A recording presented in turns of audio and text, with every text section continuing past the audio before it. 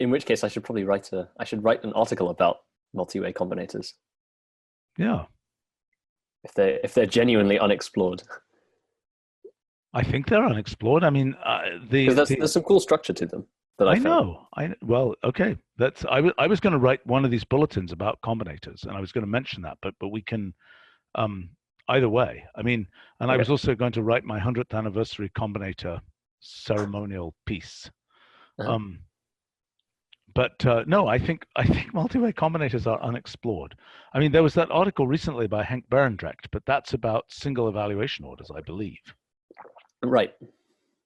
Right. Yeah, I am pretty sure. And we can ask Dana; he would probably know. In particular, the thing that I thought was kind of amusing was that I seem to have been able to construct multi-way combinator evaluations with arbitrarily long branch pair resolution times, which is kind of interesting That is interesting. because it means that you can get you can really get to the knife edge of the Church-Rossa property, but without violating it. That is interesting. The combinators are right on the edge. Yeah. That is interesting. Yeah, that would be a nice little note on its own.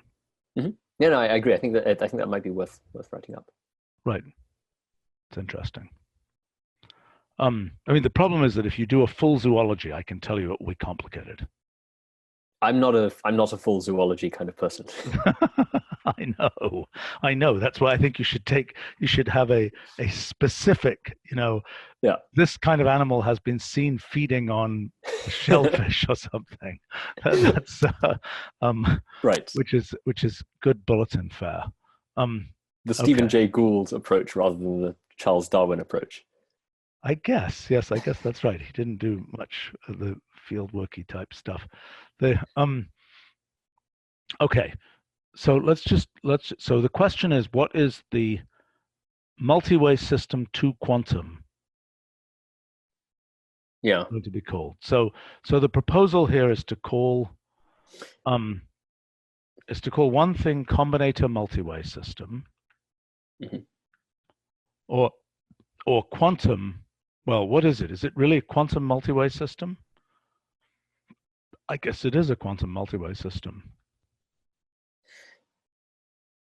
Yeah, but then I mean that raises the point earlier that you were making, that it's a fundamentally different kind of thing, because combinator multi-way system makes sense because it's a multi-way combinator, but a quantum evolution is a multi-way system by construction. Yes. So Well, then let's not have this be. Let's say quantum to quantum. multi-way. Yeah, quantum to multi-way system. Okay, And and multi-way you don't to want it to have quantum. compile. It's amusing to have compile, but I don't think we need it. Okay. Multi-way to quantum system. Yep. All right. Or should it be multi-way to quantum system or multi-way system to quantum? What is the quantum thing? What is its output? Its output is an association that consists of an operator and a basis.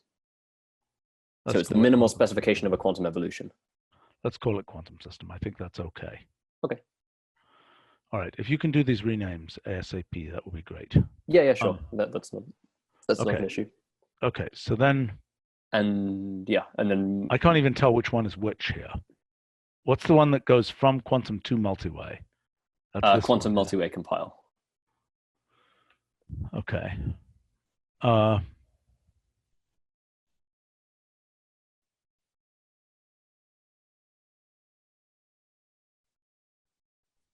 So what's the state of Ruhi generating something real here as input for this?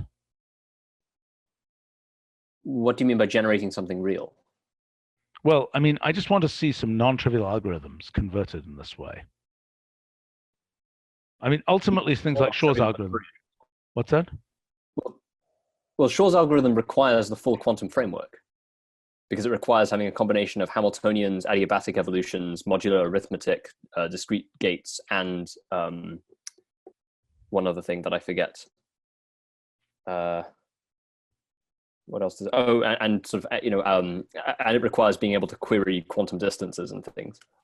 There's no way to implement Shor's algorithm without basically having something like the QC framework. I understand, but so has Ruhi succeeded in implementing it in the QC framework? Yeah, yeah, yeah. Okay, I wouldn't mind seeing that. I mean, I haven't seen. Has Ruhi been working on all this stuff recently? I mean, is that So her semester restarted last week. So she has been working a bit, but not very much, is my understanding. I sent her this code just to like, sorry? Her semester restarted? That's really strange. Is that Yeah, a COVID-related thing? I have no idea. I think Waterloo just has weird scheduling, Oh. but I don't know. Okay, but so what do we think is going to happen there? Because I mean, clearly one important factor here is getting that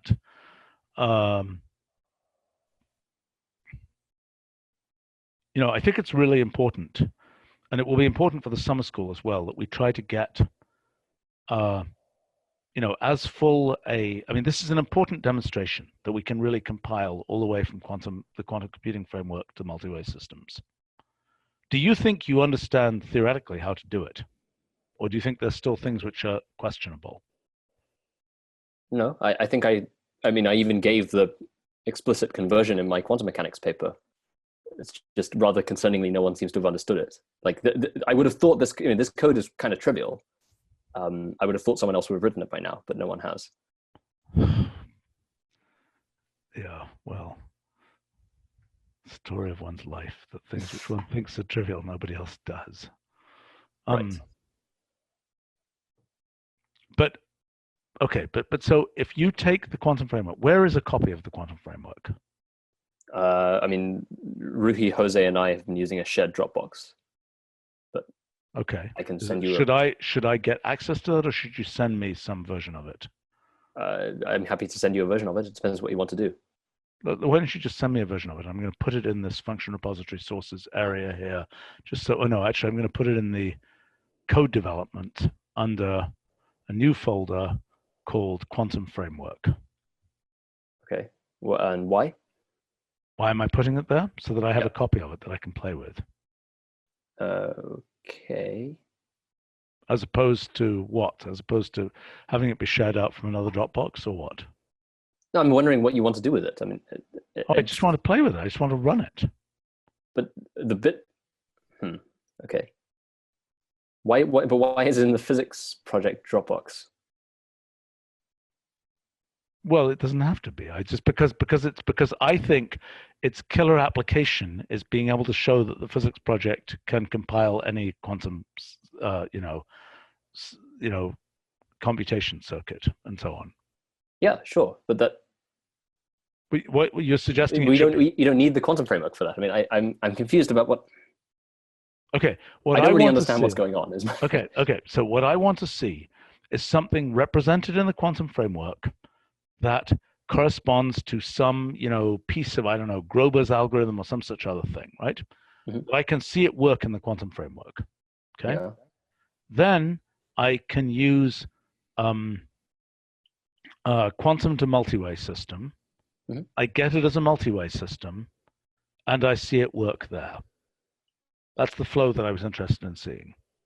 Sure. But I mean, you can do that with the version of the quantum framework that you currently have. I don't. Where is the version that I currently have? It's in your email. I mean, you ran it the other week. It's in my email. But that's the point. I want to put it somewhere in my file system.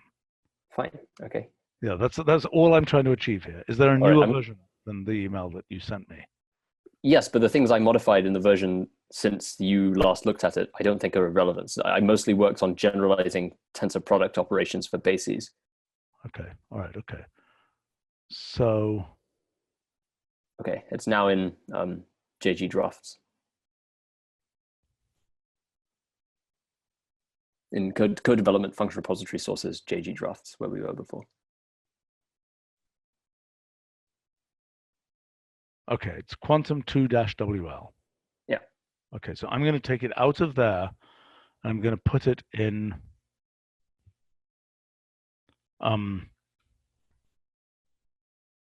just to keep this organized, perhaps incorrectly.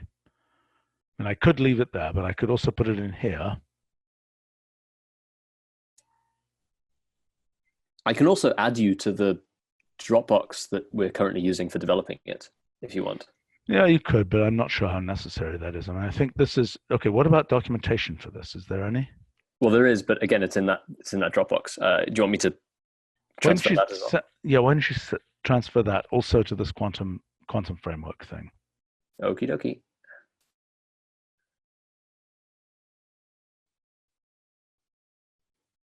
There's the shadow messages. Are those known to you? Yes, yeah, and those are fixed in a recent but unstable version. Okay, all right, fine. That was me not correctly protecting variable names. Okay.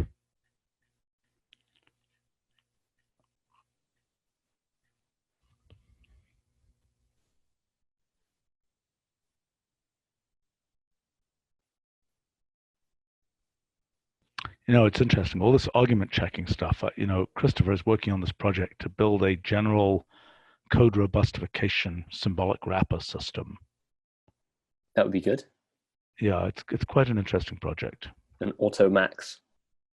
Yes, right, exactly. The idea is that you can then take things like function repository entries and make them much closer to production grade, you know, almost automatically. Yeah, that's a cool idea. Right.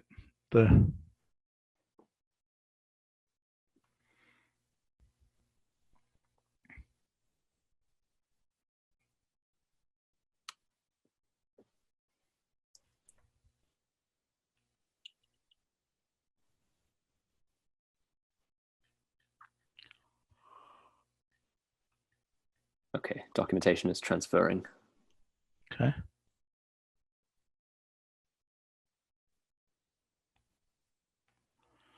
Magnificent.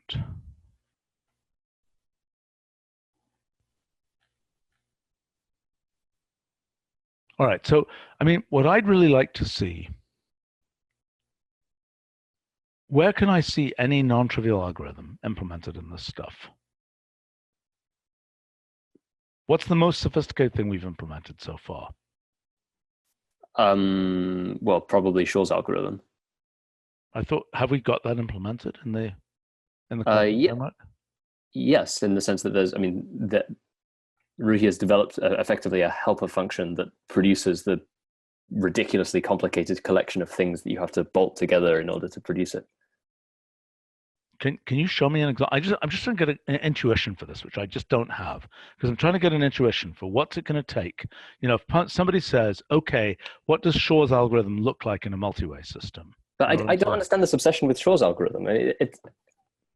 All we need to do is to demonstrate that it can simulate universal quantum gates, which was the first thing I did. So I don't. Well, because I'm a kind of a conservative fellow, you know, I want to see the whole. I'm telling you, it's going to be much more convincing if you can see the whole thing. Because the reason I want to see the whole thing, okay, one reason is, okay. I know what's going to happen. We're going to spend ages like implementing or generalizing the compiler so that it could work with something as complicated as Shor's algorithm. Then it's going to produce some utterly incomprehensible multi-way system with 1 million nodes in it, and then you're going to say it's incomprehensible, which it is. Okay, let's walk through why that isn't completely stupid. Okay. Okay. One point is, you have been making the claim, actually we've both been making the claim now, that there is something that goes wrong with quantum computing, okay? To do with these micro measurements, et cetera, et cetera, et cetera, right? Yep. What better place to demonstrate that than in Shor's algorithm? In other words, if we see it running in the multi-way system, and you know, even if it's factoring 6 or something, okay? And we can see, oh, this thing that we thought was going to tree out lots of possibilities, it has, you know, look at the thing. You know, it's a great big multi-way system that had to run on a big computer to get anywhere. But look, you can see something went wrong, right? Or something, you know, if you look at all the tentacles of the multi-way system, it's having to do more stuff than you thought it was having to do. That's why I think it's interesting. I agree. That's what we want to show. I'm just not convinced that something like Shor's algorithm has so much other stuff that's just completely irrelevant. Okay. But let me tell you why I think Shor's algorithm is interesting. Okay. Because it is, I mean, if you look at the history of quantum computing, okay, it is what launched the current obsession with quantum computing. Before that, when David Deutsch was doing his gates and so on, nobody cared. Nobody cared. I mean, I remember that. It was like, what's kind of interesting, I thought it was kind of interesting. I didn't really understand whether they were implementable, right? As in, I didn't know how you'd actually get a spin system to implement it. And then Shor's algorithm came along and everybody went crazy. Like, oh my gosh, quantum computing is going to break all the secret codes and so on. Okay? Yep. And in the time since then, what's that, mid-90s or something, not a lot has, that is the shining example. So if we want to really understand the limits of quantum computing, that's the thing we have to go after. Just showing that gates, what happens with gates is much less interesting, because that's the thing. If it turns out that we run Shor's algorithm and we can see that if you count the number of multi-way operations that have to happen, that the amount that's used up in measurement is, exponentially many compared to this or that, then that's super interesting. Now, you may be able to figure that out theoretically, I don't know, but it will be a hell of a lot more convincing if it's just compile the thing, here's the result, look at what happens when you run it. You can point right there in this big picture of the multi-way system running. You say, that's the measurement process going on, and look how bushy it is. If that's what happens. Right? That's why I'm obsessed with it, because I think it is the, everything else is theoretical. That one, if it turns out Shor's algorithm fails in the multi-way system, by fails I mean that the measurement costs more than doing the computation, that is a major, sort of arrow to the heart of quantum computing. I agree with the sort of PR point, if that's the one that you're making. Yeah. Then then I understand. Right. But it's because I don't trust that all those other operations. I mean, what we're probably going to find is that all those other operations that people said, oh, that one's free type thing, that they're not free. Yeah. But my underlying point with all that, I mean, okay, I think we don't disagree. I mean, I agree. If we want to make, if we want to get general public recognition for this, then yes, I agree. Something like Shor's algorithm is required. My fundamental point is that if you look at all quantum algorithms that provide exponential speed up, the place where they get that is invariably from the fact that the quantum Fourier transform is exponentially faster than the discrete Fourier transform. Okay. Right. That's why Shor's algorithm is fast. It's why Grover's algorithm is fast. It's why why Seth Lloyd's linear solution thing is fast. And I don't know. I just think demonstrating that the QFT has exponential slowdown because of measurement, for me, that would be fine. Okay, but for me that's sufficiently convincing. Okay, fine. So show that. What's involved? Okay, first of all, can we see the QFT? Yeah. Yeah. I mean, that's the one example. That's the first example I had in the documentation. Okay, where is it? In the quantum multi-way system. Okay, all right, fine. Documentation. Quantum multi-way system compile. Quantum multi-way compile. Is this it? Yeah. Yes. So that thing there is a pi by 2 is a quantum Fourier transform with pi by 2 phase. Okay, let's understand this. Okay, I'm very slow and whatever here. Okay, so let's take a look.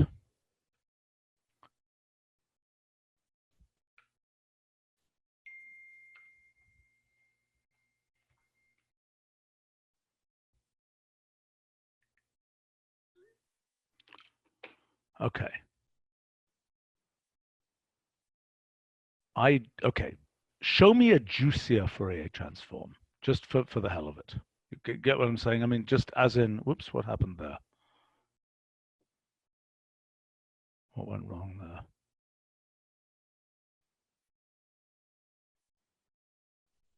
Any idea what went wrong? No.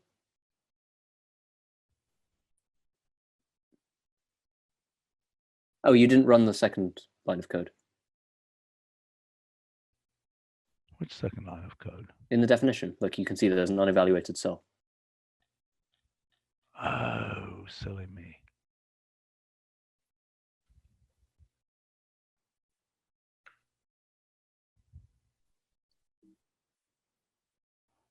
Splafferoo. What happened here?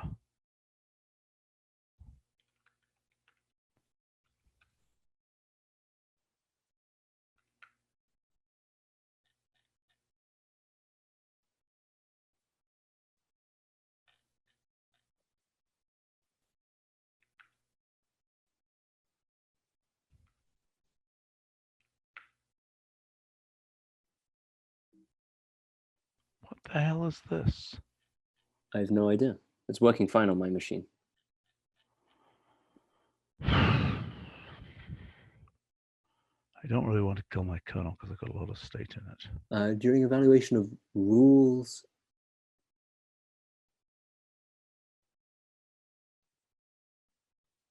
Oh. Do you have a variable called rules locally? Probably, yes. It might be screwing something up. All right, because I think my code has a thing called rules.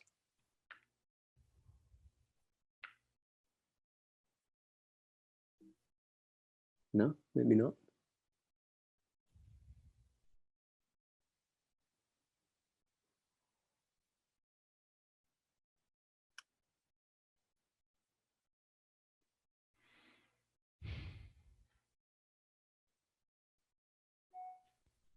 This is my mega hack for dealing with this problem.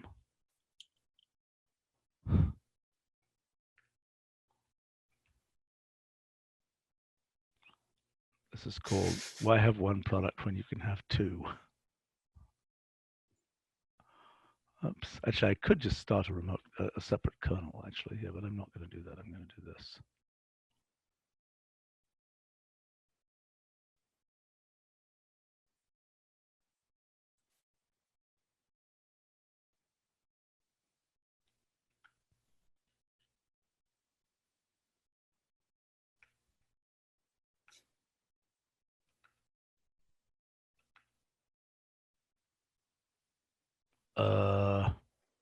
Something more serious is wrong here. That's a completely fresh, thing. So.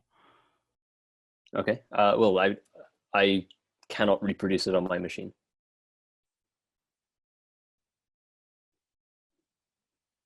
Well, maybe because you have some other packlet loaded. I can't think what that would be. This doesn't depend on anything. It only depends on the resource system. Let me, hang on, let me just double check. Let me re-upload this latest version of the notebook. Which one? Quantum multi-way compile? Yeah, hang on. I'll upload it in a second. Okay.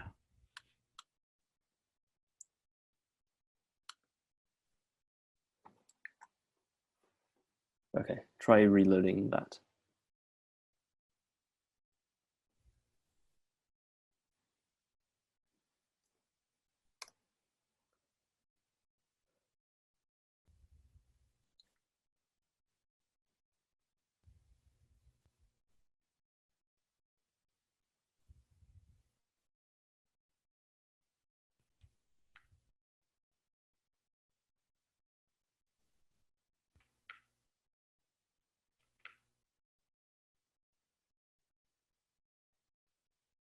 Resource failed to load.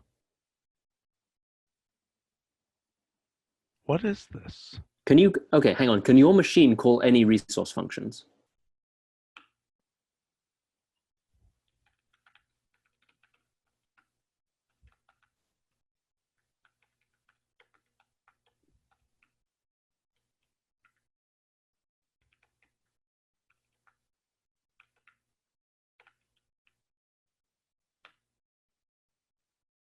Yeah, okay, that's the problem. Hey, is Devin still here? Yeah, I'm still here. Get hold of Roger Dooley, please ask him to join us. Sure, yeah.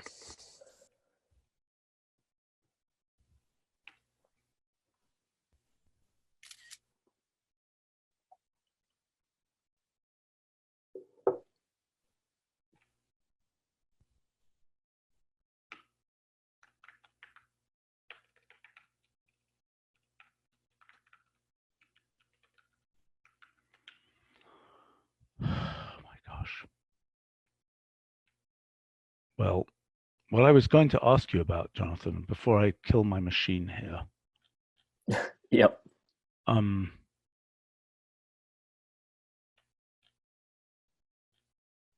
Those are time-like singularities, space-like singularities, but I have failed to find one that isn't a, you don't die until you're dead type singularity. If that made any sense. I'm having trouble parsing that. Okay, so what I mean by that is there is no, in a Schwarzschild black hole, as soon as you're inside the event horizon, you are inexorably led to the singularity. Mm-hmm. Here, until you are on the singularity, you always have a choice. Oh, okay. So you're saying you haven't been able to find a space-like singularity with a trapped surface. That is correct. Around it. Yeah. Okay. Yeah. Okay. That's pretty much what I expected. It sounded like that was the situation you were in the other day. That is correct. So yes. we're having issues with weak censorship. Yes, these things are all very exposed. Uncensored. Yeah. Right. I mean, they're quite jolly. Look at all those jolly things. Right. But the interesting thing I got from the survey, because I don't know a huge amount about like the actual physics of the singularity theorems, but that review article that Jose sent, the one cool thing I learned about it was that we don't really know how generic the physical conditions are that lead to the axioms of for weak censorship. Yes, I agree. And in particular, we have no idea what kind of length scales there are involved. It seems. Well, okay, that's what I want to learn. But is there a lower bound on the math displacement you need in order for weak censorship to apply? Actually, this is related to something I kind of want to ask Faye tomorrow. Okay, look at that guy. Look at that. Isn't that a jolly creature? Yeah, that is pretty cool. It's a Sierpinski causal graph. That's a very rapidly expanding universe, I assume. Yes. Oh yeah, I guess you can see that. I mean, there's crazy things like this going on. And this is one with full of time-like singularities, just splurting out time-like singularities like crazy. Pretty cool. Yeah. So, I mean, the surprise. Well, okay. Let me. You know what? I'm gonna. Did Roger join us? Yeah, I'm here. Okay. What on earth is going on? Do you know? Well, I don't quite know. Do you think I should reboot Delta? I don't know yet. There's a lot of crazy stuff going on. I think I should reboot. Okay. Because I've also got the problem with that crazy saving dialog problem. And I don't think that's been fixed except by a reboot. So this is kind of a shame because I have a lot of state built up here. So there is a cost to, we're losing black holes here.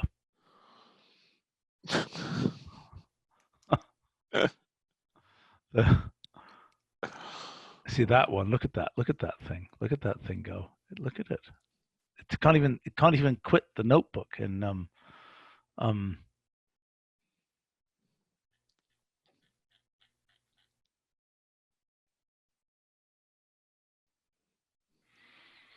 okay, you know what? I'm going to reboot. Hopefully this session will not quit. Right? This Zoom session. I'm going to. Oh gosh! Wait, you're the host, so I think it would quit. Can I give the host to somebody else? Yeah, I think there should be an option to change the host if you go into the participants. You can click on somebody. Co-host. Yeah, and it should continue the recording if we're still here. Okay, fine. There we go. And you seem to be controlling the recording. So I'm going to reboot, and I will be right back with you guys. See you on the other side. Hopefully, of the event horizon. Okay.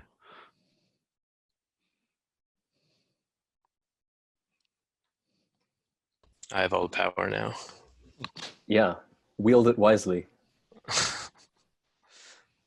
By the way, so Devin, out of interest, are you how involved are you in the function repository team, or is that a purely Sushma thing? So far, that's all been Sushma. I've not done anything with the function repository team or people. Okay, fair enough. Yeah. I ask for a very self-serving reason, which is that it used to be that when we submitted function repository entries from the physics project, we could normally pester Sushma to get them like approved quickly. Interesting. She would Okay. nag people, but Yeah, I won't ask you to do that if you're not if you're not plugged into that team. yeah, I mean, I remember her being involved in that, and I was never really sure of like to what capacity she was doing function repository stuff. But yeah, and I mean, that's kind of the one thing that she's still doing related to the physics project. Right. So yeah, maybe Stephen's concern is unfounded. But Maybe. I don't know. I don't know. Yeah, and apparently the causal connection graph function has already been submitted as of Friday. Oh, awesome. Okay. Jan is clearly on top of his stuff. Yes, apparently so. Much Yeah. more so than I am. Yeah. Okay. Great. Cool.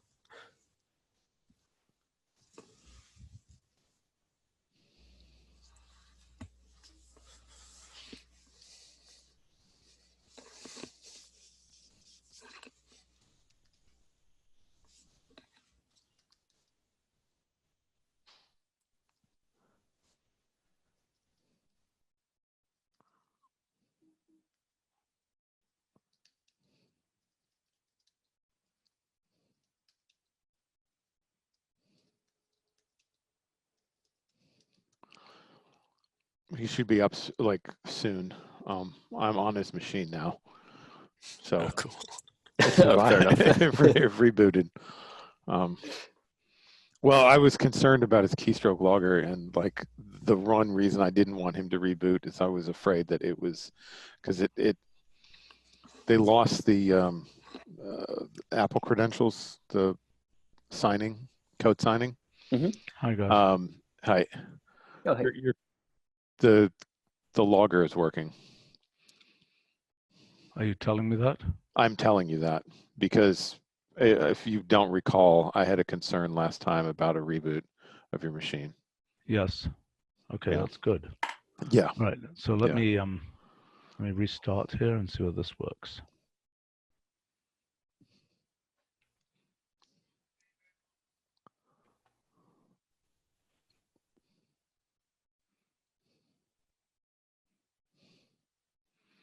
Oh yeah. Devin just mentioned that the causal connection graph has already been submitted. Oh yes, yeah, as of Friday apparently. Wait a minute. Because apparently Jan I'm is seeing amazing. a different thing. What is this the other one? Wait a minute. Quantum multi-way compile. What is that? This is the right notebook. Yeah. But why does it have more stuff in it? Oh, because I uploaded the new version, which I uploaded the old feature complete version, which had no documentation. This is my version with partial documentation. I was accumulating examples. Okay. So like that, the first thing there is now a more sophisticated that's a more non-trivial unitary gate that I'm simulating. Okay. Well, this is what I wanted to see, but I'm just now. Let's just okay. But this is the problem. I mean, like unsurprisingly, if you simulate a more complicated gate, it's a lot harder to understand what's going on. I don't worry about that. This is the land of zoology. We'll Okay. understand something. Trust me, I have chased these animals before. Okay. But if you just want the straight up Fourier transform, it's the next thing down. That's the much simpler case. Let's see if I can run it first of all. Ah, yes, the moment of truth. Oh dear. Roger, what on earth is going on? Failed to load resource function from that. Okay, so let's look at resource function. Just random multi-way system. That worked. Okay, let's try actually running it.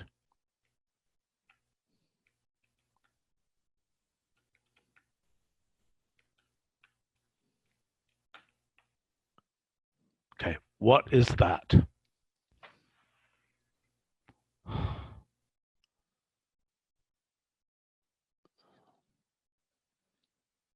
Did you clear a cache somewhere on this machine? No, I haven't touched a machine in a while, like to do this kind of stuff.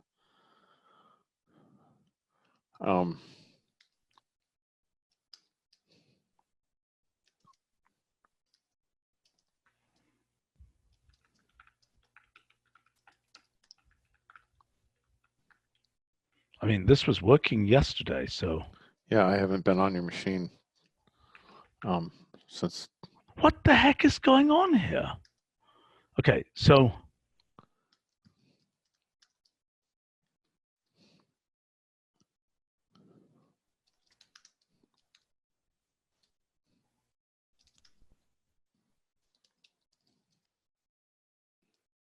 There's a new build here. Right. Is this a build? Which is this a build of? Is this 12.2 or is this 12.2? 12.2. Where's the 12.1.1 build? And am I running the 12.1.1 build here? No, you're not running the 12.1.1 build there. You're running 12.1.0. Okay, so the front end found an error. Self-function information packet. Packet. Okay, so you need to capture that. Go figure out what that is. Could you? Okay, so tomorrow, what's that? Could you put that in the front again? I was like.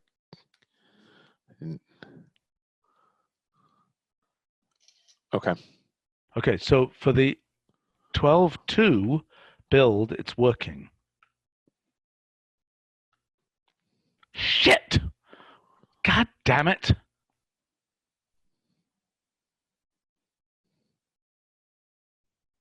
Come on.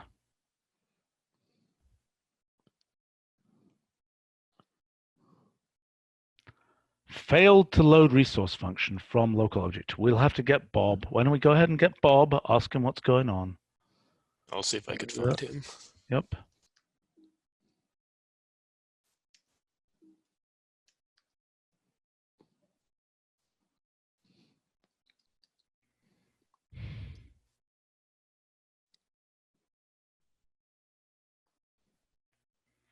So Jonathan, let's look at this.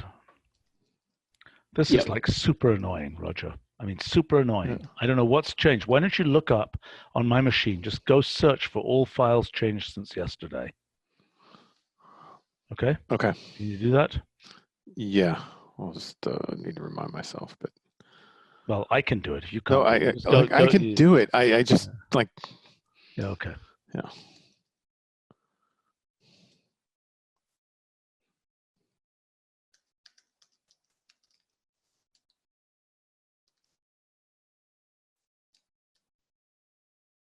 Do you know how to clear the local object cache?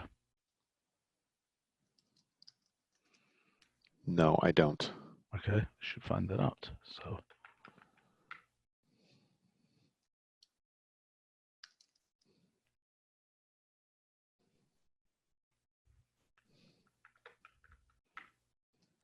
Bob just joined us, Stephen.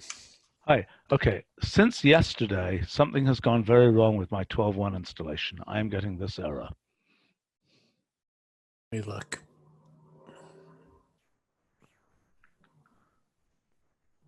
Huh.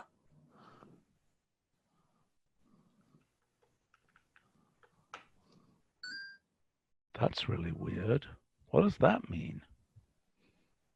Is that saying there's no files in local base? Is $local base a local object or a file path? I don't know if file name supports the. That's a file path. There it is. Oh, it's right with the protocol, with the full file protocol thing. You might need to just. That should be made to work. Certainly should, yeah. I mean, I don't know. Maybe your local base is gone, but it's probably. No, I mean, the file protocol. I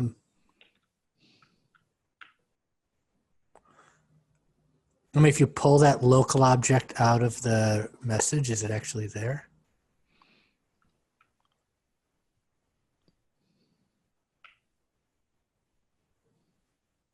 Okay. Resources is presumably what I. Yeah. Yep. I mean, you can see the path in the message. Is there? Yeah, I see it. I see it. I see it. It should be you should be able to import it as WXF, assuming it's there.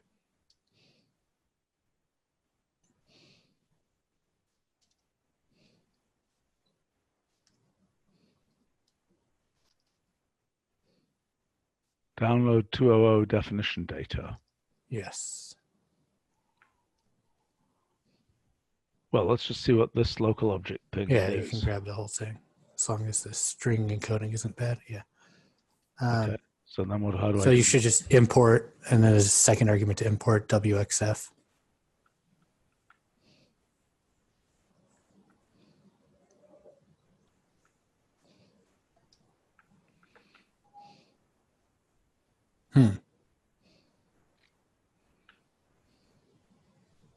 What if you change it to string? Just Yeah.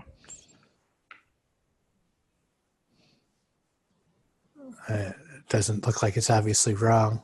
I wonder if something broke in WXF importing. Let me just. Well, associate, because that will be a DLL of some kind, right? So that could have been broken by another install. Right, it could have, yeah. Right, I could just, let's see. Let me just make a. I'm just going to cloud export range 10 WXF to a public cloud object and see if you can import that. So Roger, did you find what's changed? Yeah, I did. I mean, there's a whole bunch of stuff, but inside that. No, that's not where we want to look. Where we want to look is WXF importer, I think. So this would be this might be a 12.2 error. Oh, you're in 12.2. No, I'm not using 12.2. Okay. I'm not using 12.2. Okay. But this is using 12.2, and it worked here. So let me just see whether I can import this as WXF in 12.2. Oh, look at that. It worked in 12.2 to import it as WXF. Do you see that? Right. I just put in chat an import of just a WXF file that I know is good in 12.1. So, yeah, there must be something wrong with WXF on your system.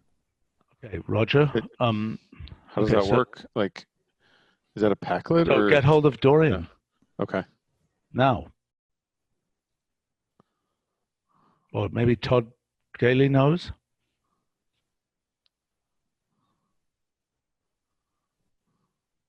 I don't know if it's a packlet. It might be a packlet. Can we look at what packlets were recently installed? I would start by picking on like Sean Charon or Shadi or someone on that group. Wait a minute. Sean Sheridan, no, it doesn't. Sharon? I don't know. Oh, Sharon. Sharon. Yeah, Cheren. Yes, but let's see what packlets I recently got. That's what I pick on. Okay. Okay. Anything else I can help with? Well, no. Wait a second. Okay. Sure.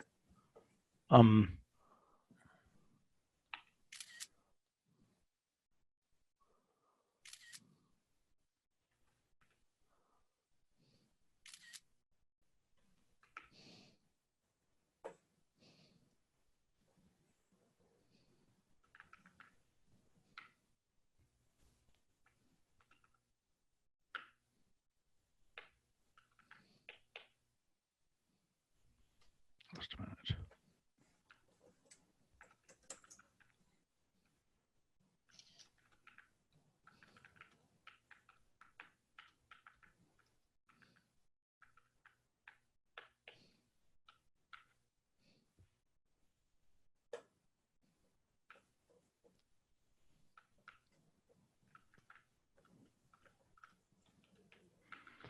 This is kind of a red alert type thing because this is probably affecting a bunch of other people as well.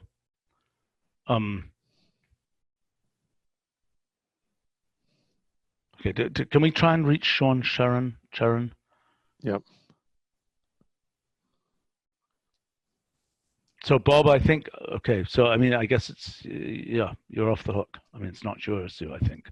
All right. Well, glad I could move it one spot down the line. All right. Great. All right. Okay, all right. thanks. Bye. Okay, which packlets do I have installed? How do I tell that? Roger?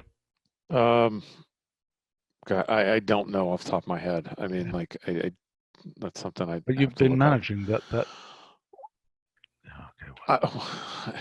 Yeah, okay.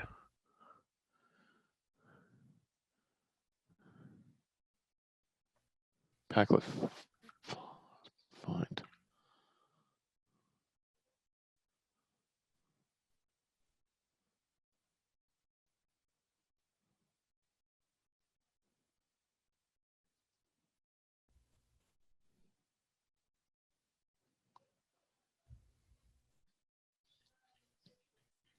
That's a lot of packlets.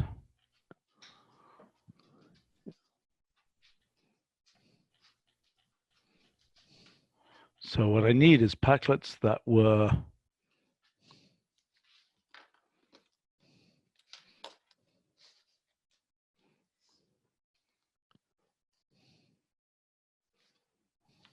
okay, so let's say packlet find of WXF.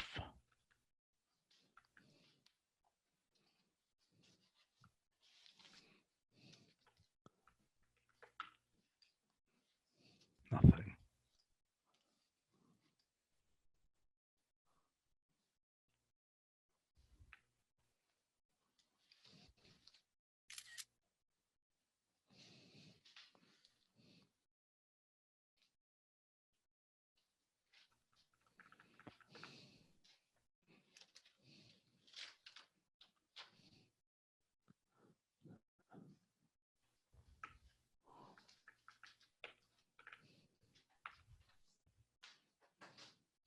You know what? Something is dragging my keystrokes here, Roger. I don't know what it is, but something is causing keystrokes to not get echoed properly.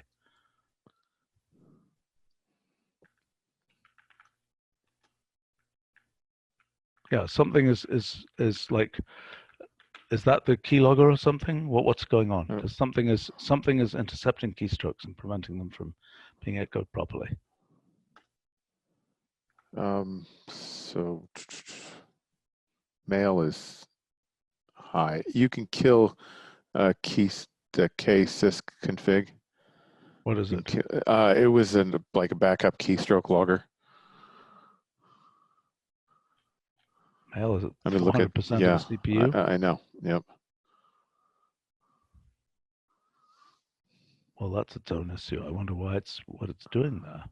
I don't know. I mean, your load's a little bit high, but not terrible. Okay. All right. Okay. Fine. All right. All right. We kind of need to solve this problem. But, I like Sean isn't responding. Okay. So then try Shoddy. See if she knows where he is.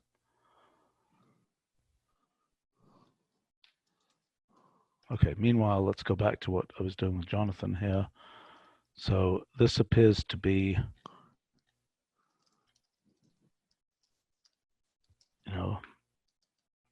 here I can make this run. Brilliant.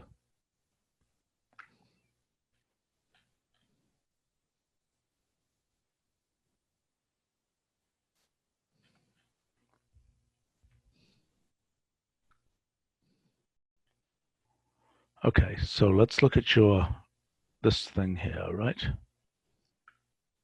Right.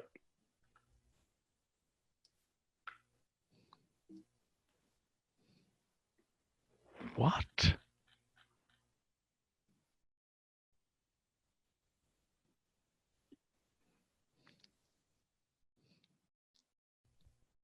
What happened there? What happens if you do a resource system multi-way, resource function multi-way system? Well, I did this one here, and that worked.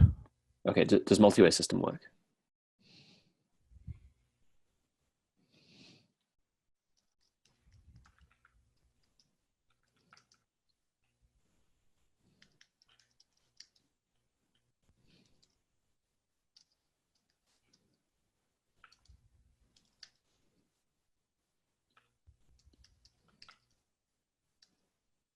Okay. So what's going on here? I have no idea. Okay, so let's strip out the include state path weights and the vertex labels and just run it for one step.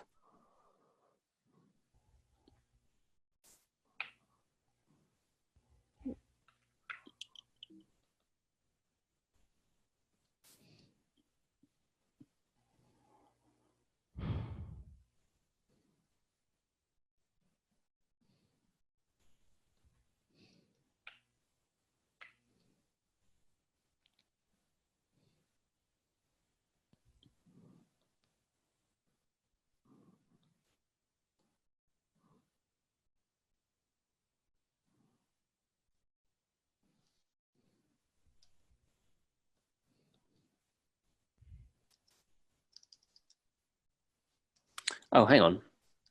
Let me try something. This might be my fault. Wait. Not the whole thing. The whole thing isn't your fault. No. There's a minor piece that I think might be my fault. Can you replace? Okay, this is like emergency code surgery. In the second thing there, the line that says rules equals blah blah blah. Can you either replace it with the thing I just sent in chat, or just remove the initial conditions step count thing?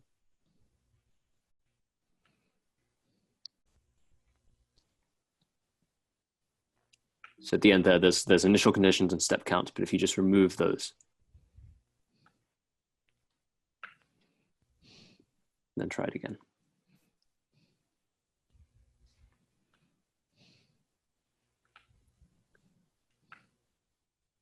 There we go. Amazing. So let me just put this in here before I forget.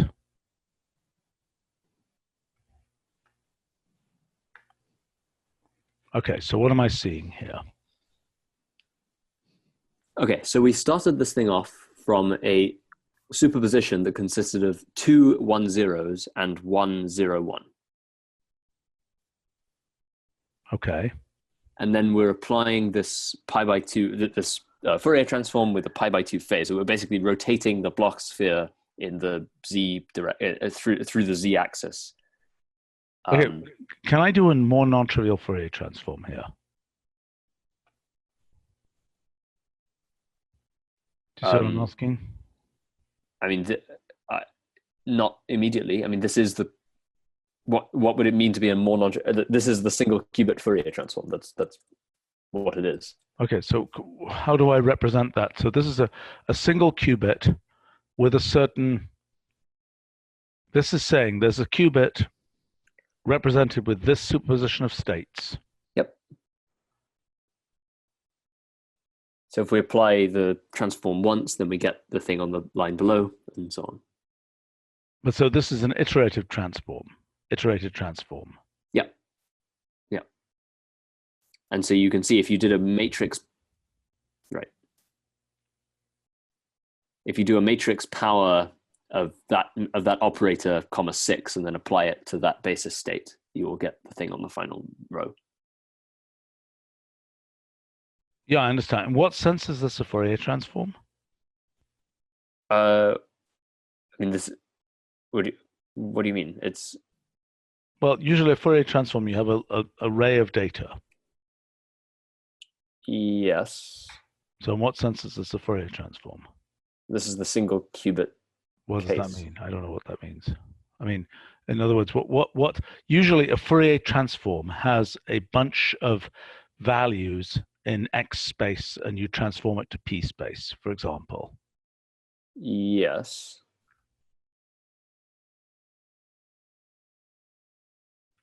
Right. So what does this Fourier transform do? This is, I mean, the quantum Fourier transform is the linear transform analog of that for qubits. I mean, that's no, but what? How do I get? Look, transforming a single value is not a very interesting Fourier transform. But this isn't a single value. This is a single. I mean, the classical Fourier transform acts on some complex vector, transforms it to a different complex vector. The quantum Fourier transform. Okay, so fine. So how do I do that? Let me do that then with a instead of a qubit. You're saying that the vector that it acts on is the amplitude vector for the qubit, right? What do you mean by the amplitude? It's the state. It is the vector, the state vector. What do you mean by the amplitude vector? That's fine. The state vector is fine. Okay, so let's, instead of doing a qubit, let's do a q 2 to the n bit. You see what I'm saying? Because then we should see more of the Fourier transform. Am I making sense? Sure. Okay, so how do we do that here? So if I want to do, go ahead. Yes, so you have to obviously pad out the basis and then just pad out the operator. Okay, so the basis here would it be an identity matrix of yeah. So yeah, that would be the 4x4 identity matrix. Let's say 4, or let's even go 8. Okay. Now what do I need for this? So let's see. That would be.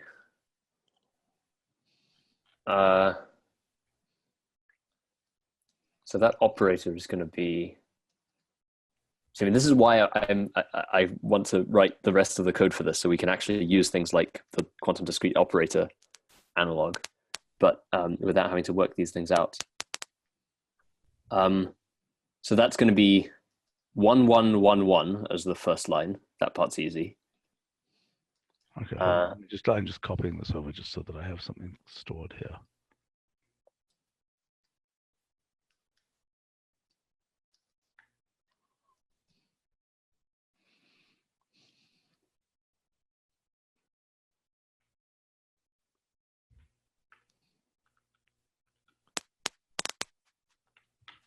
Stephen Shantz here, by the way. Okay, maybe he can help us with what's going wrong here. So did you see the mail I just sent out to L-kernel? Yeah, WXF. I can't reproduce locally. I'm not sure what's going on. Okay, so then we need to debug this, okay? So you see this import, this is failing. So how do we debug this? Is the WXF defined by a packlet? If so, when was that packlet updated and what is that packlet called? How is WXF import handled? What code does it? I don't think it's a packlet. I think it's in the kernel. Dorian, I think, should know that bit more. Okay, well, we don't He's seem of to be able course to reach Dorian. asleep, so I'm going to look in the code real quick and see what I can nail down. Okay, but so here, it's crazy. It's crazy weird. Look at that. I mean, whereas... Can you download it and then try import a WXF without it being a cloud object? Oh, but look, I did it in another version and it works just fine. What's the one that it's failing in? Is that 12.1 released? Yeah. And it worked yesterday here. Let me try, I mean, I can try quitting the kernel just for fun. Sure.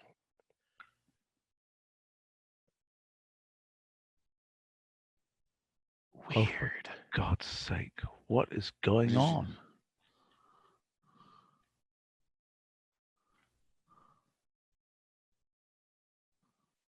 What the heck?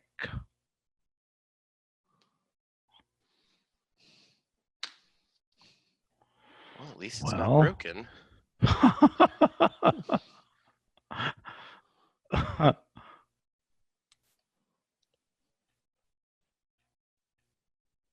Let's try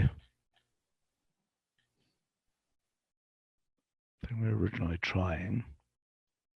I mean, possibly that what happened is it hit a recursion limit in one of these things, and that caused it to freeze something, but I don't understand what it would have frozen. Let's try this now. If this works, this is just going to be totally weird. That's just weird. Well, okay, so here's what we should report as the bug, okay?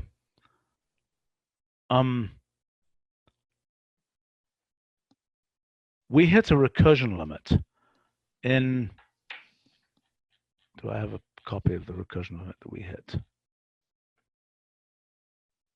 Yes, here, this recursion depth limit, okay? Mm-hmm. And somehow that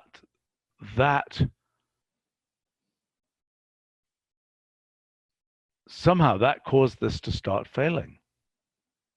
I'm going to send you this.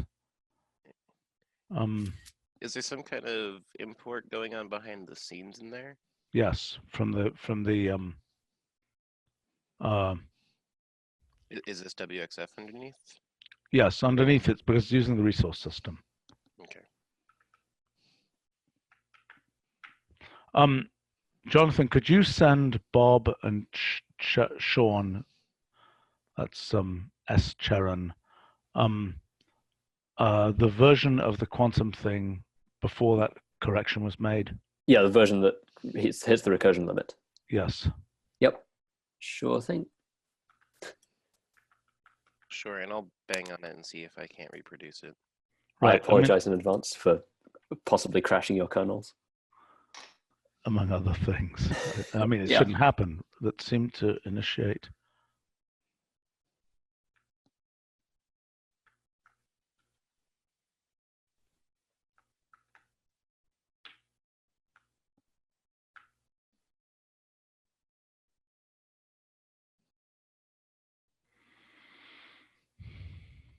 Okay.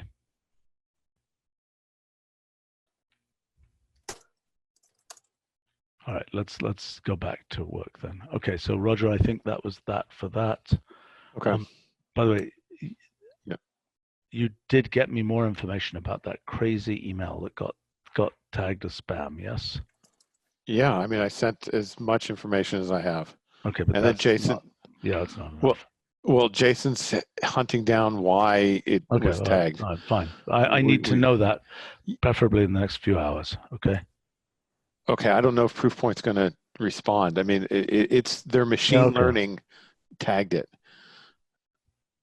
That's That's super weird. 100%. And we looked at it, and it's, Are there you know, anything with the headers? not really. I mean, other than I'll send it to the person who sent it to me. yeah, I mean, Very weird. The fact that maybe it's coming from that address, like as I mean, it's a big. Yeah. But I mean, it's right. It's really weird. The one weird thing is I looked up the email address and I checked it on a few different sites, and every once in a while it would come back as non-valid because it seemed to be rate limited. Now I don't know if that's true or not. Like, what do you mean by rate limited? Well, like rate limited? Yeah, trying to ping them to see if the email address is valid. Yeah, I don't know.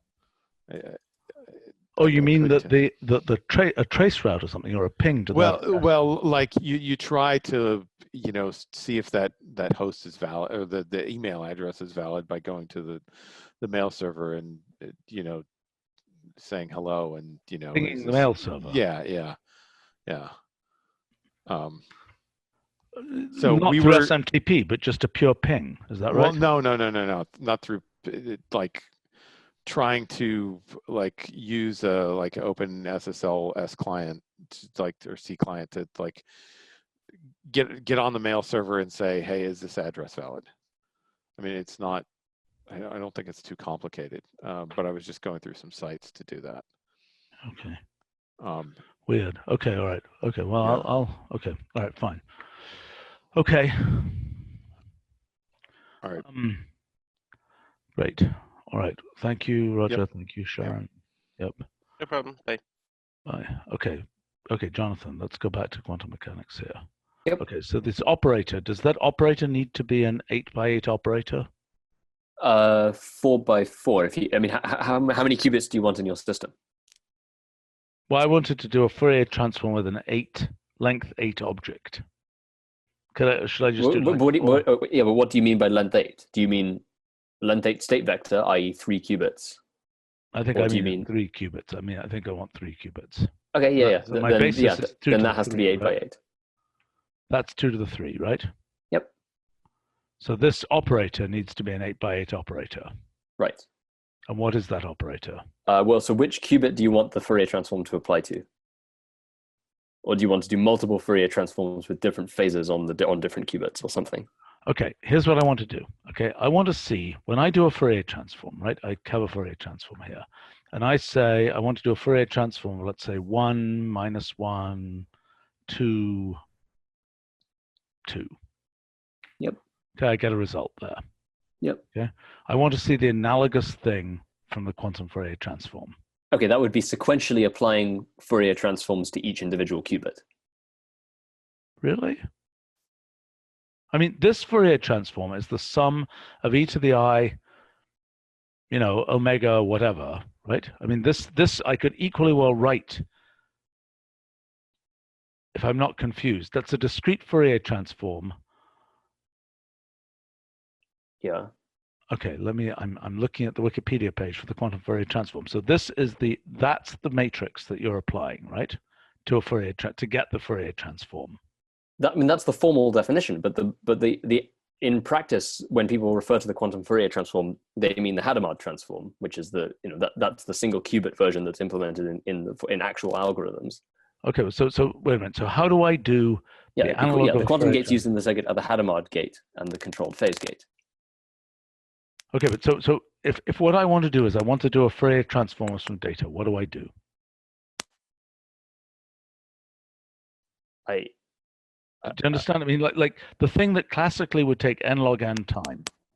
Yeah, you would implement by a sequence of Hadamard gates Okay. in practice. I mean, obviously, we can just implement the full matrix for a quantum Fourier transform, but that's not how an Okay, actual. fine, that's fine. But what you're telling me is that if I look at this, okay, so this is the phase. What does the Hadamard gate do again? That's the Fourier. That is the Fourier transform. That's the thing I've been implementing. It's a single qubit Fourier transform. By which you mean it's taking the state vector. Yep. Why is it called a Fourier transform? It's applying a quantum Fourier transform to the state vector. What does that mean? I mean, what does it mean? Because an ordinary Fourier transform is, what is a Fourier transform? Fourier transform is take e to the I omega, t, and take, the sum or the integral of that with respect to the, as with the thing as a function of t. So what is this thing doing? Yeah. Well, so under the inverse discrete Fourier transform convention, which is the one that's generally used in quantum information theory, it's doing exactly the same thing. Except it's doing an e to the I rather than e to the minus I. Phase. Fine, but on what? On a vector of length 2. On a vector of length 2. So what is the formula that it's applying? So it is obviously it's just doing this, but the qubit.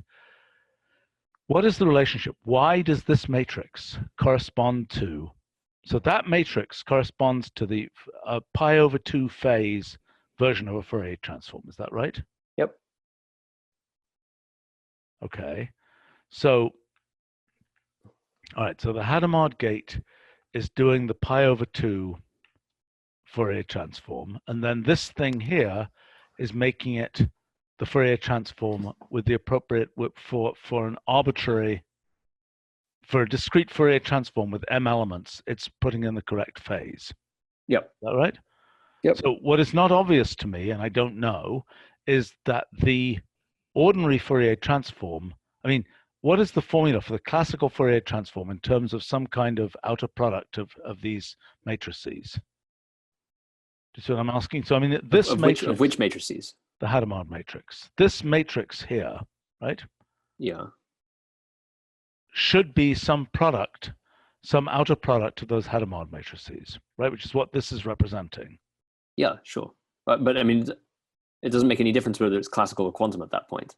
I know that. I know that. So, but what I want to see is, in the quantum case, right? When we're seeing, I mean, the non-trivial thing with these algorithms is that the quantum version of this, when applied to all these different wires, is easier than the classical version, right? Yep. But let's see that happen, because right now, here, nothing is easier. It's exactly the same. It's just doing the same computation, right? Yes. Okay, so how do we see that it's easier? And how do we see in the multi-way system that there are fewer edges here than we would expect classically?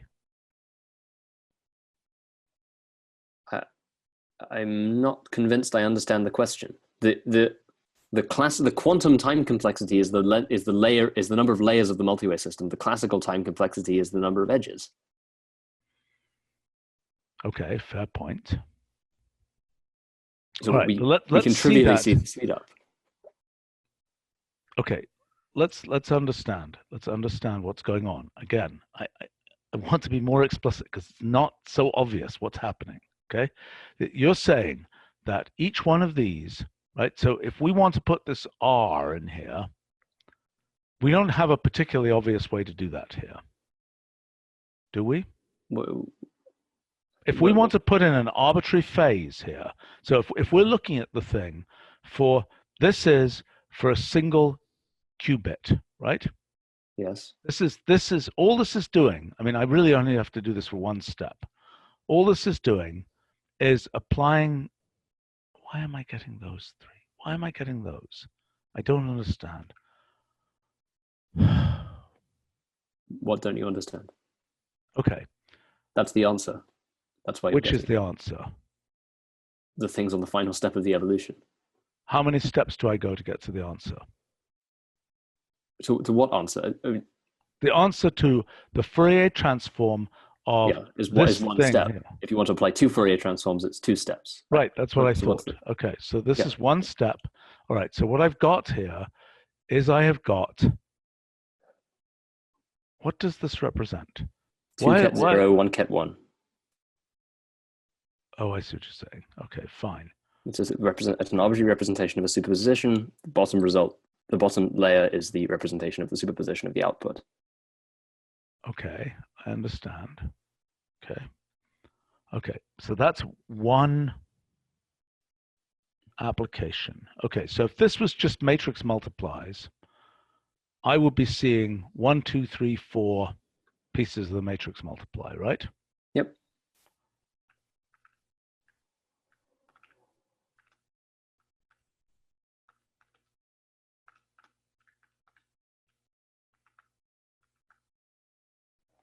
Okay, fine. Okay, so there.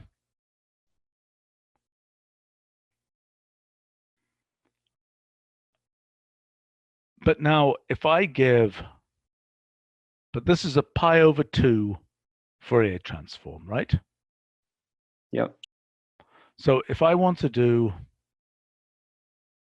the usual fast Fourier transform is, e to the, the successive elements here, as this matrix indicates, correspond to, as I'm completely confused, let me understand what this does.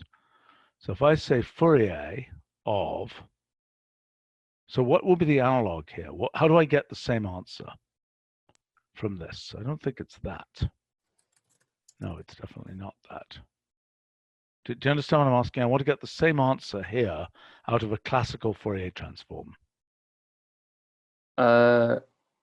Why isn't it just Fourier 2-1? Well, look at the answer we're getting. Yeah, I am. Okay, so now how do we what's the correspondence between that answer and this answer here? They're the same, aren't they? Well, I don't understand. This says 2.12. This says 231. Yeah. So if you multiply the Fourier transform by square root 2, which is the factor you lost in the process of taking the Hadamard gate, then we have 3-1, which is the same answer. What about the 2? What? 2-0-1 plus 1-0 minus 1 is 1-0 minus 1. Sorry, 1-0-1. Wait. There are three ket zeros and one ket 1. Hold on. So let's understand how we're saying this works, okay? So this is an element of the basis, right? 1, 0. Mm-hmm. Okay, what is this? That's an element of the negated basis. Okay, in this treatment, is there a notion of a negated basis? No. Okay. Well, I mean, obviously there is a notion, but it's not conventionally used. Right. Okay, so what we're saying here, okay, so let's just understand what we're doing here, okay? We're saying for the multi-way case, introduce, 0 minus 1 to represent minus, ket. I don't even know how to do the ket. Minus ket, well, I don't know what that is, 1 or something. Is that right? Yep. This is the same thing we discussed the other day. I know. We were talking about phase cancellation, and I made a point about symmetry. I know. I'm just being very slow and stupid, okay? I just want to understand exactly what we're talking about here, okay? Uh-huh. So we're introducing one additional object, right? Which is, now, are you also trying to introduce I times these objects? No, I don't think so. No. Just these, okay? Mm-hmm. Okay, so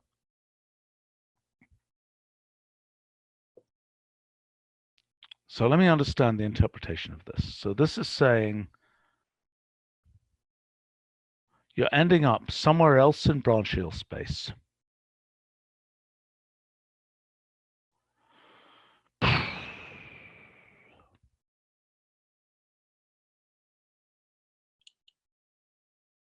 I mean, this is the claim about doing a completion and including all the states in the middle.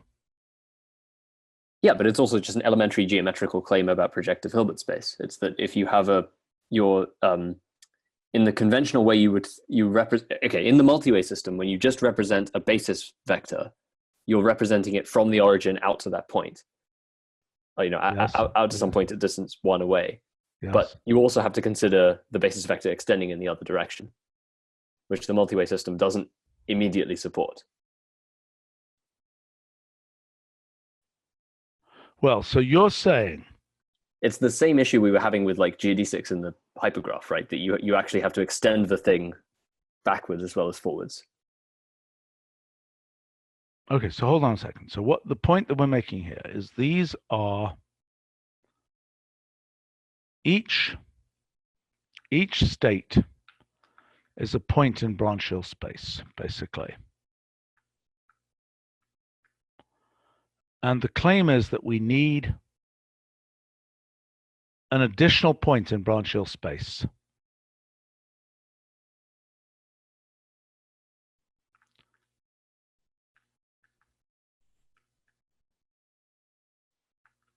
There's something very wrong with my computer. Sorry, I'm just going to.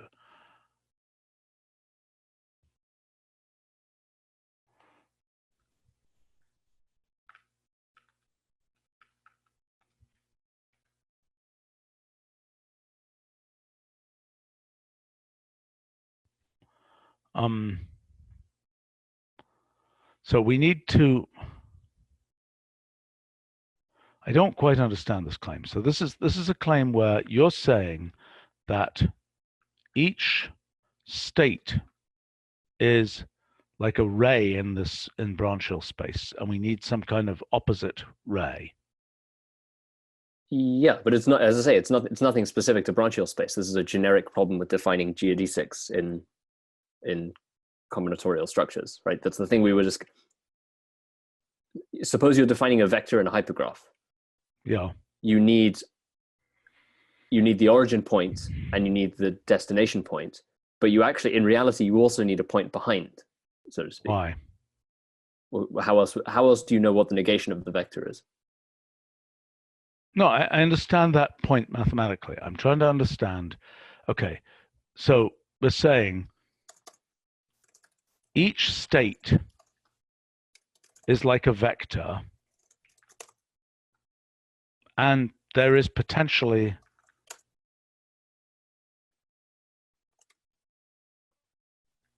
there is a reverse vector needed. It's not totally, I mean, I understand the claim, but it's more obvious to me in the case of the hypergraph why that would be necessary. But that's fine. So that's the formalism here. So the idea is for every one of these, we can have a negative vector. All right, so let's take the example then of, okay, so here, you're saying we can convert. So the basic claim here is that if I take any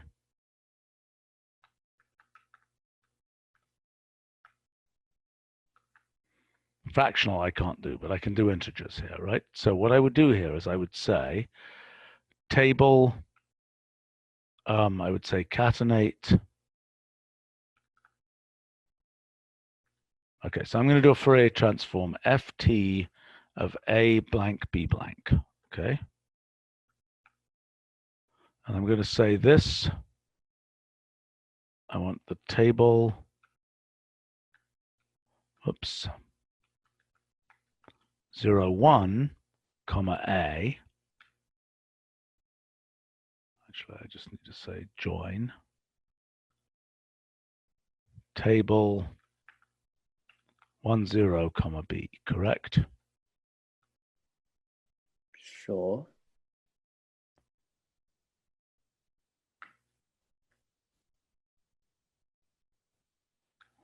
Okay, so now if I say ft 5, 4, for example,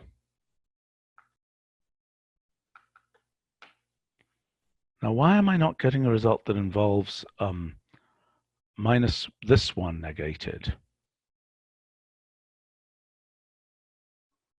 See what I'm saying? I would have thought in the general case I would get that one negated as well. Why am I not getting that? Apply the Fourier transform again. Yeah, but why don't I get it as a single Fourier transform? Is that obvious? Okay, so now here, okay, so I've got the result from this. And let's see, if I wanted just the result, I would just say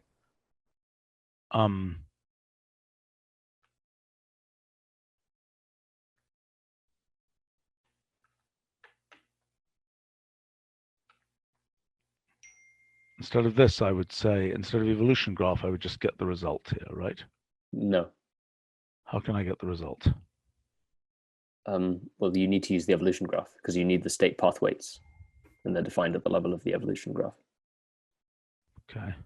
I suppose you could do it with the all states list unmerged, but that's going to get messy for a whole bunch of other reasons. Okay, so in this case, what we would do is we would say, how would I extract that from this, just as a graph theoretic thing? Well, you get all the vertices without components that are empty. Out components of length 0.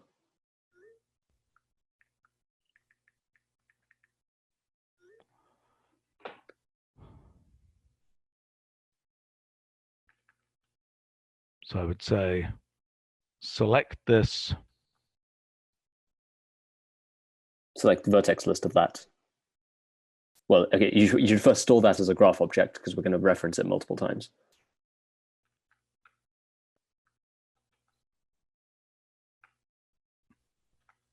Okay. Then select from vertex list G vertex out degree 0.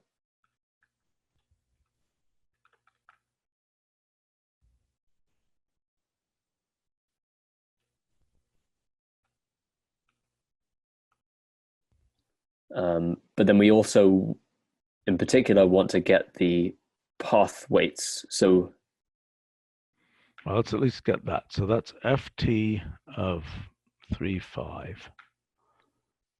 Okay. What does that mean? Are so those are the path step weights? numbers. So we actually want to do last / at that. Okay. And we also want to get the path weights somehow. What are the path weights? So those, how are they stored? Vertex weights. Okay, so let's not do that yet. And then let's get hash comma, is it called vertex weight or is it annotation? It's value? an annotation value.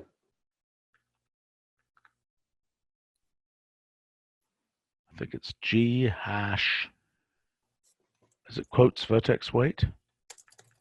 I think so. It doesn't seem to like that.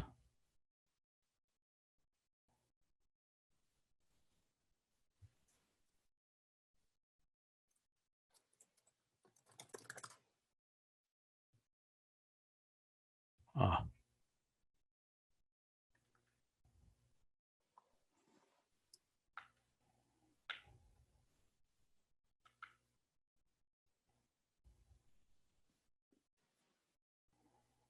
So I say quotes vertex weight. Try it.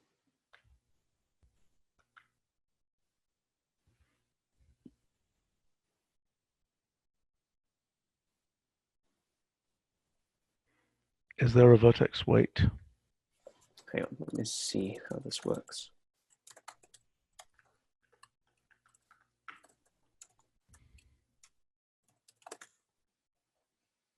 It works fine for me. If you just do graph vertex weight. Well, but I want that particular piece of the graph, right? I want that particular vertex. Does annotation value do that? It says it does. Okay. I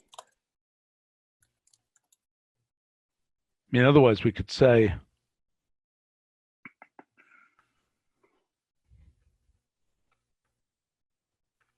yeah, but the documentation says it takes item spec, not name. So you need its index.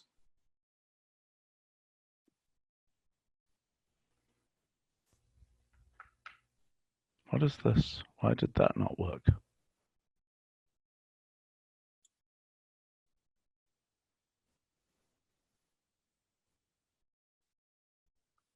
why are you using table A, B outside of the function I which A, see, B, I and see, I define? see. Okay, fine. I have to run off in a second here. I can be back in like, I don't know, 30 minutes, 45 minutes or something. Would that work for you? Is that possible? I suppose, yeah. Right, let me try to, I can hurry it up or I can be longer, either way. Then I want, yeah, go ahead. Yep, no, sorry, yep.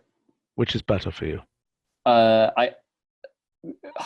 If it's okay, hurrying up would be preferable. Okay, terrific. I will Okay. hurry. I will appropriately hurry. Okay. All right. All right. I'll see you in a bit, and All right. I can call you when I'm ready, or I Okay. can text you when I'm ready. And Devin, could you see if Jose will be available, not immediately, but maybe in like 45 minutes or so? Yeah, sure. I'll send him an email. Okay. Thanks. You're welcome. Okay. Thanks. See you guys soon. Okay. Bye. Bye. Bye-bye.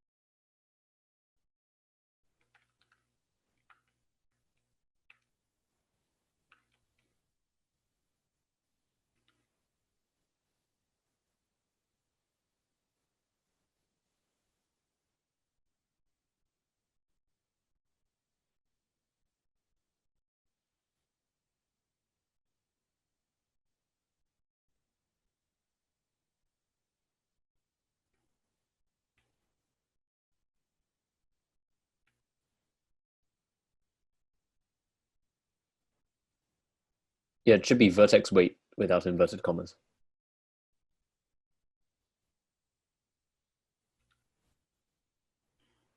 Okay. So then, how do we get the one we want?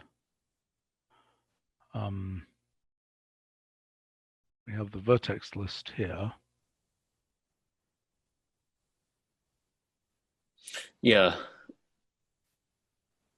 We can do some kind of hacky map over range thing. Yeah, I know, but I was trying to avoid that. Okay, so here,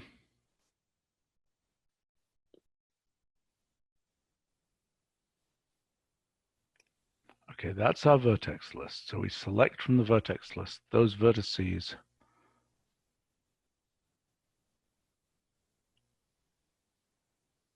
what is the item spec? Why does the item spec not? I would think this would work.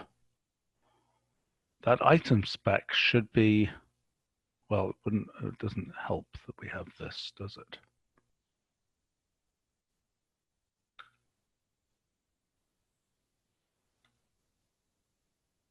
Okay, I don't understand this. Maybe there's something wrong with this. Maybe that annotation value of this, maybe that one arrow whatever is in the wrong format for this. See what I'm saying? Maybe it detects some. Yeah, but I don't think that's what's going on. Hang on. Yeah, I mean, it doesn't work. If you just do graph of A goes to B and then do annotation value A, it fails.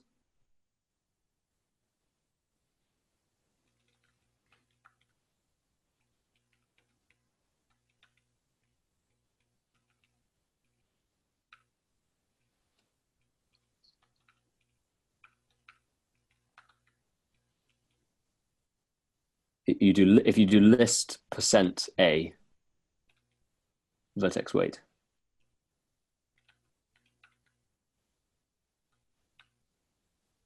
Well, it doesn't have a vertex weight. Yeah, but if you do list one vertex weight, it returns automatic.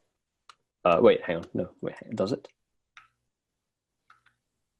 If you just do graph vertex weight, it returns automatic. So if I do vertex weight.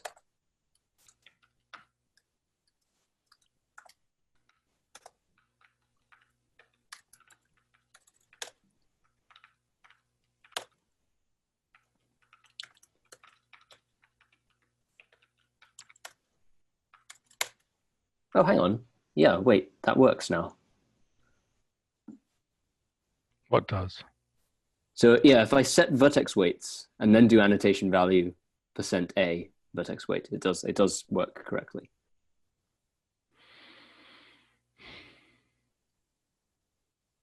All right, so what do we do with this? We I'm could guessing. index graph it. No, we can't, because then we'll lose all this stuff here. No, but if we do some kind of map from the original to the index graph, we could extract the vertex Well, weights. here, look, what we can do here.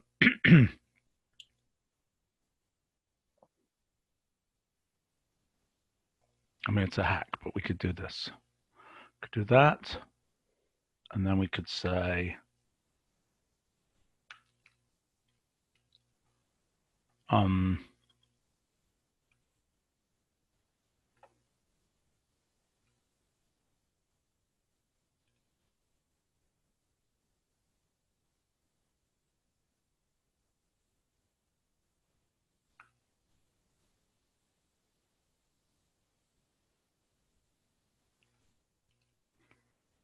mean, we could just put in,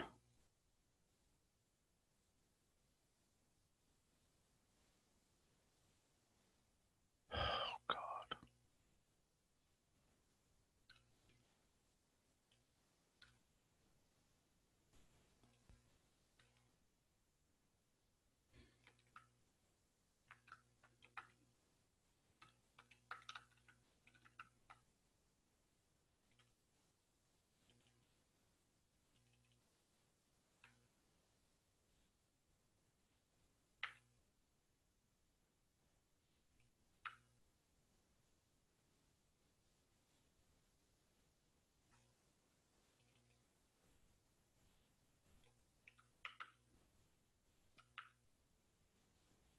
Okay, there we go. So now this one here, we want to say last/at that.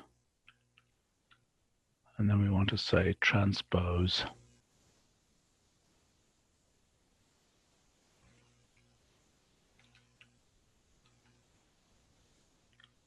that. And then we want to say rule triple at that. Okay, there we go.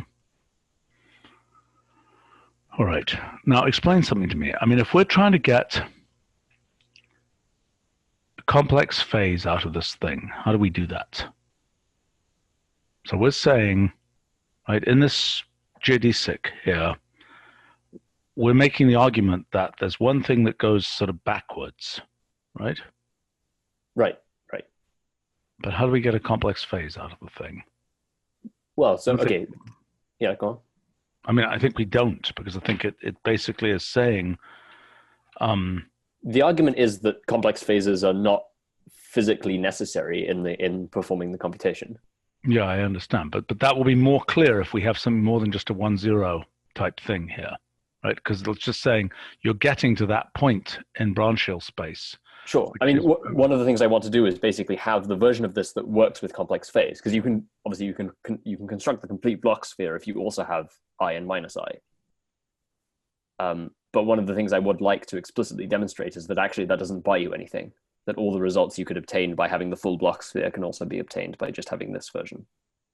Okay, but the way to think about that, I mean, to make a bigger block sphere, we would have something. Oh, wait a minute.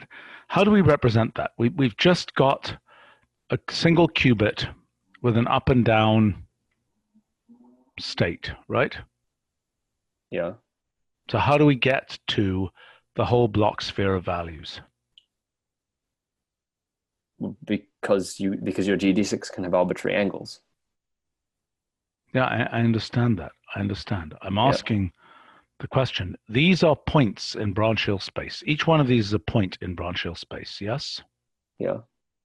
Okay. So now we're saying that the full block sphere is represented by some locus of points in branch Hill space. Yep. Okay. These are just 2 points in branch Hill space, right? Yep. But so now the question is, how do we understand from this multi-way formalism how a geodesic is delivered to a different point in branch Hill space? You see what I'm saying?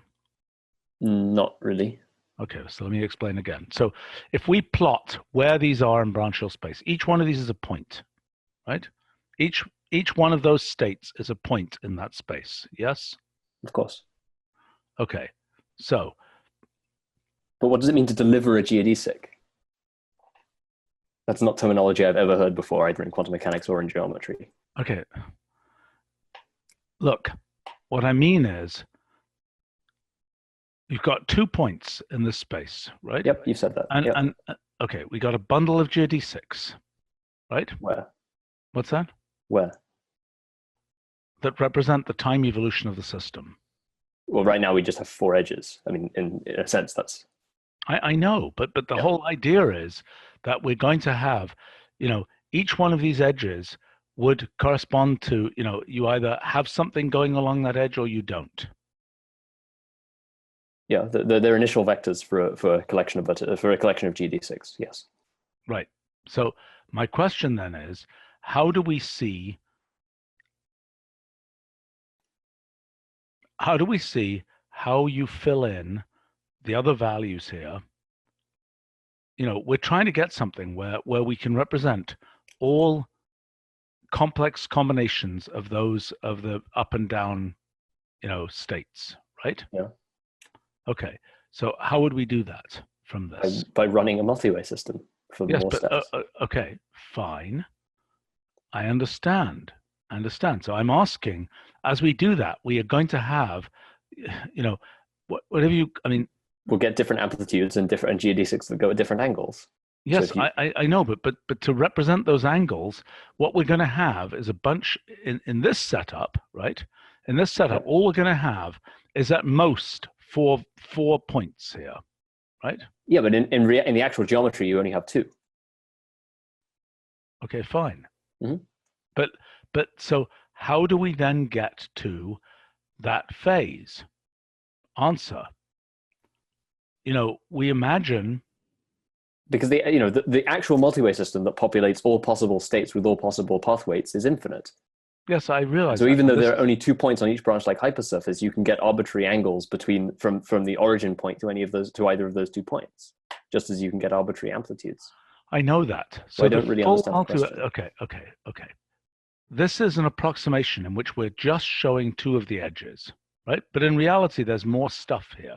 Yeah. And that's why we can get, so that's what so what I'm trying to do is I'm trying to get something where we have more stuff, where we can see an angle, right? That isn't just the angle on these edges. Yep. Right? So we could do that. So, it's like more quantum degrees of freedom, whatever you want to call it, right? We're representing more quantum degrees of freedom so that we can see what is, so we're not just, we're able to look in branch Hill space, not just at these states, but at lots of other states, so that we can then look at a bundle of geodesics where we're asking how close do they get to these states, right? That's what we want to do. So the question then is, how do we take this and look at the next level of, we presumably want to have some other quantum state that is, combined with this one in some outer product to represent some larger quantum system, if that makes sense. Well, that's the part I don't understand. I thought we were still talking about representations of the block sphere. Okay. Are we not? So why are we talking about larger quantum? What are we talking about? Is my question. Okay. We need to see something where there are other angles than just these edges. Right? Yeah. So within the block sphere. Fine. Or not within the block sphere. I'm asking. No. Look, what we want to see is, Are we talking about a single qubit system or a yes, multi-qubit we're talking system? about a single qubit. Okay, so you want more angles within the block sphere. So then we just Yes. run this multi-way system for an arbitrary number of steps and you'll get more angles. No, you won't. I don't understand that. What? Okay, this multi-way system, right? So let's give Yes. it a T here.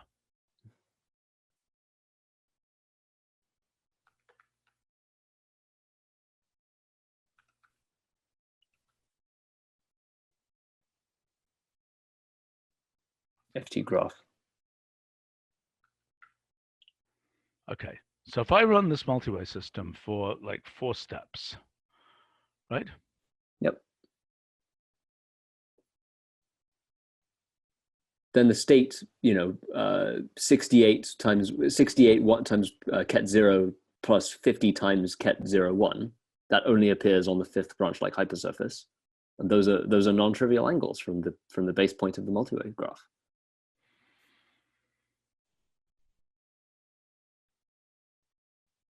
Okay, let's look at that for a second. Okay, so we're saying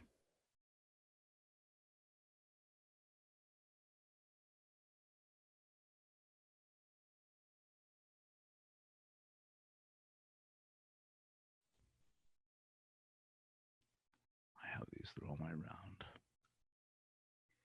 Minor issue.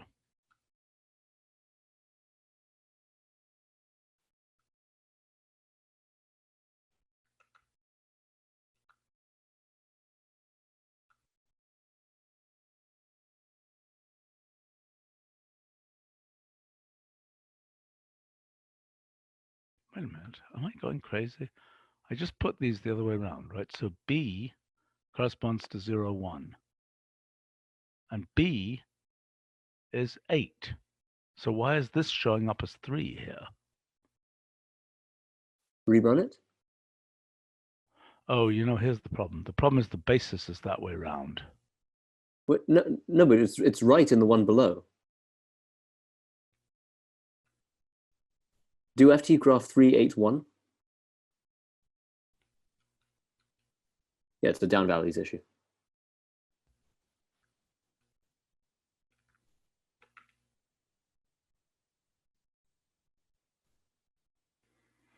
Okay. All right, so let's look at this again. Okay, I'm just trying to be very, okay, so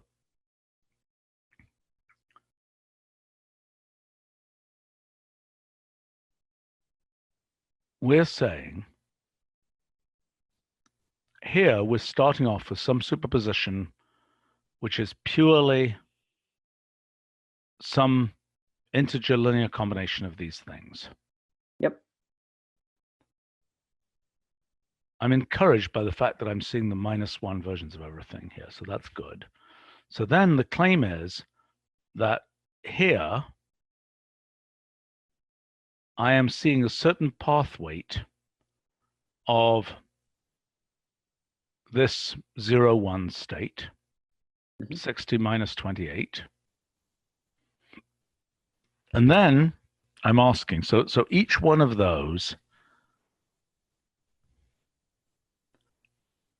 I'm asking. So on each level, there are different linear combinations that you can make that you couldn't have made using only the vertices on previous levels. Right? What do you mean? Because the weights are different? Yeah. Yeah, okay. On the first level, there's only one non-trivial linear combination, which is 3, 8. Yes. On the next level, there are more. On the next level beyond that, there are even more, and so on. Yes. And so each of those, and as you evolve the system, the angles are different. What do we mean by the angle? The angle, so if we look at these and we are plotting where these live in branch Hill space. Uh-huh. Well, I mean, we define the angle just as we did in the geodesic construction in the hypergraph, right? We have a notion of a dot product, and that gives us a notion of an angle. Well, hold on. So the argument would be there's no absolute position in branch Hill space at any of these levels. Right, right. Because the coordinatization will always vary depending on observer. Right. But the point is, changes of observer, just as in the relativity case, are conformal transformations. So the angles are kind of fundamental somehow. Well, okay, but so looking at this picture, we're saying that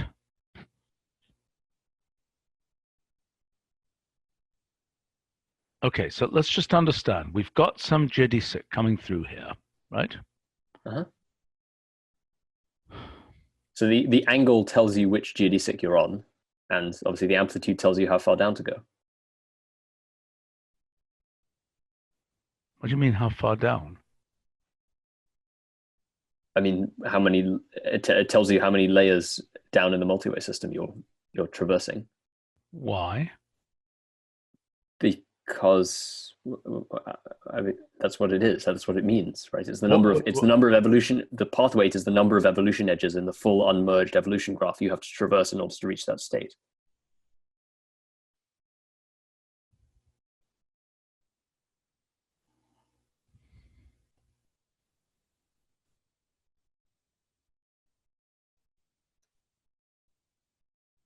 Well, it's not how far down you go. It's the number. I mean, if we do this without, can we do this with a with the things unmerged, right? Yeah, you could do evolution graph full. Okay. Right. So if each vertex, if each edge multiplicity, if the algebraic multiplicity of each edge is your distance metric, then it is exactly how far down you go. Hold on. Well, but hold on. So let's say this is full here.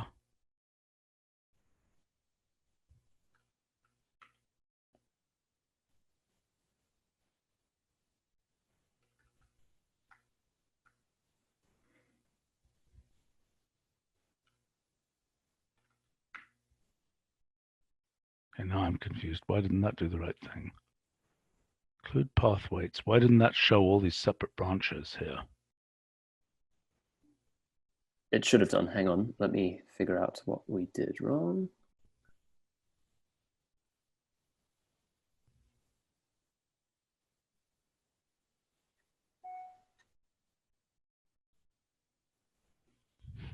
Oh, wait, you didn't call the function. That would certainly help. Why does it not go down here? That is a little weird.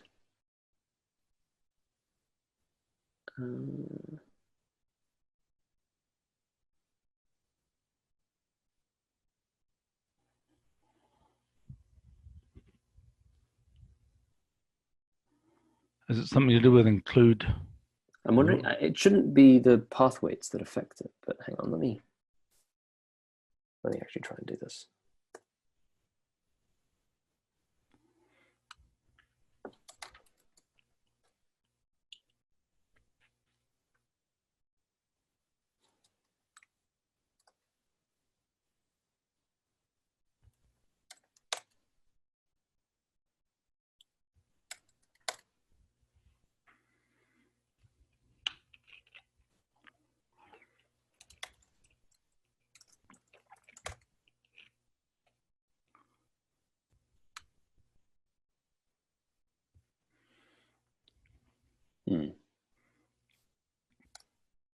Okay. You think it's the quantum code, or you think it's the multi-way code? No, I mean the quantum code is that's sufficiently simple that I don't think anything would have screwed up that. Evolution graph unmerged seems to work correctly. The evolution graph full is doing something strange.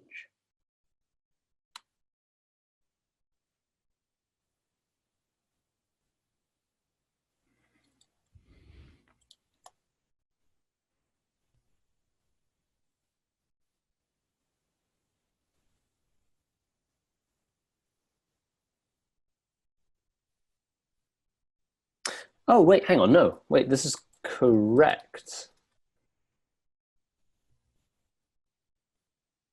This is actually right, I think. How could it be? That says 19 there. There should be 19 edges coming into it. No, it means if it's 19, that means that the sum of the incoming path weights is 19.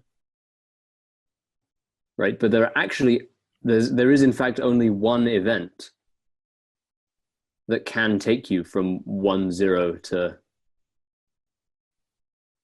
0, -1, or 0, 1. There. I thought that we were carrying path weights by virtue of the number of edges here, so that this thing here, right?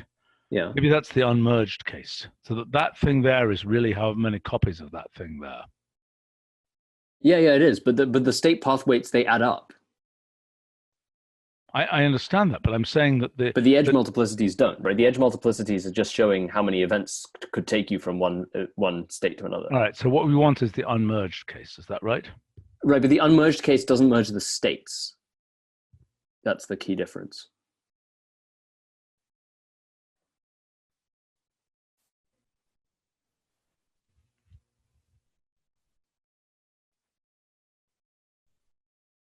But so this will show 8 things going down here, right? Yes, right. Because there are 8 independent things called 0, 1. Right, so there are in fact 8 possible events you could apply. But once you've reached 1, 0, they've all converged. There is only one event that takes you from 1, 0 to 0, 1. So it's correct. It should only give a single edge. Sorry, I got confused about what evolution graph. All right, okay. So given that, let's walk through again how we think about these angles, okay? So we've got this multi-way graph.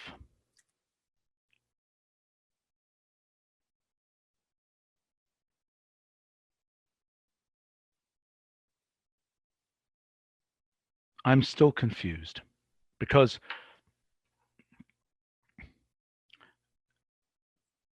is this an approximation where we're saying that there'll be a much richer, I mean, just like with the hypergraph case, where, a hypergraph of a particular granularity is just an approximation.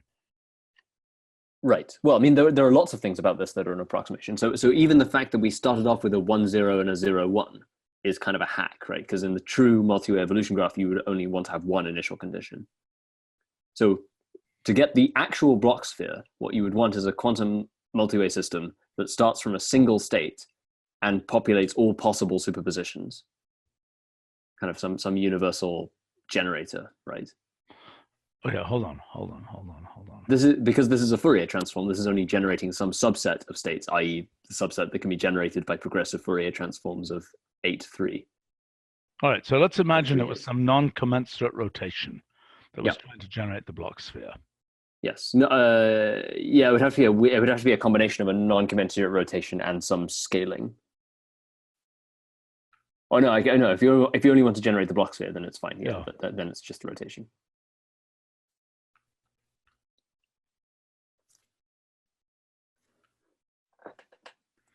Okay, so what would that look like in this quantum compiler?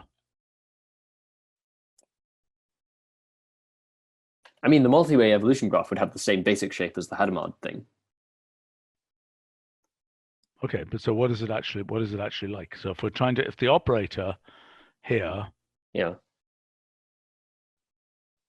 I don't understand it, because the operator in this case, the reason that we're getting 0, 1s, 1, 0s, 1, 0, -1s, this discrete set, is because this operator is an integer matrix. Yeah. Okay, so if it no longer is an integer matrix, if it's something with little non-commensurate rotation that's trying to be dense on the block sphere, it's not going to have this property anymore. But it's a multi-way system. If we set up an incommensurate rotation, it would have to be some discrete approximation to it, which we could then rewrite as an integer matrix. Multi-way systems can only contain integer numbers of states. I understand that. So that's why I'm asking, if we were to take, okay, so we're going to take, this is a rotation. Okay, so let's imagine that our rotation is by, some angle, I don't know, rotation matrix. Okay, so but that rotation matrix is got to be an integer approximation to a rotation matrix, right? So let's say it's a 17-degree rotation matrix. Okay. Mhm. Okay, so there's this thing, but now what we want to do is we want to say, times 100 or something. Yep. And then do Okay. floor, whatever. Right, let's do round of 100 times that. Okay, so that's our approximate rotation matrix. Yep. So that's going to tell us, so if we start off, that's our operator, right? So let's just take as an example, we're going to start with a single thing here. So this isn't actually the right thing, but what we're going to do is this. We're going to say round that thing, that's the operator, right? Then we're going to say here, we're just starting off with the state 0, 1, right?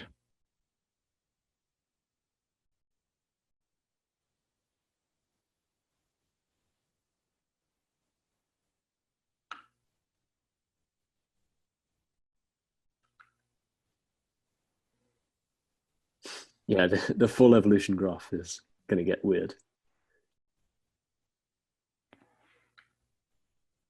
Okay, so let's say that's 3 here. Why is this going forever? 2. Well, because each thing is being treated as an independent object.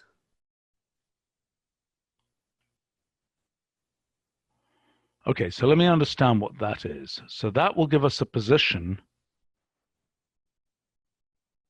Let's do a coarser approximation here, okay? 10. Yeah, that's what I was thinking. Okay, so let's go ahead and do this.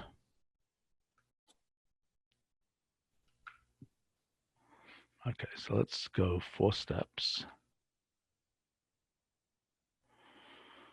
Okay, so now what we've got here, let's try to understand. So each step, we have something that is a linear combination of 0, 1, 1, 0, right? Right. So how do we understand that? So that's what we thought we were going to get is something which ultimately is a complex phase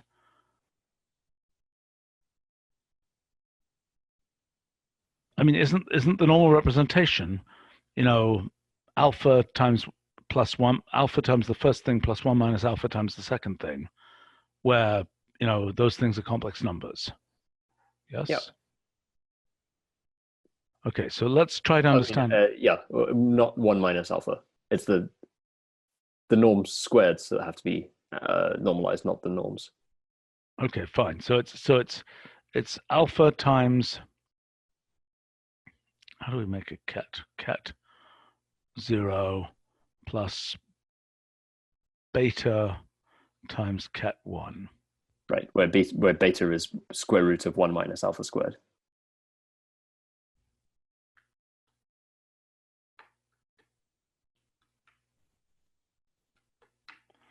Okay, dandy. All right, so that's what we're looking for, right? We're looking for that, and we're looking in this case, we think, to progressively populate sort of all values of alpha. So for each line here, we are effectively, that effectively corresponds to some value of alpha, correct? Well, yeah, the line itself does, but also any non-empty subset of that line will correspond to a value of alpha. What do you mean? I don't understand. There's a limited number of states. There's 4 states here, right? So let's take the last line as an example. Okay, so the last line, the example is a superposition, as is any non-empty subset of the last line. Right. I understand that. So 1080 minus 1080 minus 12,000, comma 10081 minus 5400, right? That's our value there. And so it's those things with their normalization, right? That represent, so the direction here is essentially the arctan of that object. Right. Right. Okay, so for this purpose, okay, we have a coordinatization. For what we're doing here, we have a simple coordinatization of multi-way space, right? Right. Well, because So- our states conveniently come with coordinates attached. Yeah, okay, so what we should be able to plot here is, as we're going down this multi-way system, the bundle of GD6, which in this case is not a very big bundle, right, has an effective angle at each step. I think. Yeah. So we should be able to plot that angle, and we should see that that angle rotates by 17 degrees at every step. See what I'm saying? Mm-hmm.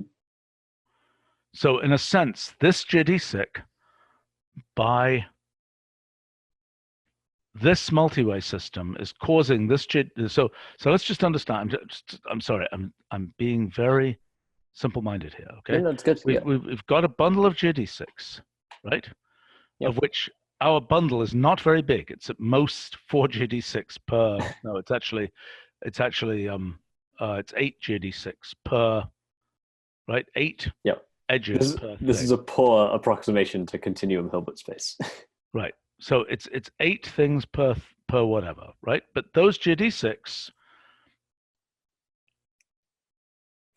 we can think of those GD6, I think this is right, as having some net angle. Yep. Do we believe that? Mm-hmm. Right.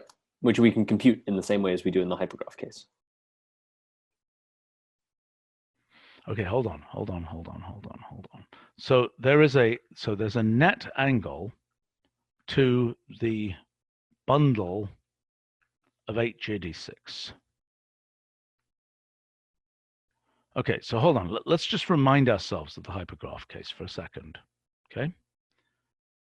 Because in the hypergraph case, we might have a bundle of GD6. Let's look at a bundle of GD6 just for the sake of visual inspiration. Okay, here, let me pull one up.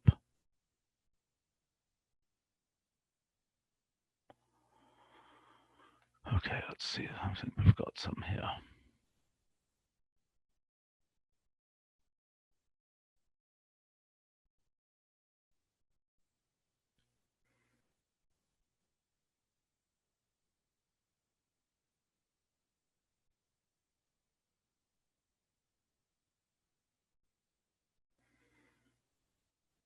Well, these aren't very exciting. Okay, so there.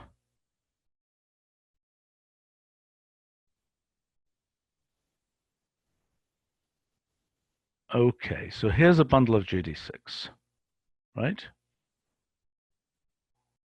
Yes, makes sense. Yeah. Okay, so what we're trying to do is we're defining an angle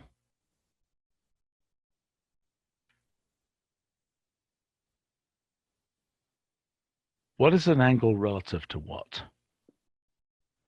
With an angle relative to another GD6 or another bundle of GD6. Right. Right, so you compute the angle between any pair of GD6, and then you do a pairwise average to compute the angle between two bundles. Right. Okay, so the angle between two GD6. Okay, Yep. Let's be very, very simple here. Okay. Mm-hmm. Yep, you do the find shortest path from the endpoint of one GD6 to any point on the other GD6, and then that gives you, and then the angle is directly related to the length of the intersection. Yeah. Right. Right. Okay. So find angles between GD6 by the webbing construction, so to speak, of looking at basically, reverse engineering the dot product. Right. Or just, yeah. It's basically just dropping a perpendicular. AKA dropping a perpendicular. Okay, all right, so now let's look at the analogous. Okay, so here we've got a, boy, that's crazy. That's a huge thing. I'm going to bitmap that cell because we absolutely do not need this.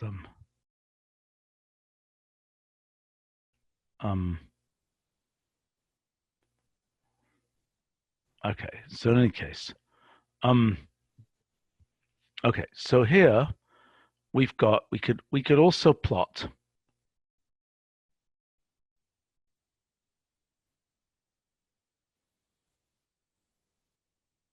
okay, so in the multi-way system, I'm a little bit confused by something here. So obviously the canonical geodesic bundle that is just all geodesics propagating through this thing, that has a net angle of 0. Yes. Right? And then, but then if you pick a subset of geodesics, so you get to some other linear superposition that isn't just, you know, the evolution from one branch like hypersurface to the next one, that will have some non-zero angle relative to the cosmological rest frame. Okay, let me understand that, because one thing we could do is start off from a superposition 0, 1 and 1, 0, right? That will have a certain geodesic bundle that will come out from it. Right, right, but that's already introducing this issue of, do you measure angles from, you know, which base point do you measure angles from? Yeah. Which might not be an issue, but I don't think that's an issue. I mean, I think that the question is, what are the angles? What are the relative angles of the evolutions of different quantum states? Yeah, right. And I mean, this is a perfectly reasonable evolution to measure angles with respect to. So what I would argue is, this is one thing, okay? So that's one of them. And then this, for example, let's say we do, I don't know, just this thing here. Well, let's do this, 0, 1, 0, 1, 1, 0, okay? Yep. Okay, so now we have another, oh boy. Okay, so now we have another thing here. Mm-hmm. Okay, so let's think about how we measure the angle between these two things, right? So these are essentially two geodesic bundles. Yep. Yeah. It's not quite analogous to this, is it? Why not? They are just two geodesic bundles. We can still do a pairwise average. Well, okay, so we've got something which is the underlying multi-way system, the underlying fully populated multi-way system. Yep. Which you claim is the same thing as saying the underlying sort of fully populated hypergraph with only certain edges in the hypergraph being actually followed for a given geodesic. Well, you're saying that there is what you're doing is you're turning the hypergraph into an orientable manifold, right? And to do that, you have to define some canonical orientation. You have to define a geodesic bundle, which is your rest frame. Sure. And that's all we're doing, right? So no, but it's not quite all, because what this is, the underlying multi-way system defines this whole mesh of connections, right? But as we thread through it with a particular initial condition, right? We are, you know, we're populating this mesh in a different way.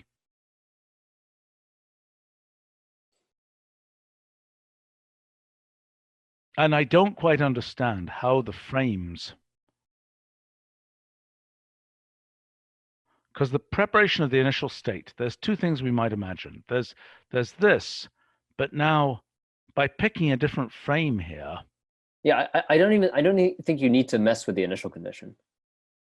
I think that the way I'm viewing this is, you start from a single initial condition, as in the case above. That defines your rest frame.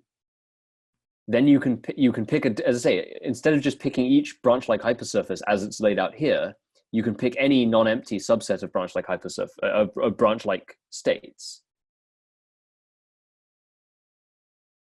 right? And you can construct different superpositions to the ones that you would otherwise get on each hypersurface. And so and then those will correspond to the endpoints of some geodesic bundle that will be different from the geodesic bundle that defines the cosmological rest frame. And so that will have a different angle. Let's go through this again. Okay. All right. There are two ways we can imagine constructing states. One way of constructing states is explicitly in the cosmological rest frame, okay? Yeah. Okay, so let's This is, I mean, by the way, it's worth saying that this is exactly the same as the situation of generational versus non-generational multi-way states. Right. Okay, well, hold on just a minute. You know, Yeah, I understand that there's a generational state which you get. You can either wait for the generational state to appear by itself, or you can construct it by considering a subset of branch-like separated states that are purely exactly. Yes, separate. Exactly. Right. It's the same thing that's happening here. Yes, exactly. Two choices for initial condition preparation.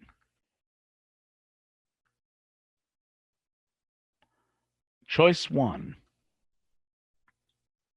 explicitly insert at a particular generation in the cosmological rest frame, right? Right.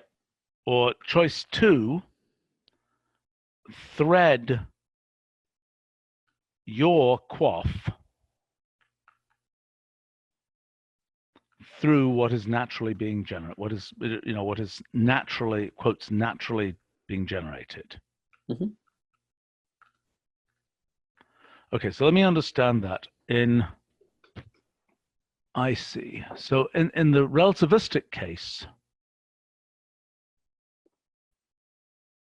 that's also analogous. You can imagine a rest frame. You can imagine a frame. Yeah, you could set up some single evolution history system such that it will produce kind of all possible space-time events in the cosmological reference, right? All possible combinations of space-time events in the cosmological reference frame. Or you could just have something more generic and then pick those events by moving with a different value of beta.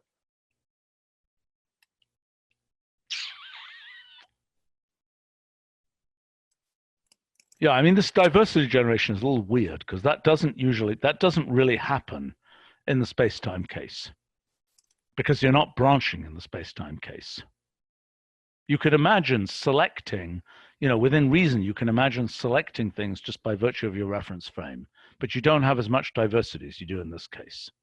Well, the point is that if you said, I want you to construct me a causal graph that has all the points in some Lorentzian manifold, then you basically would have to do some kind of diversity generation thing. Sure. Right, but the point is we're not doing that in general. We're just letting the causal graph do what it does. The problem is here we're trying to make an explicit correspondence with something like a block sphere, so we actually do have to do this.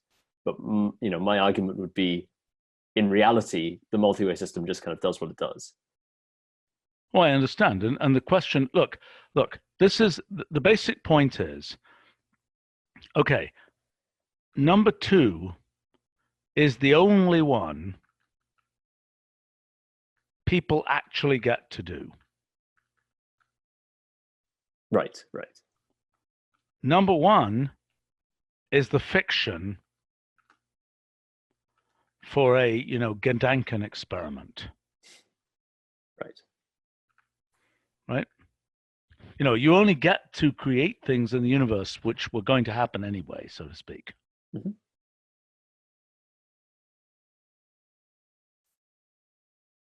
In other words, you're watching,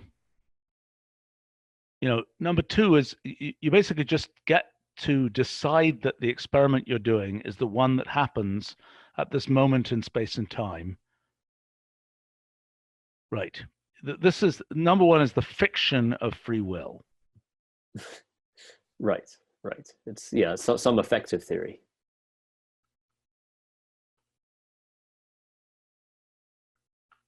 Okay, so that's good. So now, So all right. number one is the case where you're effectively, it's like you're unraveling the block sphere into some extended one-dimensional object.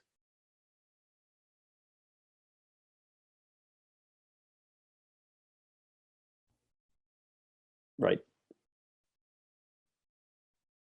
I'm confused by that statement. I mean, Because you're basically you're saying that the only thing you need to specify in order to determine a particular quantum state for your qubit system is the amplitude, is how far down in the multi-way system you have to go. I don't understand your statement about how far down you have to go. You're saying that the amplitude is determined by magnitude and phase. The Right. phase is determined by some angle in this Yeah, multi-way but so system. my point is, in the cosmological rest frame case, right? You're modding out by the phase. All phases are zero. By definition. Yeah, right. So in that particular case, the only information you need in order to specify any quantum state is which layer of the multi-way system it occurs on.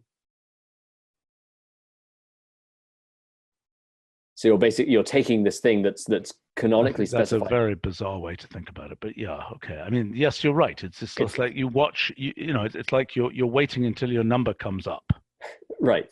Or so you're effectively unwinding the block sphere into an extended one-dimensional object, or into a time extended one-dimensional object. Sure. I mean, you're saying, so this is actually number 2, right? No, you're saying that this is a variant of number 1, right? Because you're saying that one thing you can do. This sort of maximum diversity rule is the time extended unwound block sphere. I agree. Although it's a very weird thing. I mean, it's okay. So hold on. Yeah, it's not something you conventionally think about. Okay, so wait a minute.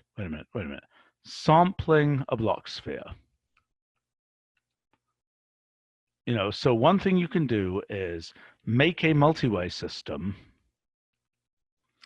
that gradually walks over the surface of the block sphere with time. Right. It's a space-filling curve of some description. Yes. Okay. But now let's come back to the original thing we talked about here, which is okay, so hold on a second. So quantum phases, right? Quantum phases. We are defining quantum phases quantum phases are defined by the relative angle between different bundles of GD6, right? So let's actually compute one of those relative angles. So that relative angle, we've got all these path weights, which do or do not enter that computation. Do they enter that computation? I think they do. They do, in the sense they define the length. I mean, yeah, they are the natural distance metric. Well, the distance metric in the branchial direction, not the distance metric in this direction. Yes, right. Okay, but so what we want to compute is we've got 2 different bundles of GD6. So what is the actual computation that we do to compute their different directions, their relative angle? I think what we want is the same projection story. It's a little unclear to me. I'm confused by the question. Why isn't it just exactly what we do in all other cases where we compute? So show me how to do it. So this. You have a pair of GD6, right? So you have a start point and an end point as a minimum. Okay, so in this graph, right? So let's take that graph as our graph, okay? So now this is our graph. Let's call it GGX is our graph here, okay? And now we're going to try and compute. So it's a layer specific, I believe, a layer specific. So you're going to say this is a GD6, down here, right? Sure. Okay, so let's pick that GD6, whatever it is. So let's pick a GD6 in GGX. So let's say highlight graph of GGX, and then we'll say path graph, and then we'll say 1 arrow 1 0. Let's say 2 arrow 0 1. That might be 0 arrow 1 0, by the way, because I think it's the initial. It's the initial step. Okay. Well, let's just see what that looks like. Ah, what am I doing?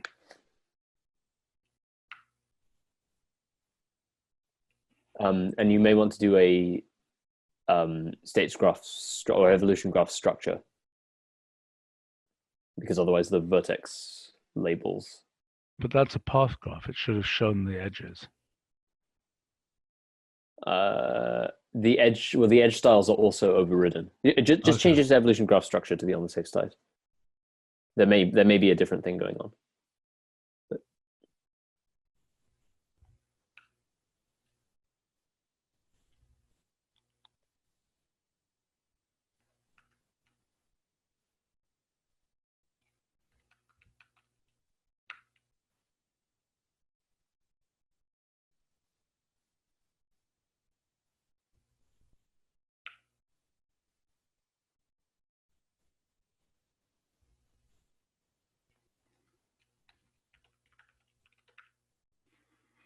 Oh, wait.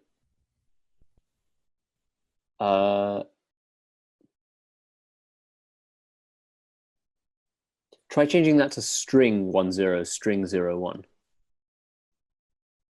These here. Yep.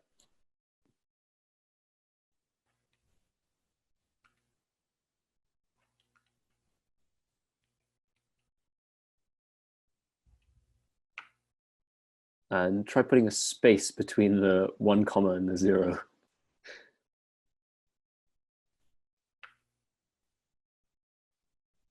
No? I think the whole thing is a string. Okay, let's just take. Step number definitely shouldn't be.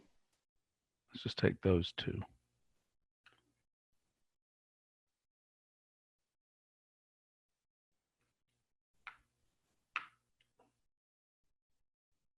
What the hell? Path graph GGX. No? No, it's No. just a path graph.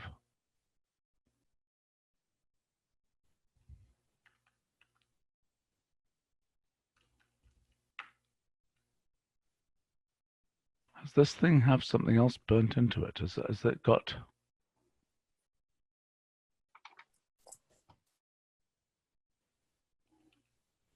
Okay, let's try this. Let's just try forget the path graph and just say.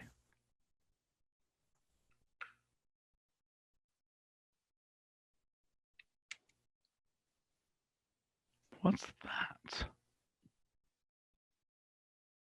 Why does it say that? Oh, because this is now. Okay, you know what? I bet the path graph is going crazy with those arrows. I bet that path graph isn't what you think it is. Look at that. Why didn't that?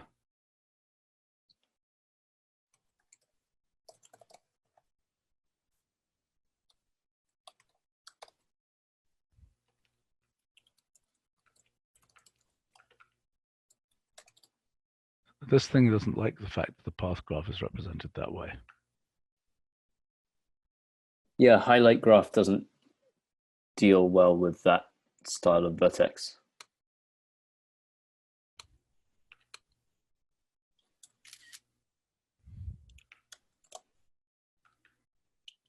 Yeah, I can't even highlight an individual vertex.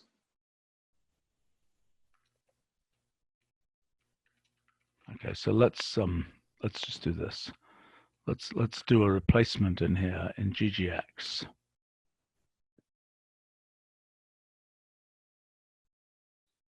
Oh, your quantum multiway compile. We really want to replace all its vertices by something other than the arrows. I mean, we could do that by changing quantum multiway compile. That's nothing to do with quantum multiway compile. That's to do with evolution. That's a fundamental multiway system design. When you include step numbers, the scheme we decided upon was it would be step number arrow state. Sigh. Okay, so we have to wrap that in something to get this to work.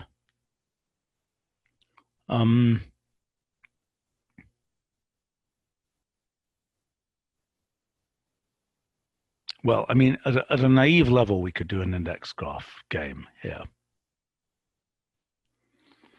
Let's just for the hell of it, let's do an index graph here just to check that it isn't completely broken. Let's make that an index graph and make that just, 1, 4. Okay, why did the path graph not show the path there? Oh yeah, I think I spotted this issue before. This is to do with the fact that the evolution graph has an edge style specified, and the edge style appears to override highlight graph. Okay, well, no doubt we can fix that. Right. For some reason, the vertex. Oh no, yeah. Never mind. The vertex style doesn't seem to override it, but the edge style does. Okay. All right, fine. So it's a fun geodesic. It's a fun geodesic which can't actually be realized. So that's a good example of a bad geodesic. Right. Right. So that shows us, okay, so a geodesic. So that's a bad geodesic, but let's try a good geodesic here. There we go. Nice. A good geodesic. A non-possible geodesic. Okay, so we have a geodesic going through here.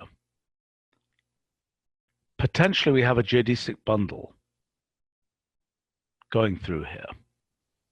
Right. Okay, now how do we interpret that geodesic bundle as, how do we interpret the phase of that geodesic bundle? What we want to do is we're saying we've got a geodesic bundle. Well, we can pick any geodesic bundle. We could pick the one that starts at edge 1 here. And what are we doing? We're going to a particular endpoint here, right? That is a particular geodesic. So any other geodesic has a certain angle with respect to that particular geodesic, correct? Yep.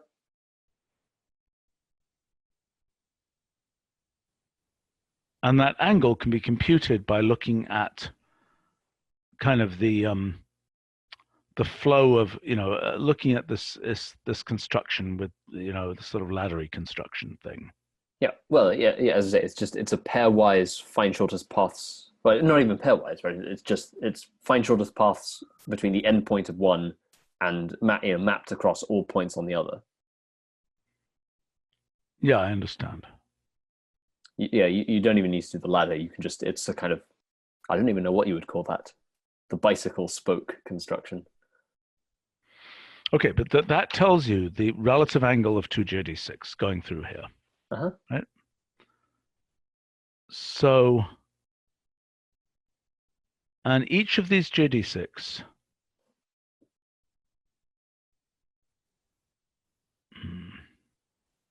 all right, let's try this again. Okay, so we got a whole bunch of quantum state. We got these quantum eigenstates here. Yep. Including the shadow quantum eigenstates, the negated quantum eigenstates. Right.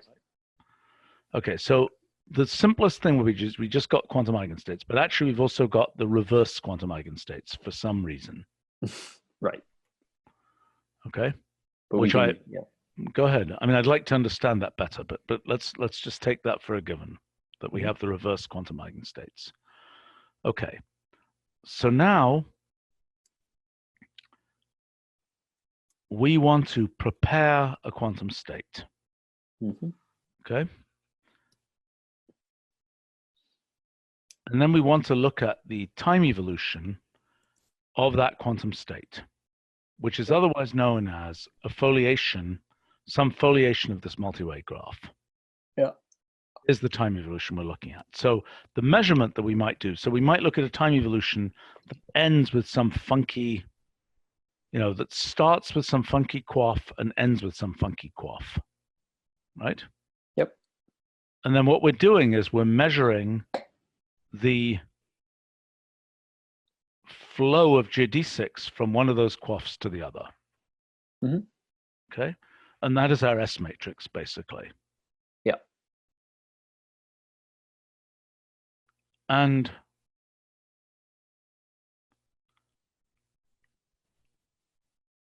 the reason that we have complex phases in this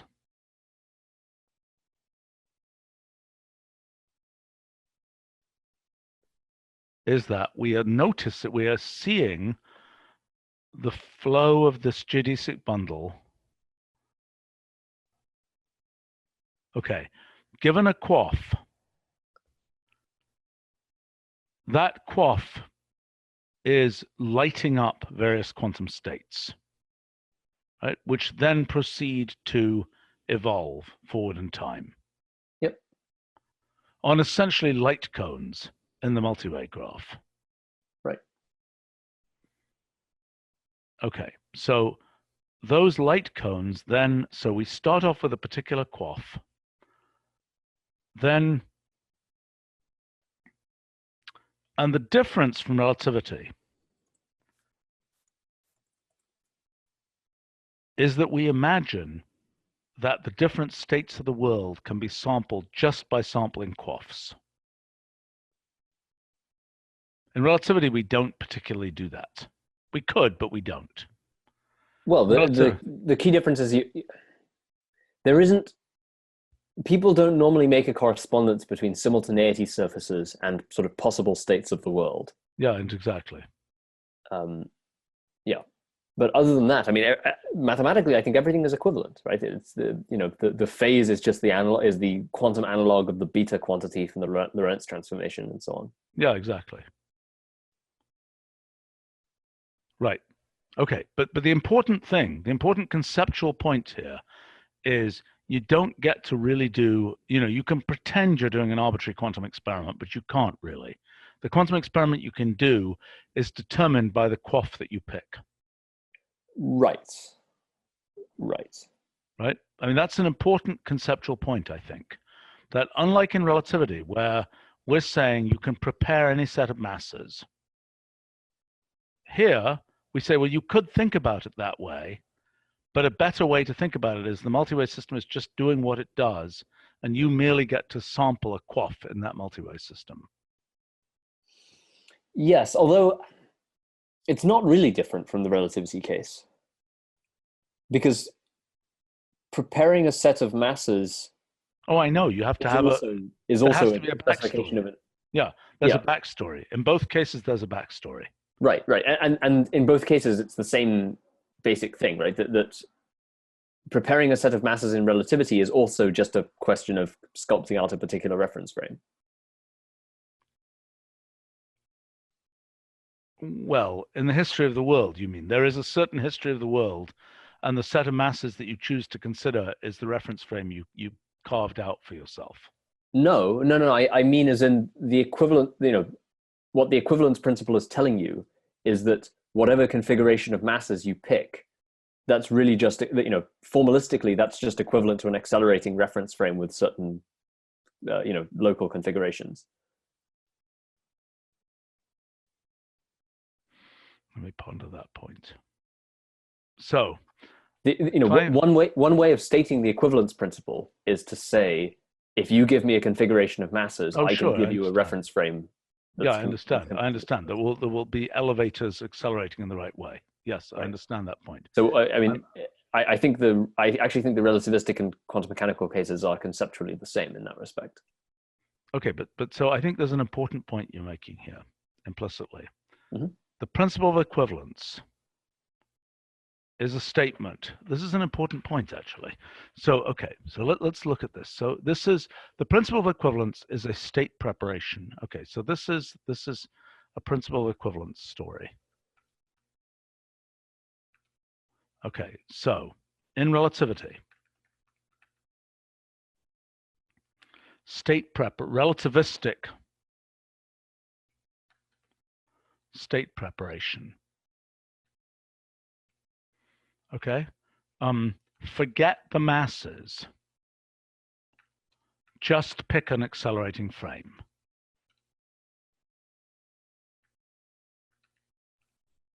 Right. Okay, let's look at the corresponding quantum state preparation. Okay, so now remember that this is, okay, so this is about simultaneity, i.e. angle in space-time, right? This is about phase, quantum phase, i.e. angle in branch time, if I'm not wrong. Yep, yeah, that sounds good to me. Okay, so now, what is the analog of the equivalence principle? So, it's the statement that if you have if your multi-way system just by its own kind of standard evolution principle leads you to some very curved hypersurface, with some particular configuration of entanglements, I could always have reproduced that using a simple kind of flat multi-way system just by sculpting out a particular quarth. Okay, so let's go through what this really means, because I think it's actually a physical statement, right? I think it's actually a physics fact. Right. So the claim would be, you could have a trivial multi-way system. This is a bit unintuitive to me, but with an appropriate quarth. Trivial in the sense that its evolution yields hypersurfaces with zero curvature. It has to have all the same eigenstates as the multi-way system you're trying to emulate. Okay, what does it mean that it has zero curvature? I think it means that, for example, the commutators, which are measuring the curvature, have to be trivial. Yes, yeah. It certainly implies things about, branch pairs can't take too long to converge. Okay, a flat multi-way system, i.e. commutators are trivial. But with this is a physics fact, probably one we already know, right? Yep. Okay. This is a situation in which the commutators are trivial. You have changed variables to make the commutators trivial. Uh-huh. Changed variables to constants of the motion, effectively, or something. Mm-hmm.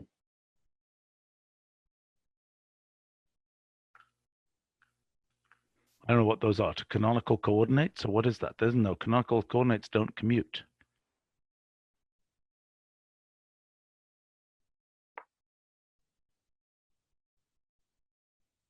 Okay, but with an appropriate quarth, you can reproduce. So what is the analog? So in relativity, right, in an appropriately accelerated frame. So let's understand what the principle of equivalence really says, okay? It says that locally, there is a gravitational field that pulls you in a certain direction, and that's equivalent to acceleration. Right. Okay, only locally. If you move to a different place, that correspondence between, the connection from one place to another may be quite non-trivial. Mm-hmm. Okay, so what is the local statement? What is acceleration in quantum state?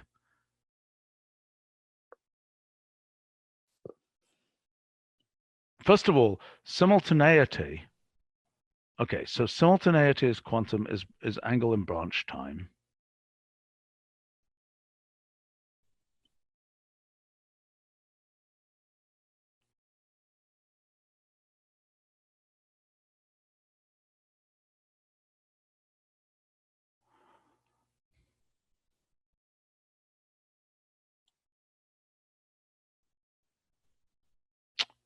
We are close here. We are close.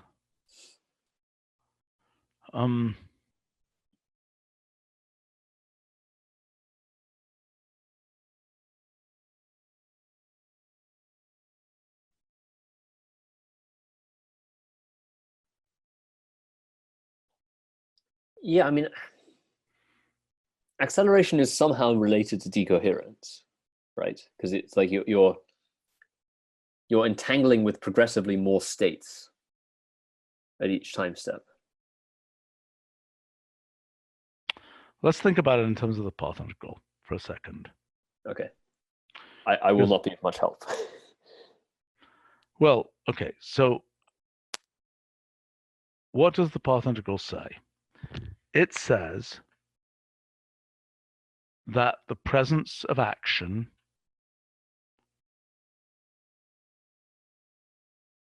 leads to curvature in the GD6. Okay, causes the GD6 to curve. Right.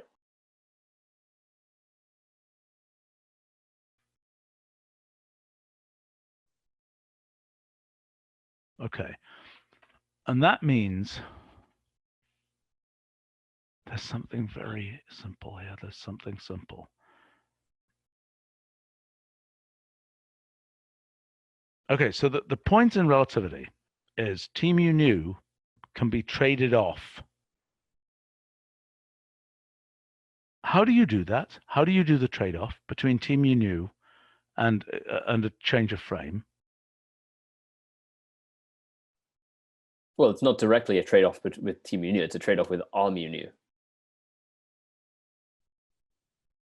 I understand, but that is generated by the T mu nu. So that the R mu nu, the trade-off with R mu nu, let's walk through how that works. Mm-hmm. Because the analog of R mu nu, okay, a very basic thing, okay? So the T mu nu is the action.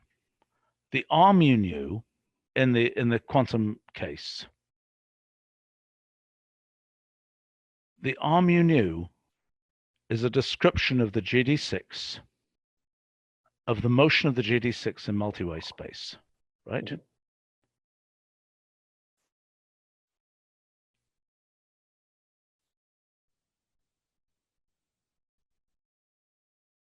In particular, what is the raw, because I mean, normally in quantum stuff, what you're thinking about is this flow through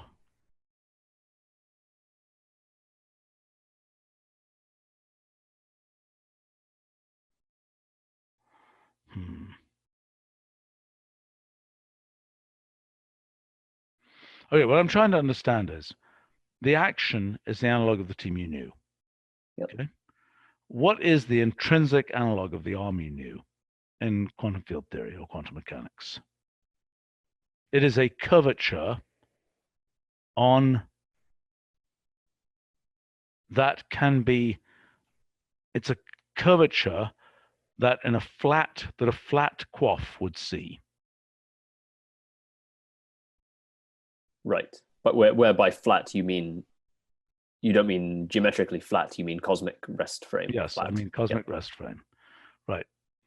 So the flat simultaneity surfaces, so to speak, will see a distortion in essentially the paths. So I mean, what's cool here is the path integral, the paths are actually played out in multi-way space. Yeah. Right? So this is literally curvature in the space on which those paths live. Mm-hmm. So what is that curvature? What is the representation? What is that curvature in quantum mechanics? What does that curvature correspond to? Well, I mean, I have my whole conjecture about it essentially being entanglement and being a consequence of the Fubini-Study metric. But well, wait a minute. Wait. You see, I understand these things only very slowly. Mhm. The But that may or may not be true. I mean, I've only been able to prove it in very, very restricted cases. Well, okay, so hold on. So we're saying this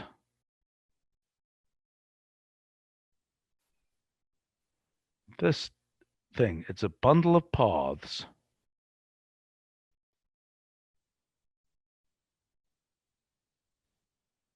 Okay, hold on. First point, the structure of the multi-way system is determined by, well, both determines and is determined by the effectively the team you knew or the action, because that is the multi-way causal graph. The density of edges in the multi-way causal graph gives you the action.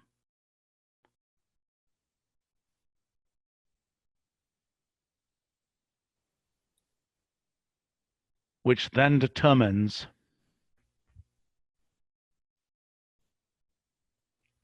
the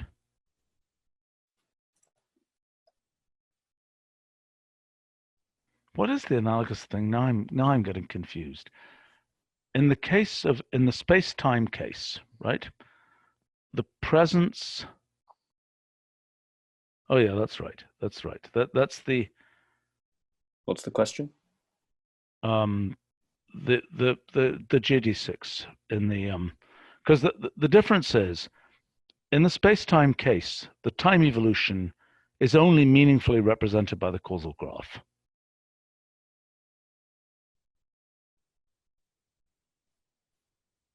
Whereas here, we've got a time evolution that is represented by the multi-way graph that sort of has an independent existence, independent of the multi-way causal graph. If that's making any sense. Yeah, but I still. What was the question? My question is to understand with precision the analogy between the Einstein equations with a team you knew and the path integral with an action, right? And I'm just walking through that again. Okay. So in the case of the Einstein equations, what we're saying is the presence of team you knew corresponds to a change in the density of causal edges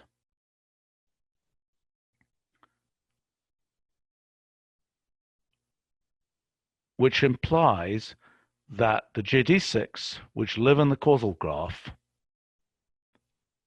have to be distorted essentially by that change in the density of causal edges, right?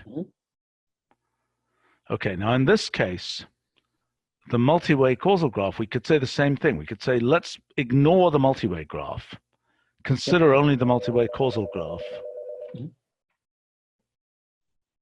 1 second.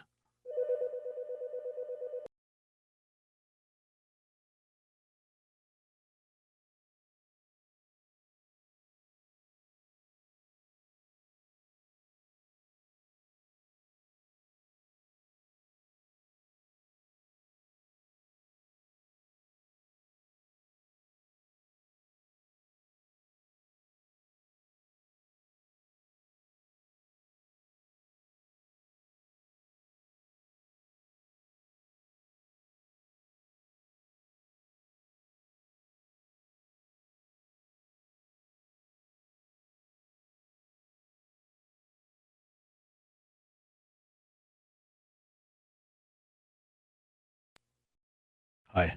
Okay. Hey. Anyway, so why are we looking at the multi-way graph? What is the analog of the multi-way graph in the space-time case?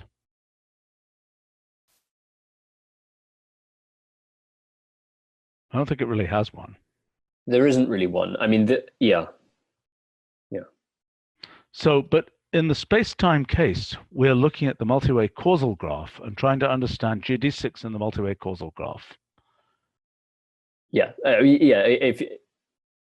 If you mean by that the direct analog of the space-time case would be that, yeah. Right, but so why isn't there a direct analog? This is a slightly indirect analog. Why is there that indirection, so to speak? I don't think there has to be. I think it's perfectly reasonable. I think, yeah, the complete derivation does require considering the multi-way causal graph. Because that's where the energy comes in. Right. But this graph of the connection between states, this is an entanglement graph, basically. Right.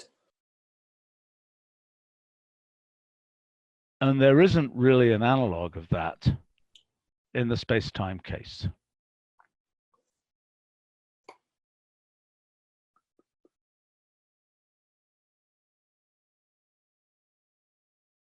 Which is possible. There's no branching in the space-time case. Right. Right. But so what we're trying to understand here is the QOF. Could a QOF be drawn in the multi-way causal graph?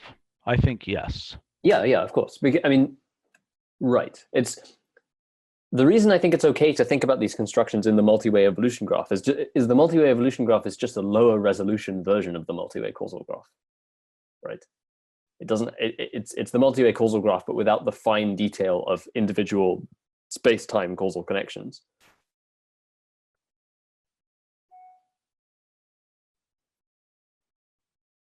I don't quite understand that statement. So each evolution branch in the multi-way evolution graph is a bundle of causal edges in the multi-way causal graph. And then the connections between the different evolution branches, which is what the evolution graph shows, are branch-like causal edges in the multi-way causal graph. It's just the multi-way causal graph also has the causal connections between the space-like separated events on a particular branch. That's the structure that you're losing when you go to the multi-way evolution graph. Hold on, let me understand that. So every one of these edges becomes a node, which is then connected to a bunch of other edges. Mm-hmm.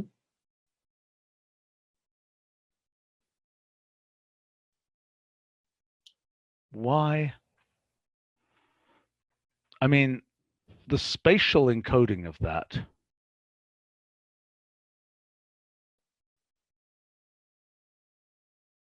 Yeah, I see.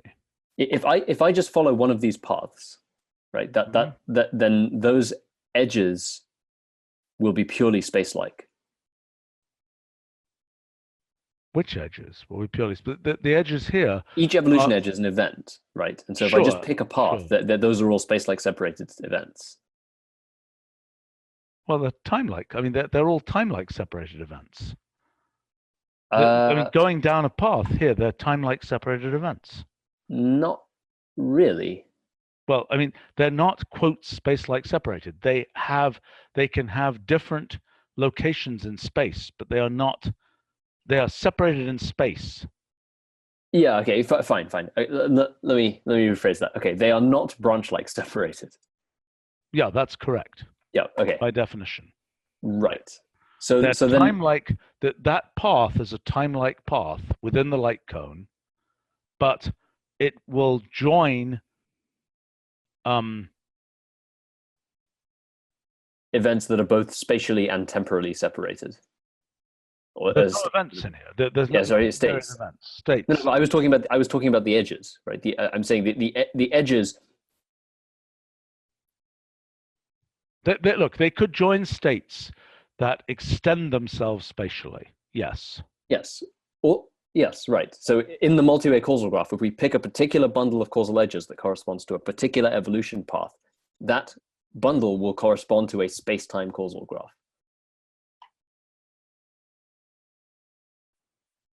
Sorry, say that again. You say pick a bundle here. So yeah, so we pick a path in the multi-way evolution graph and therefore get its corresponding bundle of causal edges in the multi-way causal graph. Yep. that bundle of causal edges will encode Oh the yeah, I agree. combinatorial structure of a I space-time agree. causal graph. Of a single causal graph. Right, I agree. Right. Single space-time causal graph. Right, and so it will contain a combination of space-like separated events and time-like separated events. Sure, it'll have the usual stuff for a single branch of the, but then there are additional pieces in the multi-way causal graph that connect branch-like separated, branch-like separated events. Here. Exactly. Yeah. Which and those correspond to the cases where you have effectively non-trivial entanglements, right? Where you have either merging or splitting of these paths. So that was why I was saying the multi-way evolution graph is really just a lower res version of the multi-way causal graph, because it's showing the key parts of the branch-like causal edges that you care about, but it's losing all the information about the space-time causal edges that you don't care about. Fine, fair enough. So you're saying this is the spatially irrelevant quantum. So the claim here is, what is the multi? I mean, we kind of know this. What is the multi-way graph? Answer. It is the. I mean, we've known this for ages. It is the pure quantum graph, independent of space-time. Right. You take quantum gravity, you mod out by gravity. Right.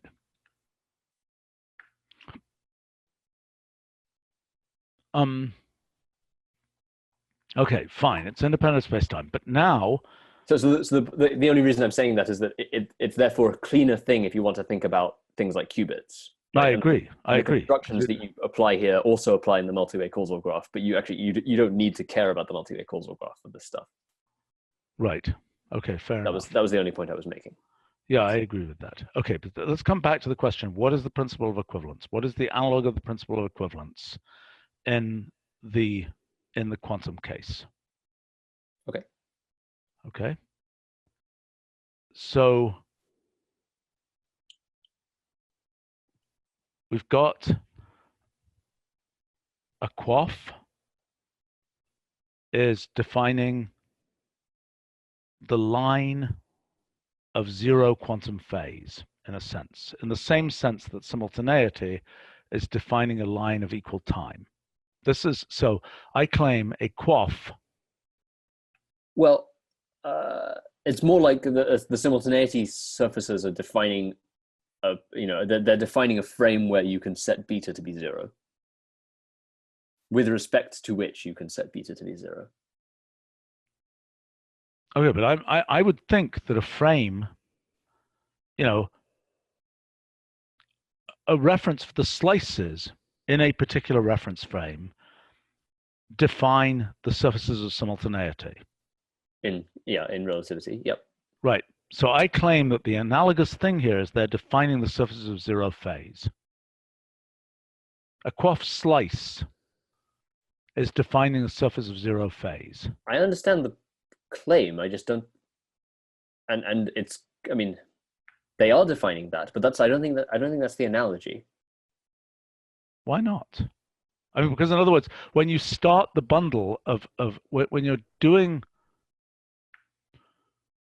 Look, simultaneity in space-time is about setting a given time. They're all a constant time, so to speak. They're all at the same time on a given slice, right? They're all defined as being at the same time on a given slice. Okay, yeah, I see what you're saying. Yeah, that could be right. Yeah, fair enough. So in other words, when you start them all, you say these are all of the same phase. Now the JD6 start running from there. Right? Yeah. And the JD6 run in different places, and they are so in a sense, what you're saying is right. The analog of a clock in relativity is an interferometer. And indeed. Yep. Okay. The zero phase line is so that zero phase line. Yeah. Look. That is your initial state, your prepared initial state, where all of your states. Right, in that initial state, they have whatever phases you've specified them to have, but their relative phases are 0, because that is the QOF. Yep. Right. As the thing evolves, the QOF, the GD6 turn, the QOF you then are mapping the turning of those GD6. Okay, so here's the deal.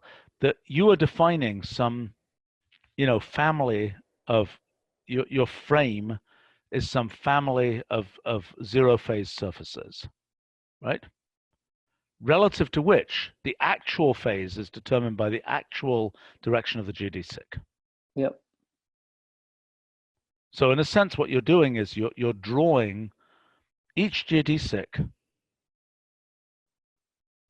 If the GD6 were orthogonal, the GD6 come out of the initial quaff orthogonal, so to speak, like just going straight down. But then, depending on what your next quaff is, your next. Okay, so one thing you could do is you could have a quaff that just follows the GD6. That's essentially free motion, so to speak. That's inertial motion. That's the analog of inertial motion, I claim.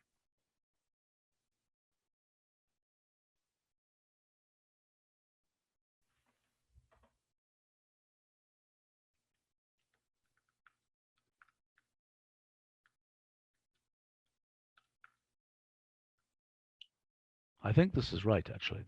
Is to choose quaffs that simply follow the natural turnings of the GD6.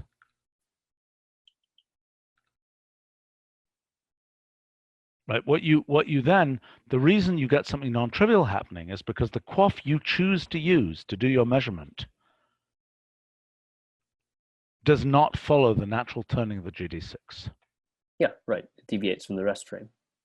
Exactly. Yeah. So in fact, in your case up here, the natural quaff, which is what the evolution graph is showing. Right. The cosmological rest frame here, chunk, chunk, chunk, chunk, chunk, is fairly uninteresting. Because the really non-trivial thing, okay, so the naive version of this, so the way you get something non-trivial is you either mess with these initial weights or whatever, or you alternatively you pick a quaff that finds the weights you want down here. Yeah, like I was saying, any non-empty subset of state vertices that define a valid surface are also a superposition, and one that you will not generically find in the cosmological reference frame. Right, but so then the actual process, okay, so the quantum process involves you're just following these paths. You're following all these paths from whatever that initial quaff was. You're following all those paths. And then you've got another quaff that is your final quaff, that is on which you're measuring things. And I see. So look, here's my way of thinking about it. Okay, so you got these paths that are coming down the GD6 and they hit some part of this quaff. But there are two issues. What is the intensity of the path, aka path weights, and where on the quaff did they hit? I.e. angle. Indeed. Did they just go off into la-la land and not hit the part of the quaff that you care about? Right.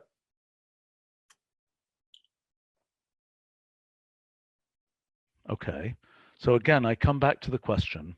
Okay, so the analog of inertial motion is these quaffs that just follow the GD6. What is the analog of the gravitational field? The analog of the gravitational field is the fact that this is not a flat multi-way graph, i.e. it's a multi-way graph which has non-trivial commutators. Yeah. What multi-way graph doesn't have non-trivial commutators? Well, one which is trivially causal invariant.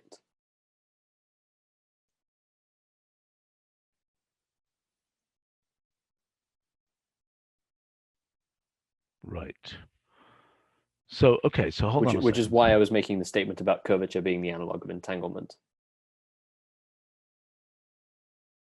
Okay, so hold on. So the claim is a multi-way system with trivial commutators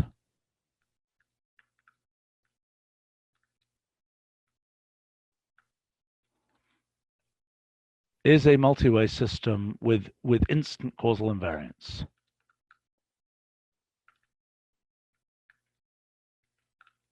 Okay, what's the relationship between that and entanglement? You're saying, what does the branch hill graph look like when there's a trivial causal invariance? It just looks, it's just everything is connected, right? If you have a mesh branch hill graph, so in other words, okay, in the case where, okay, so this is a case, is that right, where the branch hill graph is a complete graph? No, I don't think that's no, right. I don't think so. I don't think you can infer anything about the branch hill graph from that. I bet you can. I bet you can, because I mean, if the branch hill graph, look, just think about the thing as a mesh. The AB goes to BA. Yeah. Now that branch hill graph isn't trivial, I remember. Yeah, my point is that the causal invariance requires you considering at least 2 update steps. And the branch hill graph is produced on a single updating step. So I'm not sure if you can determine anything about the causal invariance time from the structure of the branch hill graph. Fine, but then what does it mean? Okay, so a multi-way system has trivial commutators. What does that mean? I mean, has instant causal invariance. Yeah. That is the analog of zero curvature. I agree with that. Uh-huh. Right, and it also means that nothing can ever be measured as being entangled. Because if you have 2, by the time you kind of know you have 2 entangled states, they've already become unentangled because they've reconverged. That's an interesting point. Let me understand that point. Let me understand that point. Okay. So you're saying to see entanglement, you have to propagate a certain distance in the multi-way graph. Right. You have to see the states become different. They can't just immediately reconverge after they diverge. Okay, so let me understand that. I'm still trying to understand that. Okay, so the claim here is that with trivial CI, there is no distant entanglement.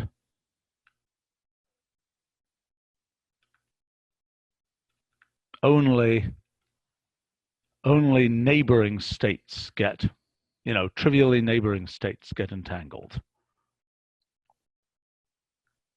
Right. Is that what we're saying? Sort of, yeah. And in particular, given that your measurement operation will take at least 1 time step, by the time you set up your measurement operation so that it could measure those states as being entangled, they're not entangled anymore. Let me see if I understand what we mean by entangled here.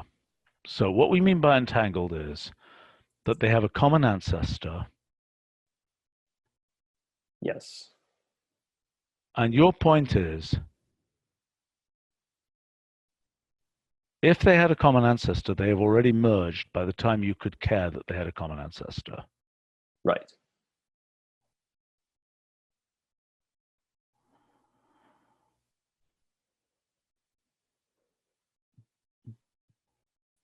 Okay. Given that the minimum experiment requires 1 time step, by the time you measure the thing as being quantum, it's converged down to being classical again. Well, okay. So the claim is then you can't get any non-trivial violation of Bell's inequalities or anything. Right. There is no sort of quantumness.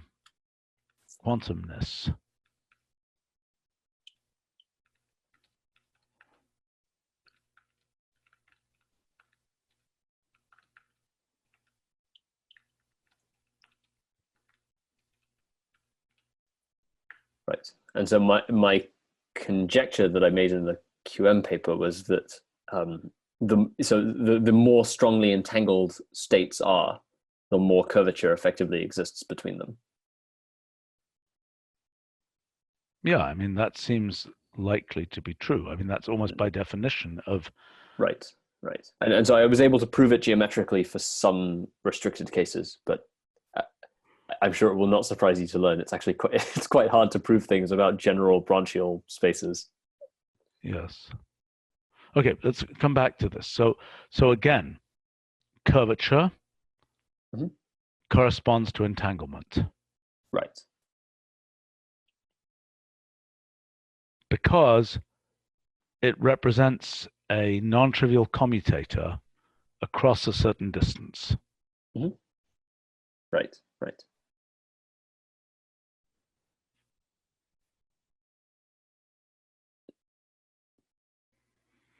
Okay. Okay, but let's come back again to what the principle of equivalence is in the quantum case. So curvature is entanglement.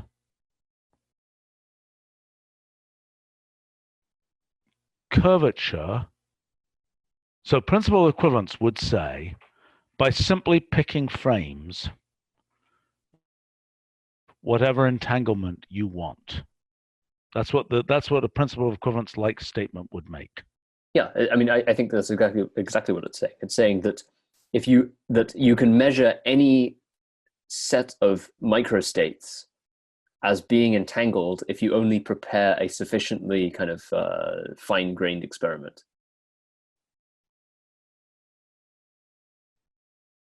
Let's try that again. So what you're doing is you're saying there exists, but it isn't in relativity. It's an accelerating frame. It's not a single slice. Right. Right. So it's a just kind of weird. So this is saying there exists a set of quaffs that you can produce. Right. There exists a family of quaffs. Right. I mean, so my point being that, you know, the analog of motion in the branchial case is obviously just, you know, sampling more or fewer quantum degrees of freedom. Yes. Right. And so the point is, okay, so suppose you have, I don't know, a pair of photons or something, and they're not entangled, but you want to pretend that they are. You want to set up an experiment which claims that they are. And you can do that, but doing it requires a certain degree of effort. And that degree of effort is that in order for you to construct a reference frame in which you think the photons are entangled, you basically have to sample, you know, a sort of an increasing number of quantum degrees of freedom per unit time. Okay, let me understand that. So you're saying, I mean, it's a lot like the measurement thing, right? Of you know, you have to fight off more and more causal edges in order to preserve your perfect timeless measurement. Or in order to preserve I understand. Yeah, perfect timeless measurement. Here, you're just saying you have to sample more degrees of freedom in order to preserve the fiction that these particles are entangled when they're not. Well, you have to route the quaff in a weird way that basically masquerades as entanglement. Yes, but in order to achieve that, as I say, you have to sample a sort of an increasing number of. I agree, and that's why it's accelerating. Yeah. Is so because there is a so this is okay. So you can measure unentangled states as being entangled and entangled ones as being not entangled. Right. Equivalence principle is by picking the right sequence. This is beautiful, actually. The right sequence of quaffs with accelerating precision, basically.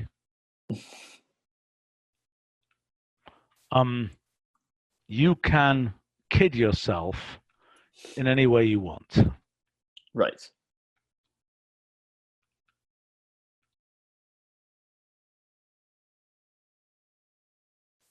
Let me understand the accelerating frame claim in relativity.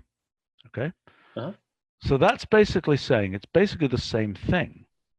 By having a frame, right, because your acceleration is not uniform acceleration. Your acceleration is, it's only uniform acceleration if you've got a uniform gravitational field. Right, right. So what it's basically saying is you have to be running around with increasing sort of, and this I think relates to your, ideas about correspondence between computation and Yeah, and energy conditions and things. I agree. right. So I mean, basically what you're doing is you're running around at a high rate of speed, trying to, at an increasingly high rate of speed, trying to, ensure that you can actually account for things purely in terms of acceleration. Right, right.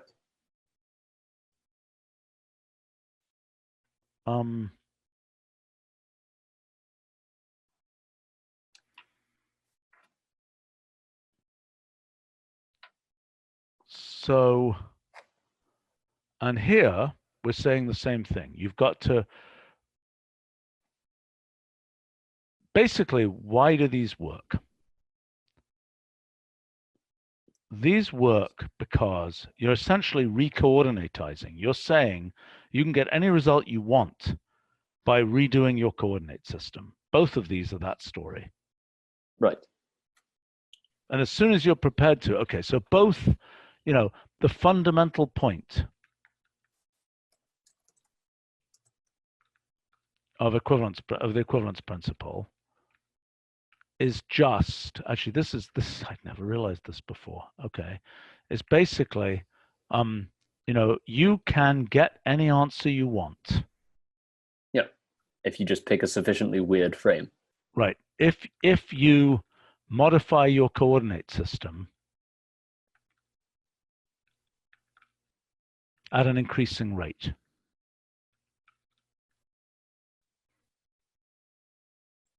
Right. And the reason you need an increasing rate because there is actual intrinsic dynamics. Right.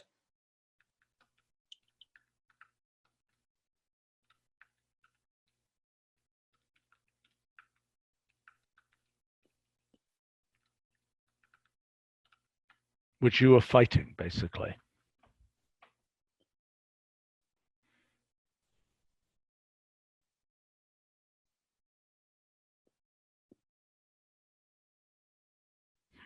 Right. And so, yeah, so then the quantum mechanical case would be saying something like, you could have a pair of unentangled, or you could have two beams of unentangled photons being measured by some kind of Stern-Gerlach apparatus.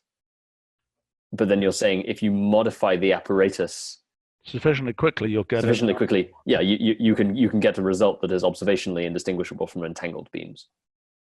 Right. Or if someone else is modifying the apparatus for you, you can't tell the difference. Yeah, you can't tell the difference. Right. So what is that statement? Is that statement some kind of, how does one know that in quantum mechanics? That by changing the basis, basically, is this something like the Heisenberg versus Schrodinger, because this is basically a change of basis. Yeah. Right. It's not Heisenberg versus Schrodinger, I don't think. No, that's just one version. You're not changing the picture, you're just changing the basis.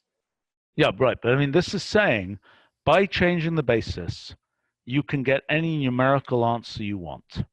Right. Which is kind of a trivial statement, right? Because it's like, sure. If you measure ket 0, but you actually wanted to measure ket 1, you can just like swap the basis elements around. Right. Now, why isn't this trivial? I mean, so in other words, the reason it isn't trivial is because there is intrinsic dynamics there that is limiting, that is forcing you to do some of this stuff. If you want to get a certain answer, it's forcing you to do increasingly fancy footwork, so to speak, to change your basis in just the right way to fight off.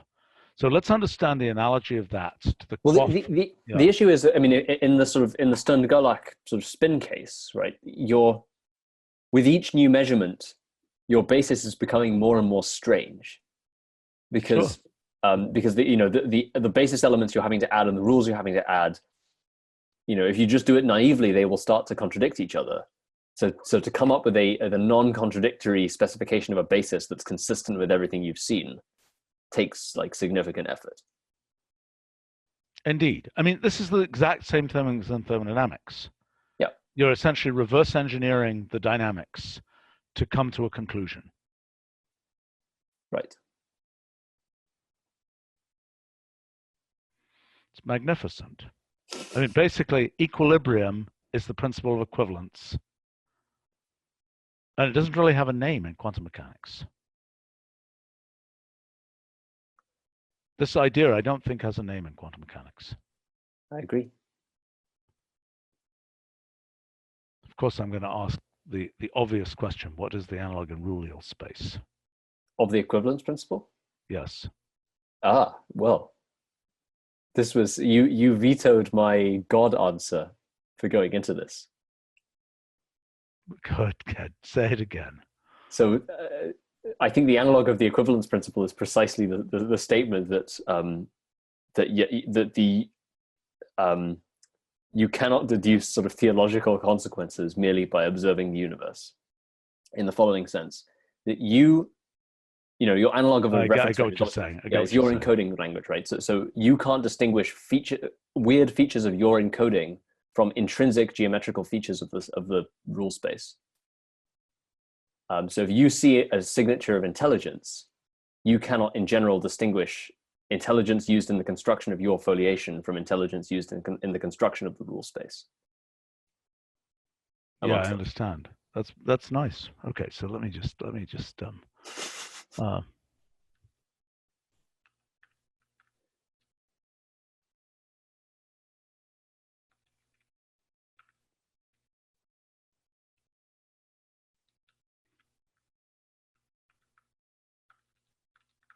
in the actual behavior of the system from intelligence in your choice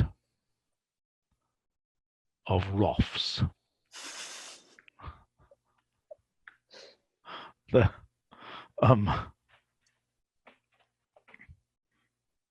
Do we want to go with ROF or REF? Is it an observation frame or an encoding frame? Yeah, that's a question, isn't it?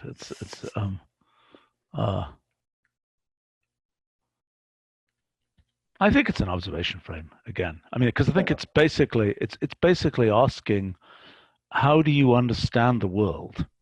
Yeah, fair enough. Right. So this is okay. So the fundamental point of the principle of equivalence is, I never understood why the acceleration was so important, right? Because the critical point is you have to run around faster and faster. Right. In other words, it's again a story about time. Mm-hmm. You have to do more and more with time. Right.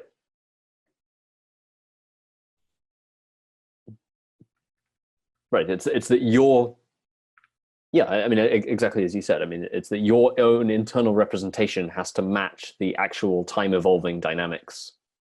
Right. Of the universe. As time progresses, you have to run around faster and faster. Run around in defining your frame faster and faster. That was a sleight of hand by old Albert there. The acceleration thing. Yes. It does skip over a lot of gold. Yeah. That's a serious sleight of hand. Because I mean, basically what it's saying is, it's the real statement is, you just have to do more faster as time progresses. Right. Right. Whereas it makes it seem like, I have thought for 50 years, he says, that the idea of acceleration was actually an X double dot story. Right. This makes it clear it's not an X double dot story. It's just a time progression story. Right. Yeah, I mean, well, it can't be an X double dot story because obviously if you had a dynamically changing gravitational field, Oh yeah, no, I know. It's not pure X double dot, but I mean, but that it has something mathematical about it, because this is there's not a mathematical story at all. It's just a story that as time progresses, you have to run around more and more. It's not telling you how much you have to run around more and more. Well, it's saying you have to run around sufficiently much to as I say to sort of simulate the underlying dynamics. Exactly, but the point is when you hear acceleration, you think you can start doing computations from that, but actually you can't. It's not a computational statement. Right. Although the equivalence of gravitational and inertial mass tells you that you can in the gravitational case, but not for more general equivalence principle stories. Well, so let's think about that case. What is the analog of the equivalence of gravitational and inertial mass? What is the analog of that in the multi-way case?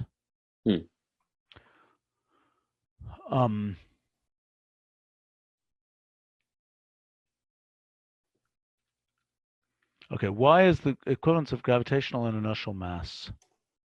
I think that has some very straightforward analog, because I reckon it's gonna end up being some kind of equivalence of amplitudes between like entangled and non-entangled states.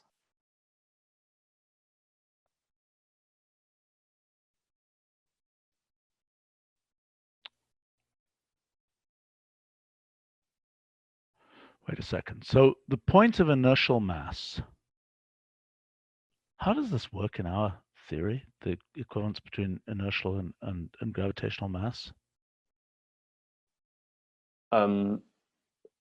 It's just that in both cases, they're just causal edges. How does the inertial mass, the inertial mass is what we see in special relativity? Yeah. All right. Yeah.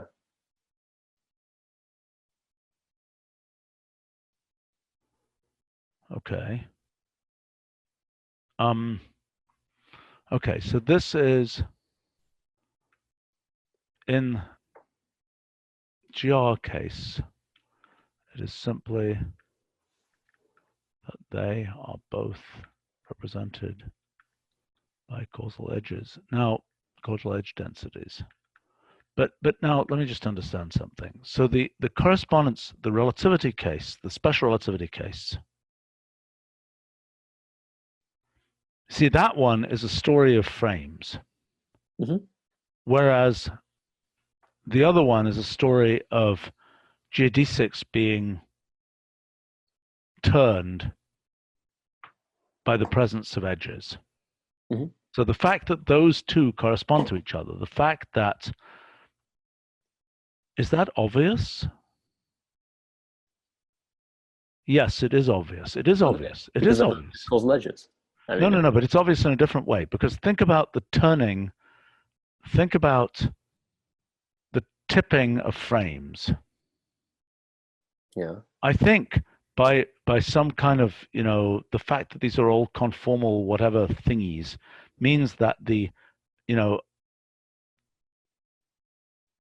you're basically just saying in both cases you are changing. I mean, I think this is kind of obvious that I think it's obvious because they're just causal edge. I don't explain what you mean by that. The inertial mass is what you're measuring when you do the projection of the the causal graph energy momentum tensor, right? And all we're saying, and the derivation of GR involves deducing the discrete matter density contribution to the Lagrangian density in terms of density of causal edges. And so their equivalent is just saying they're both measured in terms of densities of causal edges. No, I know, but I think there's more than that. I think it's more than that. I think that the statement that the frame that you choose, that is the sort of going straight down in time frame, I think there's a more direct correspondence, that you don't need to say that the direction of a geodesic, it's something to do with the fact that the direction of a geodesic, what is it? It's well, look, I think, go ahead. You can also say that, which you could, I mean, that you can make the same argument in conventional continuum relativity, that the geodesics can be defined. You can define a geodesic normal coordinate system in which in which your normal vector is like a beta angle from special relativity. Mm-hmm. And that also gives you a notion of proving equivalence between inertial and gravitational mass. Right. I think that's what we're talking about here, and I think there's a nice, clean way to do it, and it's not. It seems close to that. But okay. So then, what is the analog? Okay. So inertial mass. So that means you tip your quaff, which means that you are.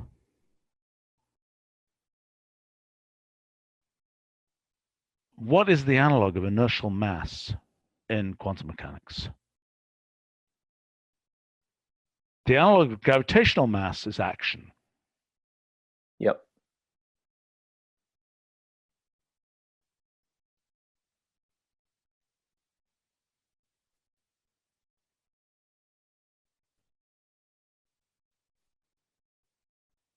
Like I say, I think it's just amplitude independent of entanglement. Why is that the analog of the? But why is that the action?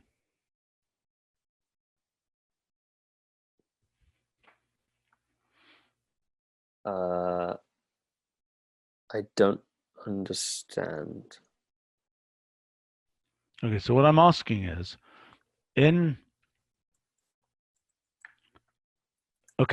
what is inertial mass? Inertial mass is something that characterizes what happens when you change reference frames between inertial frames. Mm-hmm.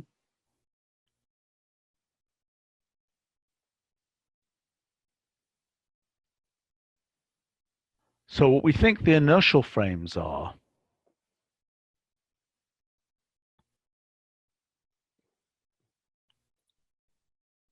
in quantum mechanics, I think there's more to figure out here. Right. So my point is only that what you're measuring is density of causal edges in the inertial case for space-time. And here you're measuring density of evolution edges, otherwise known as amplitude.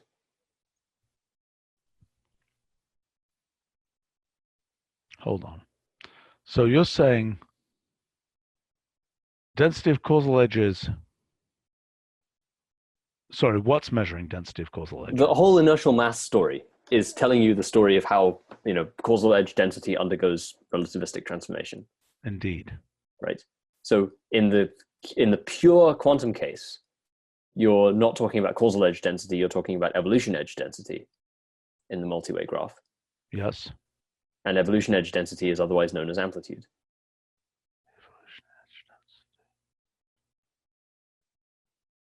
Well, amplitude density.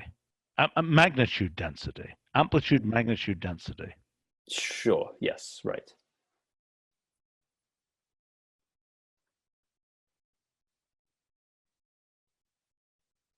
So your claim is that the analog of mass, of inertial mass,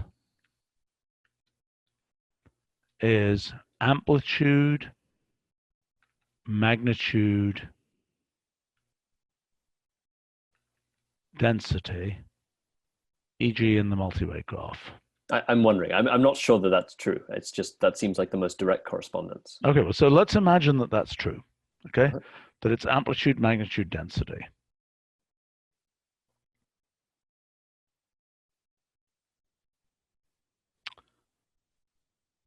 The mass. Yeah, is the amplitude, magnitude, density for entangled states as opposed to unentangled ones, as I say. So what it's saying is that your states don't care whether or not they're entangled. That their amplitudes are the same.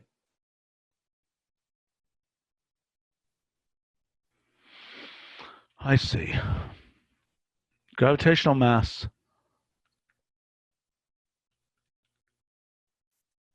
might be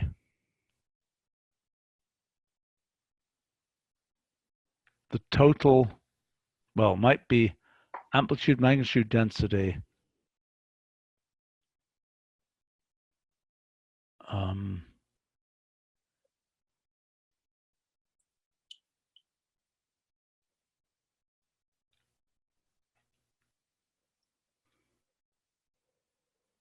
is not quite right. I mean, it's in the, okay, again, the analog. So the action plays the part of T mu nu in causing JD6 to turn, right? This is saying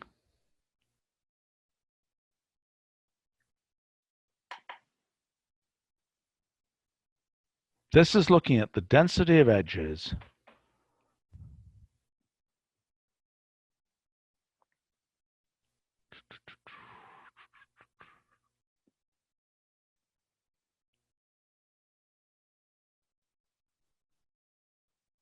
but this has nothing to do with the turning of JD6, this amplitude magnitude density, or does it? Well, I think it does, right? Because that's Is amplitude what, magnitude density related to energy? yeah. Yes, it is, because it's the density Because of every evolution edge will have corresponding causal edges. Yeah, right. So this is saying in branchial space. Okay, so conclusion. So the claim would be, amplitude, magnitude, density results in entanglement, i.e., results in curvature, which therefore results in turning of GD6. Right. In branchial space, amplitude, magnitude, density, AMD. By the way, given that we have a neat separation between amplitude and phase, do we have to say amplitude, magnitude? I mean, I know it's more correct, but yes, because it will be monumentally confusing to people if we don't say that. Okay, fine. I mean, monumentally, because they, for the last 100 years, they have packaged phase and magnitude together. Okay. So so the AMD of in branchial space, amplitude, magnitude, density is related to energy / action, and is the source of curvature, aka turning of GD6.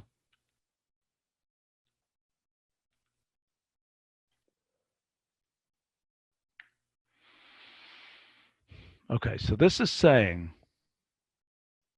this is a view of quantum mechanics in which, wow, this is interesting. So in which the phase is determining position, basically in branchial space, which we already know. Yep. And this is saying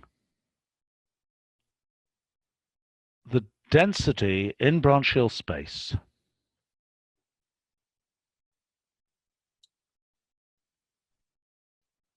well, it's a little bit circular because, right, the density in branchial space is producing each one of these amplitude magnitude lines is a geodesic. Yeah. I mean, so what it's saying is that the more energy you have, the more updating events you have, the more branch pairs you produce. So the more entanglement there is. And so the more curved your branchial hypersurfaces or branch-like hypersurfaces will be. Or the more your geodesic will turn. Yes, right. But what I'm confused by is that the amplitude magnitude density is telling you got a bunch of geodesics threading through this quaff, basically. Right? And this is saying the density of those geodesics, I don't quite understand. The density of these geodesics is also causing the turning of geodesics. And that's a little different from our other case where we say, well, because here, these are the geodesics, right? It's not like the case where we have a causal edge, which isn't itself, well, it is itself the geodesic. I was going to say, I think it's the same, isn't it? I don't think this is any different from the Yeah, it's the same. It's the same. Okay, so let's walk through this again. So we're saying the amplitude magnitude, we got a bunch of JD6.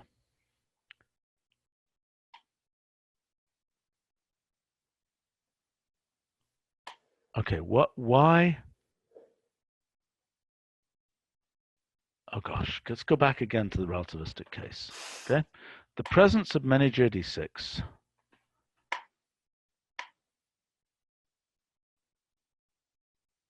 presence of many causal edges leads to curvature because it is causing there to be. Well, so I mean, here's an intuitive way of thinking about it. You know, when we were thinking about those black hole event horizons, and we introduced this notion of, like, I forget what we were calling it, you know, causal pairs, you know, the analog of branch pairs in the causal graph. Yep. Right. So the more causal edges you have, the more geodesics you have, the more causal pairs you're going to have. Yep. But in order for your causal graph to not become completely causally disconnected, those causal pairs, you know, eventually have to reconverge. So the more causal pairs you get, the more geodesics have to be turned in order to ensure that they eventually reconverge. Right? Sure, that's right. And right, so then the same thing is happening in the multi-way case, right? So you're saying in order for you to have eventual causal invariance, the more branch pairs you're producing, the more your multi-way geodesics have to be turned in order to ensure that your multi-way evolution graph doesn't become causally disconnected. That's the, you know, that's the essence of generalized general relativity. That's what the Einstein field equations are ultimately saying. Okay, so let's walk through that. Okay, so the eventual convergence of pairs, where that could be either causal or branchial pairs, or branch pairs,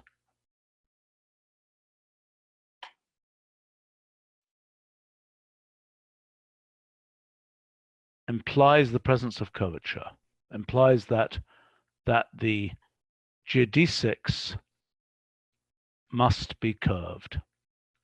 Right. Otherwise, they can't all fit. Exactly. It's like, yeah, exactly. Yeah. In fact, that's a nice way of thinking about it. It's like the existence of pairs implies, you know, a divergence in your tensor field. Right. And so that has to be counteracted by some convergence. Right.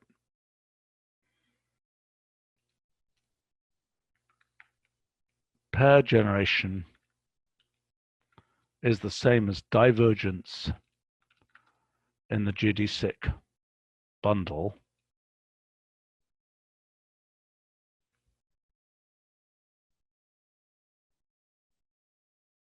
Well, but now how does that work? Because what do we think about these causal pairs? What do you mean? Well, I mean, causal pairs, is that a right way to think about things? So the generation of causal pairs. Yeah, I mean, causal pairs will be equivalent to some kind of dimension statement. Causal look, if you have a bunch of unresolved causal pairs, you will eventually get exponential growth. Yeah, right. So the removal of causal pairs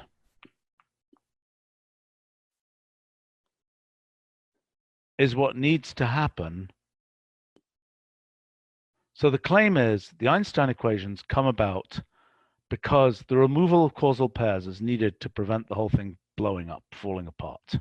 Where by removal you mean, you know, eventual resolution. Yeah. Same thing in the path integral case.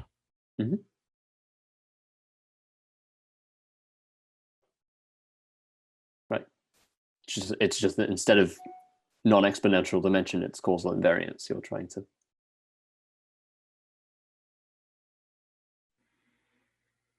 get. Right.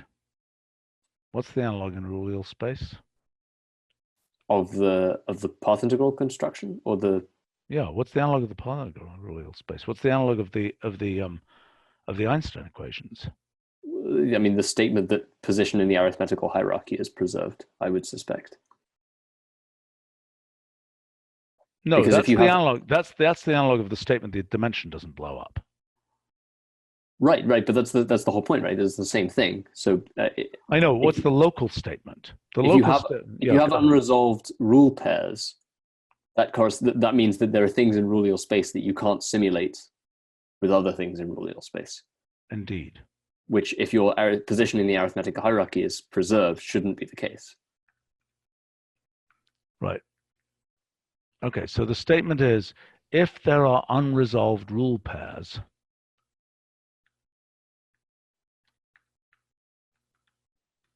eventually you will fail.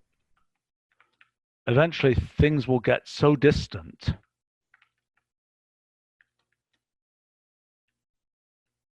will diverge so much in rulal space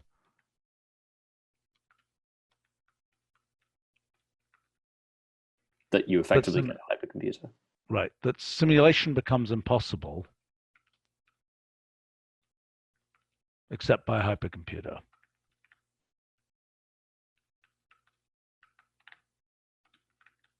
In effect, you get a hypercomputer. Wow, that should be a spelling word. Do you think it should be a spelling word, or do you think they don't exist, so we don't need it as a spelling word? Right. Okay, but so what is the local statement of that failure to diverge in rulal space?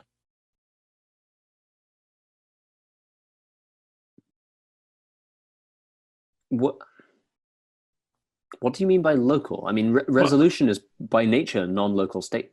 No, I realize that, but look, the Einstein equations are a local statement. The path integral is a local statement. Only local in the sense that the turning of geodesics is local, but the result that has is a non-local thing. Sure, but what's the analog of the turning of geodesics in rulal space?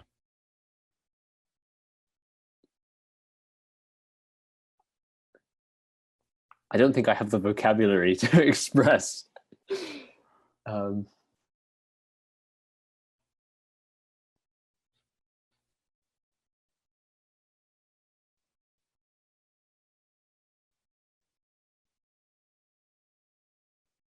Well, okay, all right. Anyway, I think we do need to figure that out. No, I mean, I have a picture.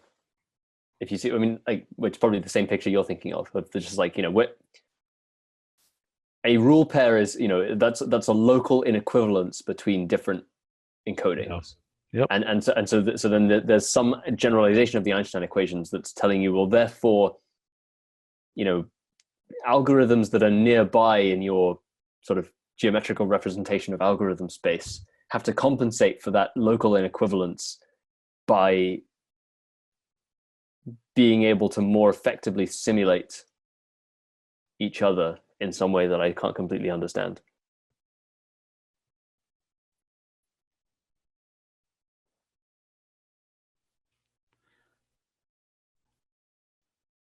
Yeah, I mean, the analog,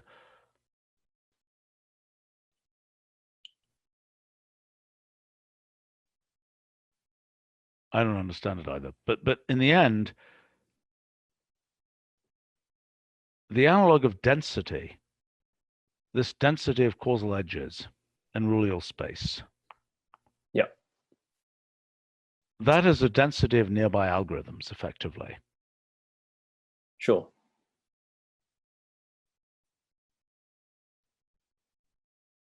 What the hell is the significance of the density of nearby algorithms? So in the case of general relativity, it's actual matter flowing, nearby, it's actual convergence of geodesics, which could be the world lines of matter. Yeah.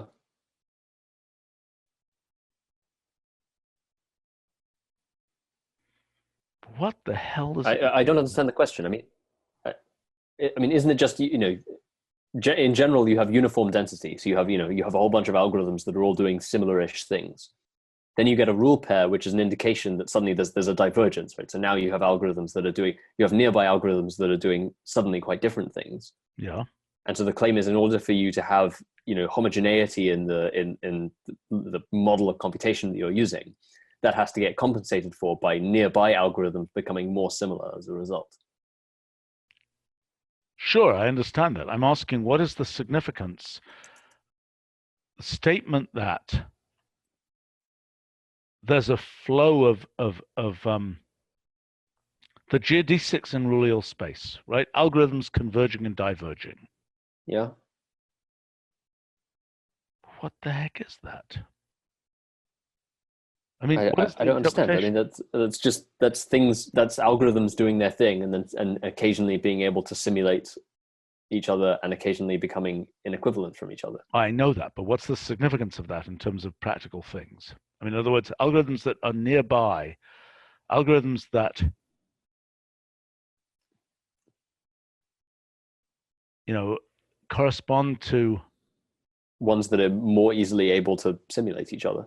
Well, I realize that. I understand what you're saying, but it's just like saying if you get nearer in space, you're more easily able to shout to the guy next door type thing. Yeah, but, I mean that's a pretty general definition of spatial distance. I know, but the question for algorithms is, like as soon as you say things get nearby, you say in the physical case the pressure increases, this, you know, all this kind of stuff, right? There's a lot of tentacles to that animal, right?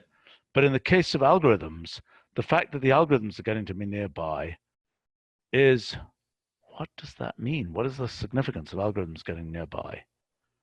I mean, I'm thinking in some kind of machine learning setting, the algorithms getting nearby. Well, in evolution, it's a phenotype story, I think. Yeah. Which means that they're, the niches, they have, but I don't know what the significance of that is. I mean, what is the analog? What is the analog of Einstein equations in that case? It's getting very late for you, I suspect. But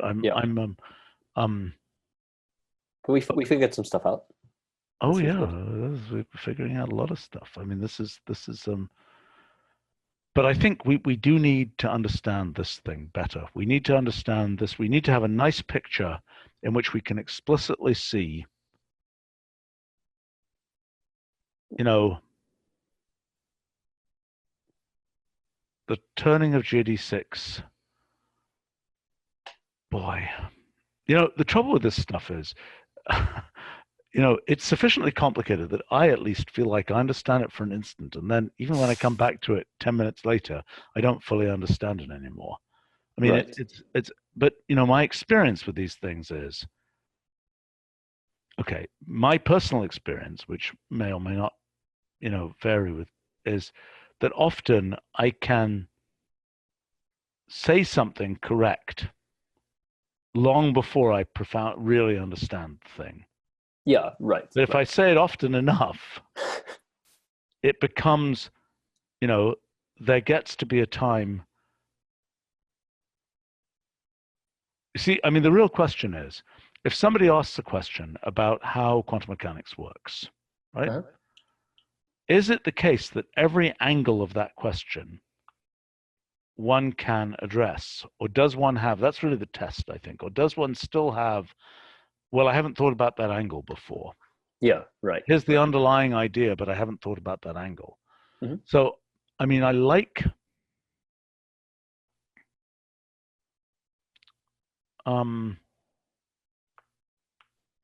it would be really good to get pictures of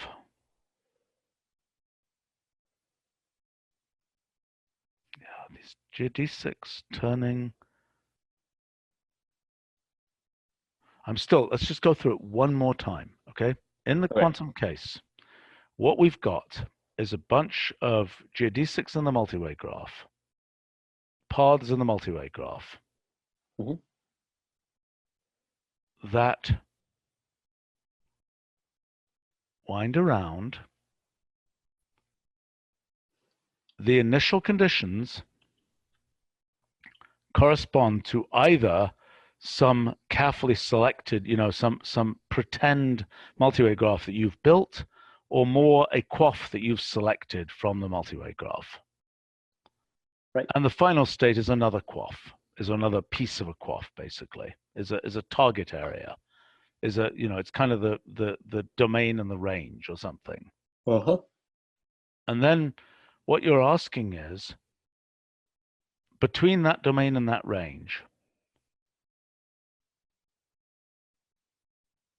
what is the flow of multi-way paths from one thing to the other? So each quantum measurement, the quantum measurement corresponds to one of these QOFs. Uh-huh. A preparation of states corresponds to one of these QOFs.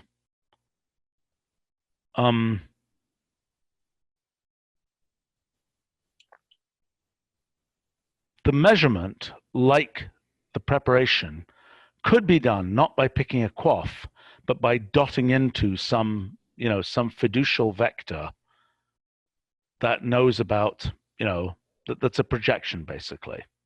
Uh-huh. Right? Instead of picking a QOF, you could just do a projection.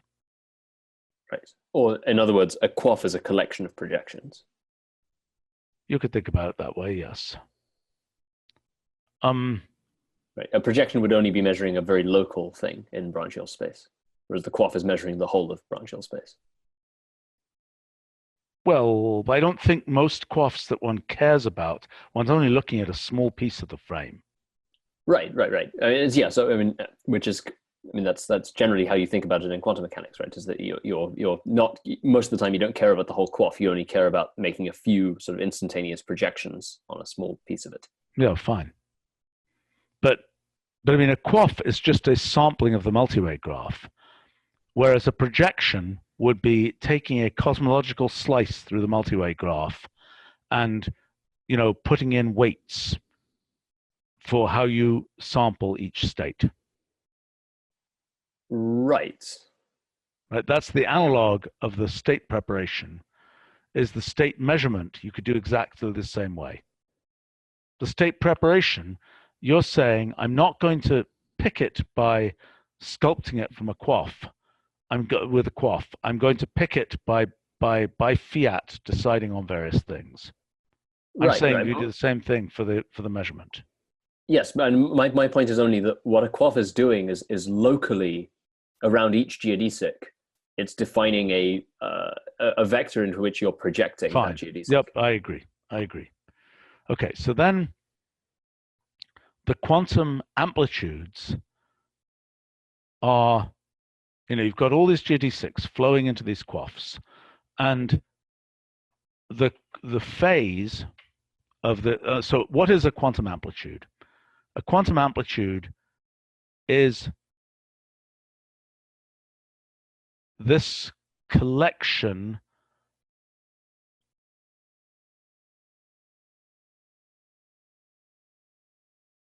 the amplitude. I see. So if we compare two QOFs, lots of geodesics will be turned between those QOFs. And if we think about them as projections, that turning will just be the e to the I theta being projected, so to speak. Yep.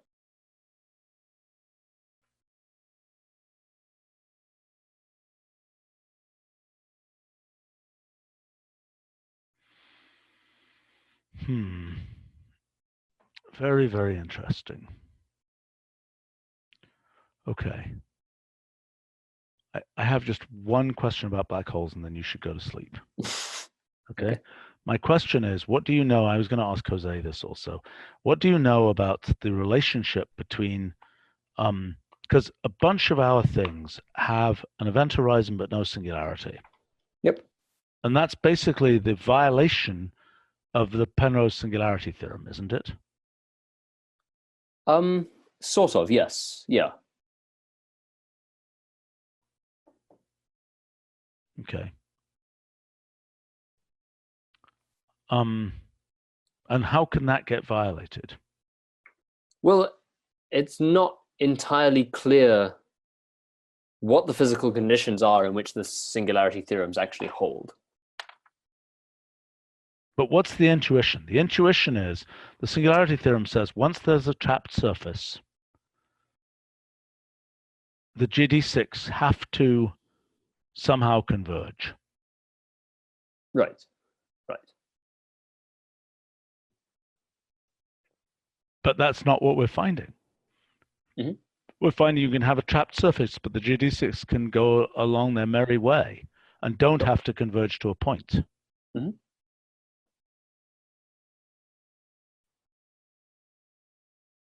Right. So I guess we need to understand those conditions a bit better.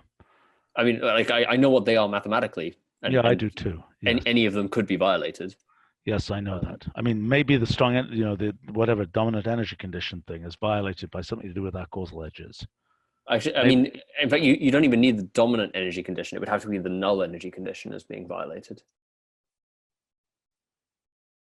Like the weakest version of the theorem that I know assumes the null energy condition. It assumes a non-compact connected Cauchy surface and the existence of at least one trapped null surface. Okay. And then you can prove that either the singularity theorem holds or your system allows for closed time-like curves. One or the other. We should be able to see the analog of that in our systems. I agree, but we need to. The problem is we don't know what energy conditions are, or at least I don't know what energy conditions are. Oh, I bet there's something about causal edges. Sure, Why wouldn't they just be directly some statement about causal edges? they would, but I mean, one of my motivations for wanting to work on this computability thing is that I suspect that will give us insight into what the energy conditions actually are on, with respect to causal edges. But the energy condition is a statement about T mu nu. I mean, that's one way to think about it, right? Mm-hmm. Sure. They're statements about projections of T mu nu, for particular vector fields and things. So why isn't that directly computable in terms of our causal edge interpretation? It is. The problem is, how do you determine that? The issue is with taking the limits, right? So they're conditions about projections, but in order to define in order to have a well-defined notion of a projection, you need to have a geodesic with finite length. What is the energy condition? What is the null energy condition? So the null energy condition says if you have a field of null vectors, so which would just be time-like causal edge things, then you project. If you take a projection, let me just write down what you're saying here. So the null,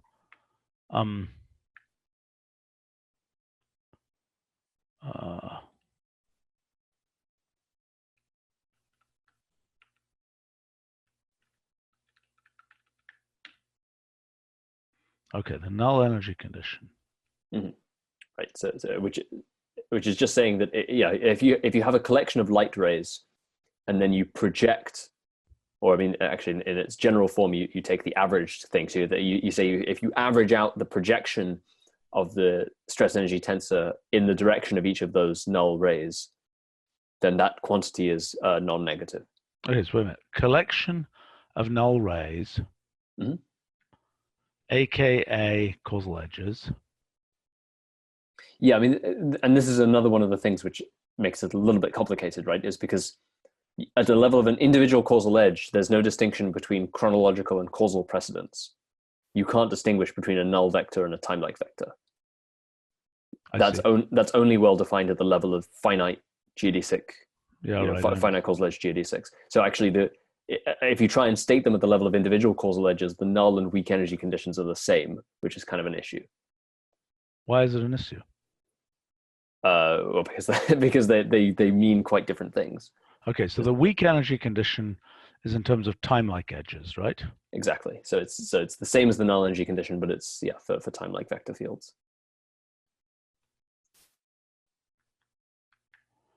Okay, aka that's individual causal edges, and this is, well, I see. Right. Okay. So you have to have a finite light cone in order to make the distinction. Okay. So then, what's the statement of the energy condition here? So you've got a collection of null rays, and then what? So then, you project them in the direction of Project T mu nu. You project the stress energy tensor in the direction of those null rays. And the answer should be non-negative.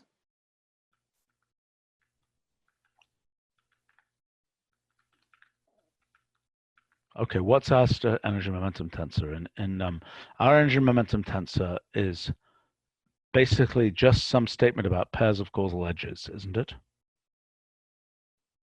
Sure, but you can the also projection in terms of null rays is a statement about energy. That's our definition of energy.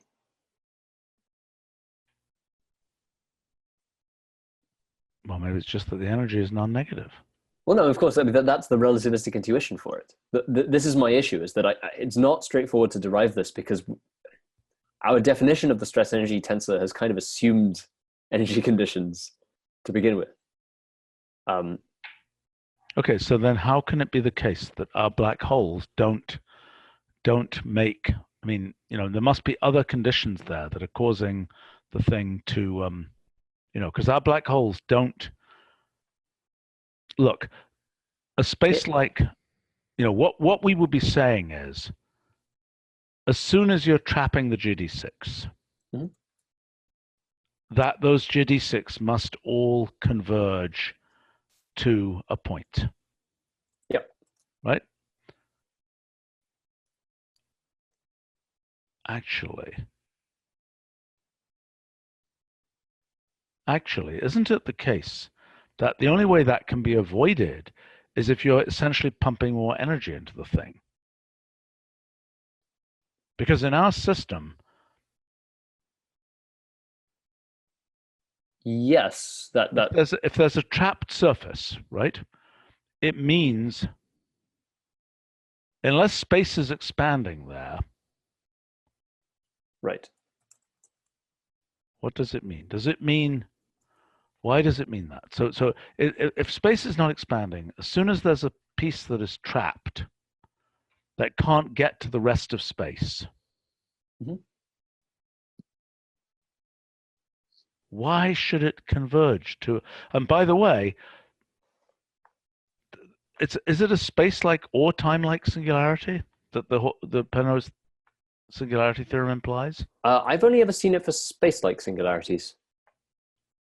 Okay, so it's a geodesic incompleteness story, which is because it's a little different for us. Oh no, wait, no, hang on, wait.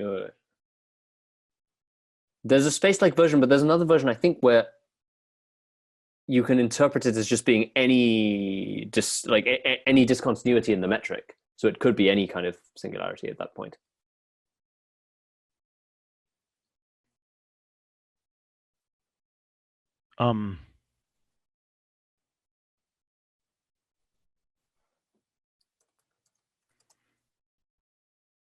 Well, so, I mean, right now, the singularities in the metric as represented by us are, I mean,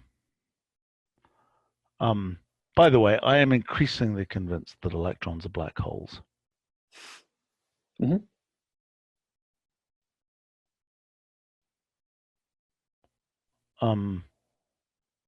Oh, Raphael Sorkin is coming to our thing tomorrow. Great.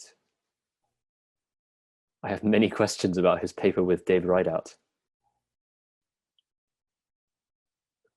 He says he's come back from fatigued after returning from India, having been locked down there. Oh my God. Hope he's okay. Yeah, hope he's okay. Right. What nationality is he? How did he even get back? I see the Canadians may or may not have sent a plane for him, depending on who knows. He's apparently American. Oh well. Oh, but then he's trying to go to Canada, so who knows? Who knows? Interesting. Yeah, so I read his paper with Rideout on classical sequential growth dynamics, and it's kind of interesting. I mean, it seems because basically they have a scheme for stochastically growing a causal set, one element at a time. Okay. Which what seems is a causal set, by the way? I mean, it's a causal network, basically. Okay, it's a set of events with a partial order on them. Okay, fine. But yes, they have the scheme for growing them, and it seems very multi-way system-like. They don't represent it that way. They represent it as just a classical stochastic system. But they have some analog of the path integral that they can derive over these classical sequential growth dynamics. And it's probably analogous to those aggregation systems that we were looking at. Yes, very much so. Yeah, it's a multi-way aggregation system, but where you're only enumerating some, like a single branch. Right. But that seems pretty interesting. I want to understand more. So, okay, it's good if Sorkin is coming, because I do want to understand that whole construction a bit better. And then there's some interesting things about dimension measurements in causal sets that people have come up with. So that they have this thing called the midpoint scaling rule, which is basically like, I mean, it's exactly like our causal network grower time-like cone story, but for a causal set. But they have this other thing, which is the Merheim-Merry dimension, which is a little bit different, and which is to do with counting the number of, sort of effectively the number of time-like geodesics of a certain length that exist in a certain region of the set, which we can conceivably do and might give us a different dimension estimate. Yeah, and one of the things I want to understand tomorrow is in what situations are they known to differ. Yes, that would be which interesting. I think would be interesting. Yeah. Just one more second on the energy condition. Okay? Yeah. So, what does it mean to project T mu nu in the direction of these rays? So, what does it mean in our case? What we're saying is,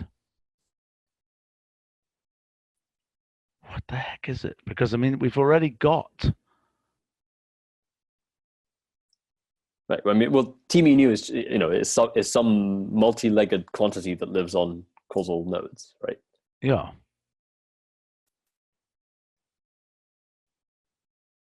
But you're saying this is basically there's the statement that mass can't be negative and so gravity can't be repulsive. Yep. Right. With varying levels of strength. That's all the energy conditions really say. But intuitively, what that means is as soon as there is a trapped geodesic, the presence of any trapped geodesic implies that sort of space-time must collapse, is what's being said. You can't trap a geodesic without having subsequent collapse. Right. Which just doesn't appear to be true in our cases. Yeah, I mean, and there are theorems in classical GR about how you can get very strong violations of the energy conditions by essentially having like cosmological constant type things. Or you can get weak violation of them with cosmological constants, and you can get very strong violation using sort of scalar field inflation type models. With negative mass, effectively. Yes, right. Which, I mean, which kind of makes sense, right? If you have enough of your inflaton that it kind of counteracts your positive energy, then you can violate any of the energy conditions to an arbitrary degree. Right. Which I guess is what we're seeing here, right? As you say, if your number of causal edges is growing with each time step sufficiently much, and if the growth rate is kind of effectively dominating the background causal edge density, then it's perhaps unsurprising that the singularity theorems aren't holding. Right. Right. I wonder whether they should hold in higher dimensions and things like that. Well, who knows? But I know that there's at least one version of the singularity theorems that does hold in 5D. Okay. That's it. That's the only thing. Okay. I mean, my only comment about electrons, by the way, is, we are thinking of them as pieces of, we have been thinking of them as topologically stable objects, where by topologically stable, we mean something like non-planar lumps, right? Yeah. What I'm realizing is that it is more, another way to think. I mean, a black hole is also a, quotes, topologically stable thing. I mean, the Schwarzschild black hole is basically stable or exists even because you cut a piece out of the manifold. You cut a Right. hole out in the middle. Without Right. that, the whole thing disappears. Mhm. And so it could be that what would look like topological stability in the continuum case will actually be something like a black hole, and then the no-hair theorem or the no-hair conjecture or whatever it is becomes the statement that all electrons are the same. Yeah. Which would mean one of the very bizarre possibilities is that inside electrons there could be different things rattling around inside different electrons. It's just that from They're just outside the observationally electron. indistinguishable. Yeah. Wow, that would be bizarre. I mean, the other, the possibility is electrons are higher dimensional or exponential dimensional objects embedded in 3+1 dimensional space. Mm-hmm. Boy, this physics thing is kind of complicated. Although, yeah, all right. Well, we're getting there. You should go to sleep. And so, for tomorrow, yeah, I should. If you give me sort of if you can point me to some basic reading material, I will be better prepared. Okay, sure. We can also, I mean, if you wanted, we could also prep something beforehand. Yeah, we might want to do that, and we might also want to be able to do some. I mean, it would be good to actually. Oh, by the way, I hope Max is coming. We should tell him to come because we may need some stuff with partially ordered sets and things like that, and being able to generate those breadth first things. I think this is going to be an interesting discussion because I think that the discussion of distributed computing and things, I think, adds a very interesting dimension to the whole thing. Sure. Hopefully these folks won't say what is distributed computing, and they may be, but that's okay.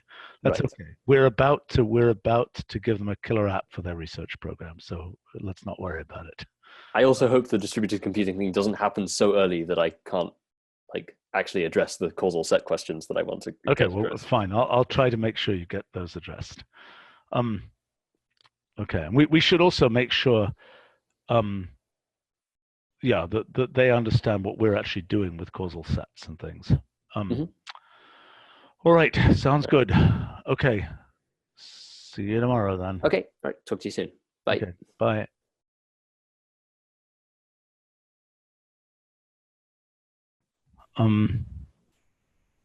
Okay. So, okay, let me get back to what I was doing here. Hold on 1 second.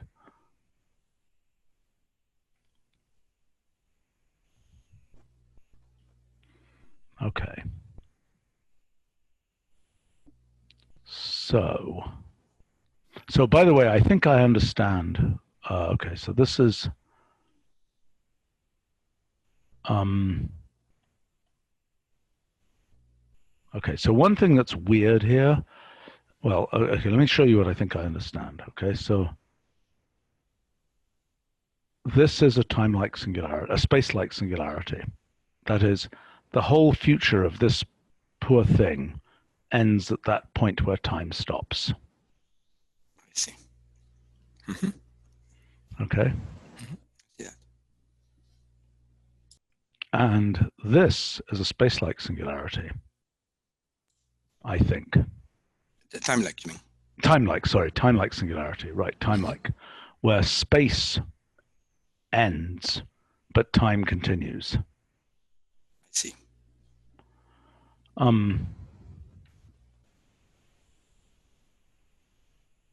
But can it emit? No, which is something I want to ask about, okay? Mm-hmm. Because it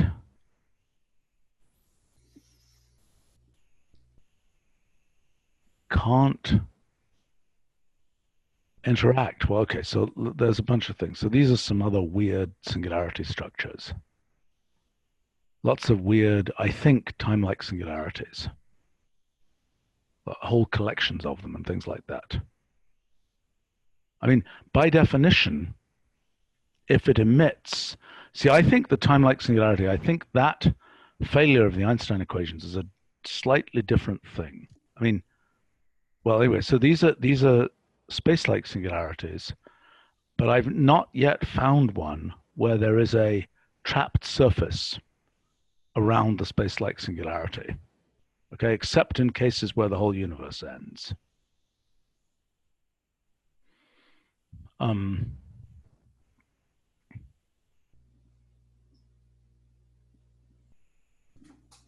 Okay, so I'm curious about, let's see, what do I want to understand here? Okay, singularity theorems, first of all. So as I understand it, once you have a trapped surface, you have positive mass, basically, you inexorably end up with what kind of singularity? The theorems do not say. So there are some indications recently, I think, that it might need a blow up in curvature. But the original theorems don't say anything at all about the type of singularity. Okay, okay. Okay, so it's a singularity. Is it that the geodesics become incomplete, or what? What do they actually say? Yes, so they say that the geodesics inside, they will end in finite time.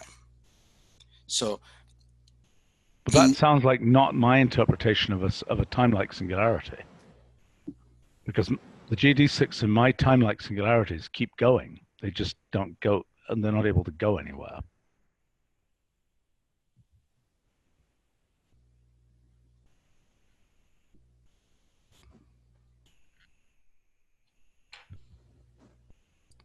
well,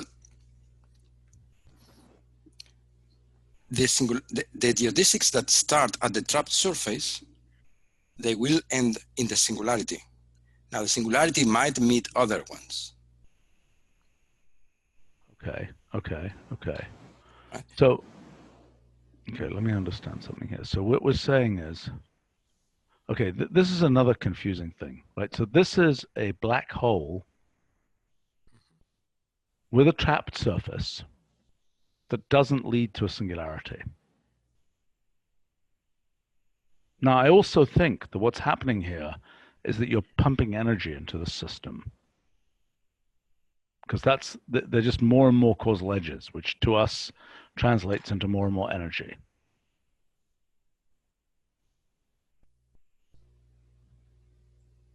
And that may be a failure of energy conservation, which I suspect the singularity theorems assume.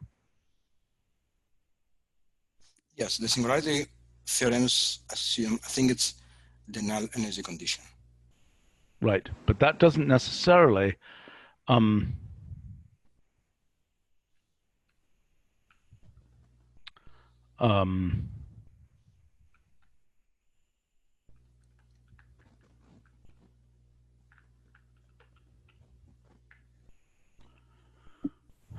I'm trying to understand here. Let me just look at something I've written out here. Oh yeah, here's another question. Does the presence of a curvature infinity imply the presence of imply the presence of one of these essentially topological singularities? Essentially topological. What do you mean by essentially topological? Well, so let's see. How do I say this?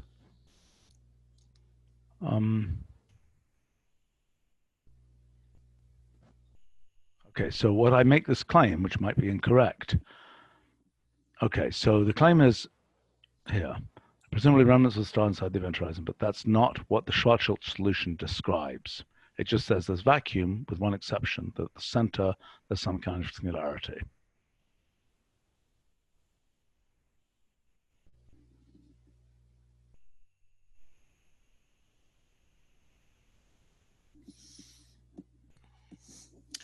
Well, I mean, perhaps what you are asking is whether it's possible to continue the space-time through the singularity? Like you get an infinity and somehow you can patch it to another space-time? No, maybe I'm asking that, but I think I'm asking this notion of geodesic incompleteness. The infinity of curvature is not necessarily a sign of geodesic incompleteness, is it? Well, once a geodesic finds a place in which there is infinite curvature, it's difficult that it can go through it. I mean, it's one of these places which is so singular that in order to continue through it, you would have to continue integrating equations, but you have found a place in which the equations become very singular. Sure. So perhaps there is some sort of weak notion of differentiability that allows you to continue. But certainly you lose a lot of predictability because yes, you don't have all your derivatives there that predict the future. You have to put new information about how to continue at that point. Right. Geodesic incompleteness basically means that you will reach a boundary of the space-time in finite time. I know, but the boundary of the space-time and the infinity and the curvature aren't necessarily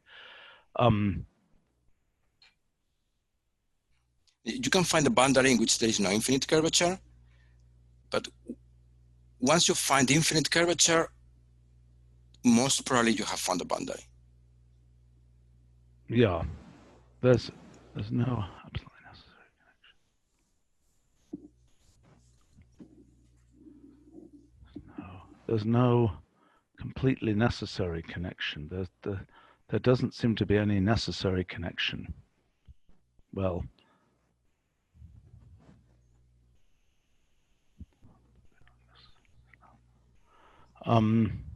so I think the implication goes in one direction.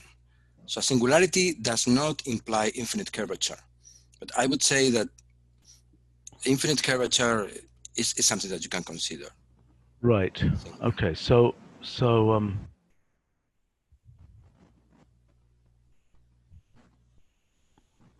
well, maybe I should say between this kind of put it the other way around, between this kind of geodesic incompleteness and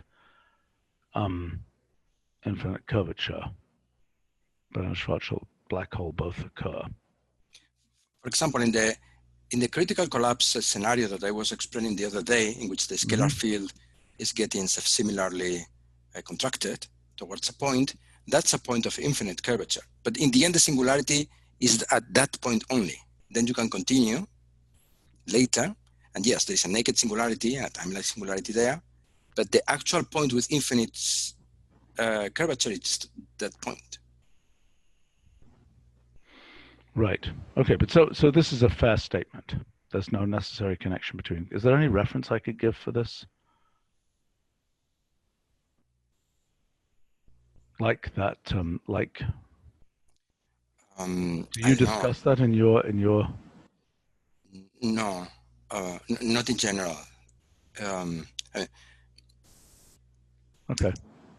Hawking and Ellis are standard reference. It's a standard reference from. It's old now, but it's standard reference too. I know. I have it on my desk right behind me. Okay. I think that was what I wanted to know there.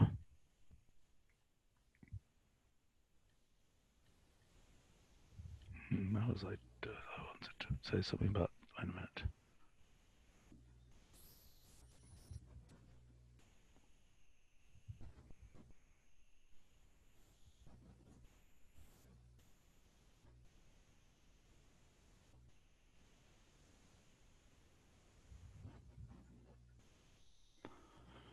Okay, all involved that affect just single events. Okay.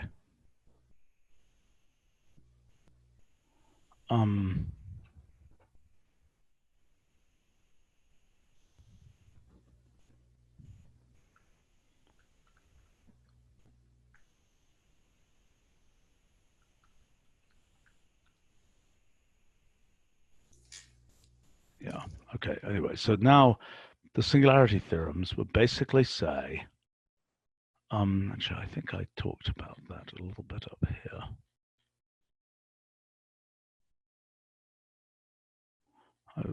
I'm going to send this to you so you can critique it.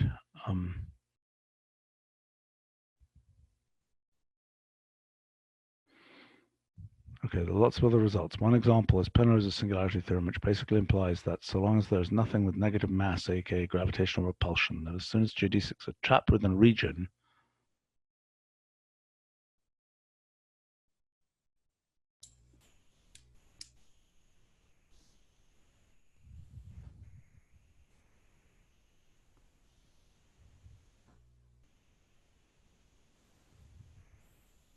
is that correct?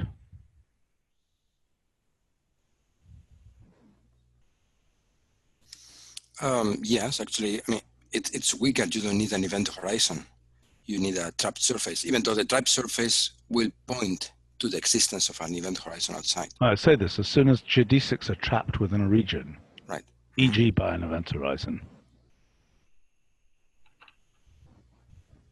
It'll be relevant for us later that Penrose's theorem depends on the topological properties. So I don't know if that's correct. Sorry. This statement here.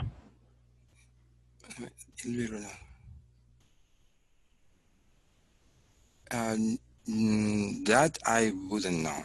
No, I don't think. I think this is a local condition. So you can have one of these trapped surfaces being as small as you want. So I don't see why this should be topological. What it is true is that it depends on the dimensionality. So what happens in different dimensionalities? Well,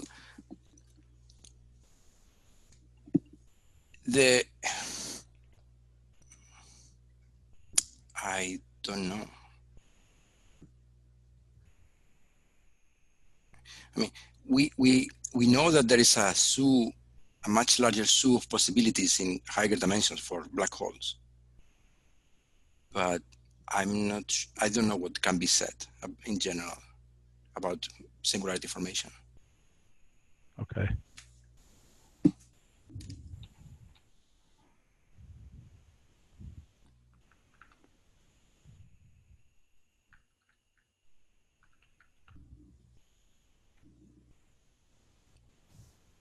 I think I mentioned something about black holes in different dimensions. Maybe I even mentioned your Saturn's thing. Let me look. Apparently not.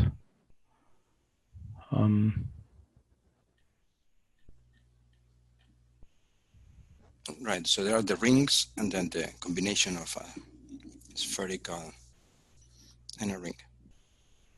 Actually, I think you can have several rings together.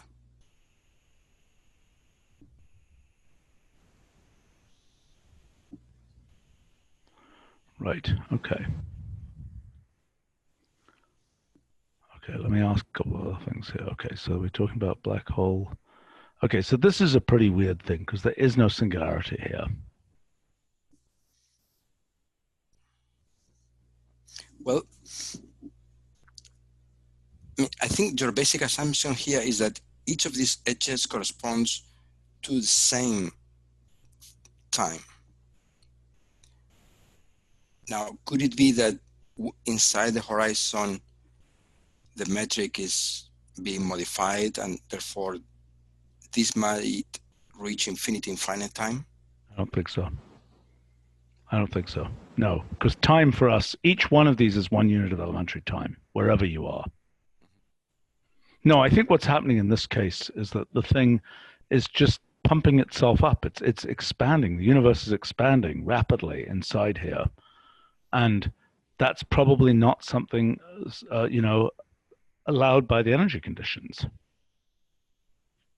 That would be my guess. Okay, that could be. So perhaps there's some sort of wormhole, and this will expand into a full universe inside? Yes, I think it will expand into a full universe. Is that something you would talk about, a wormhole? I mean, so what is the story with the Kerr solution and its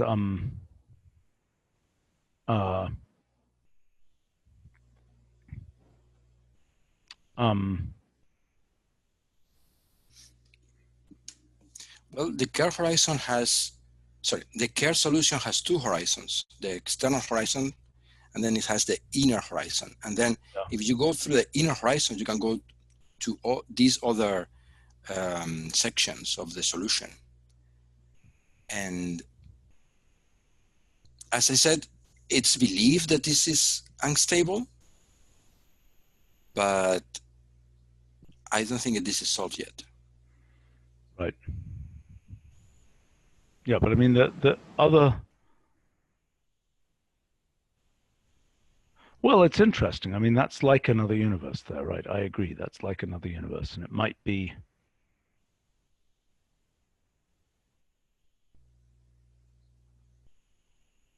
I don't know whether... Actually, let me just look at something there. It says just zooming in.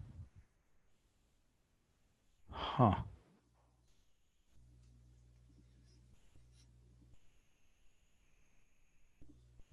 So these are causal edges that wind up inside here. And once they are inside, they can move both to the left and to the right. Yes, that's correct. But, you know, what should it look like if you go through a time-like singularity and come out the other side? But you don't go, I mean, a time-like singularity is something that is there, sitting at some point in space. Yeah, I understand, like but when you go,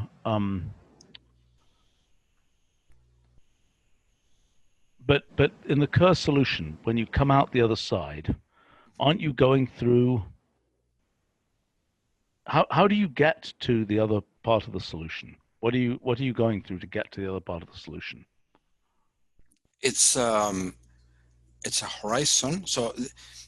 So in the Penrose diagram, we have eliminated the spherical symmetry. So these lines are like the evolution of spheres. So you're just entering this sphere, and yeah, and you're going to the other section. What do you mean you're entering? I mean, so you're saying, hold on, let me pull one up. Should be hopefully one in here. Nope, no Penrose diagrams. There's got to be a Penrose diagram somewhere of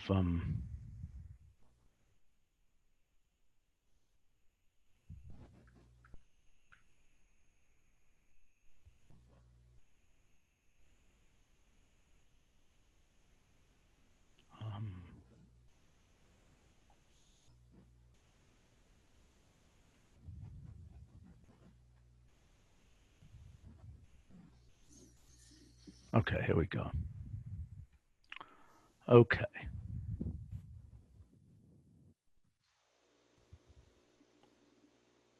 So our universe, we go through the outer event horizon.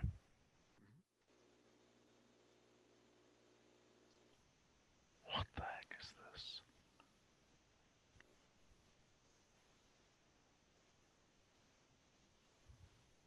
How do I understand this? I mean, so this time-like singularity is localized in space, correct?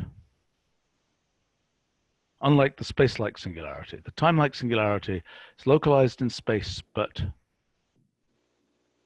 is not localized in time, as this picture kind of shows,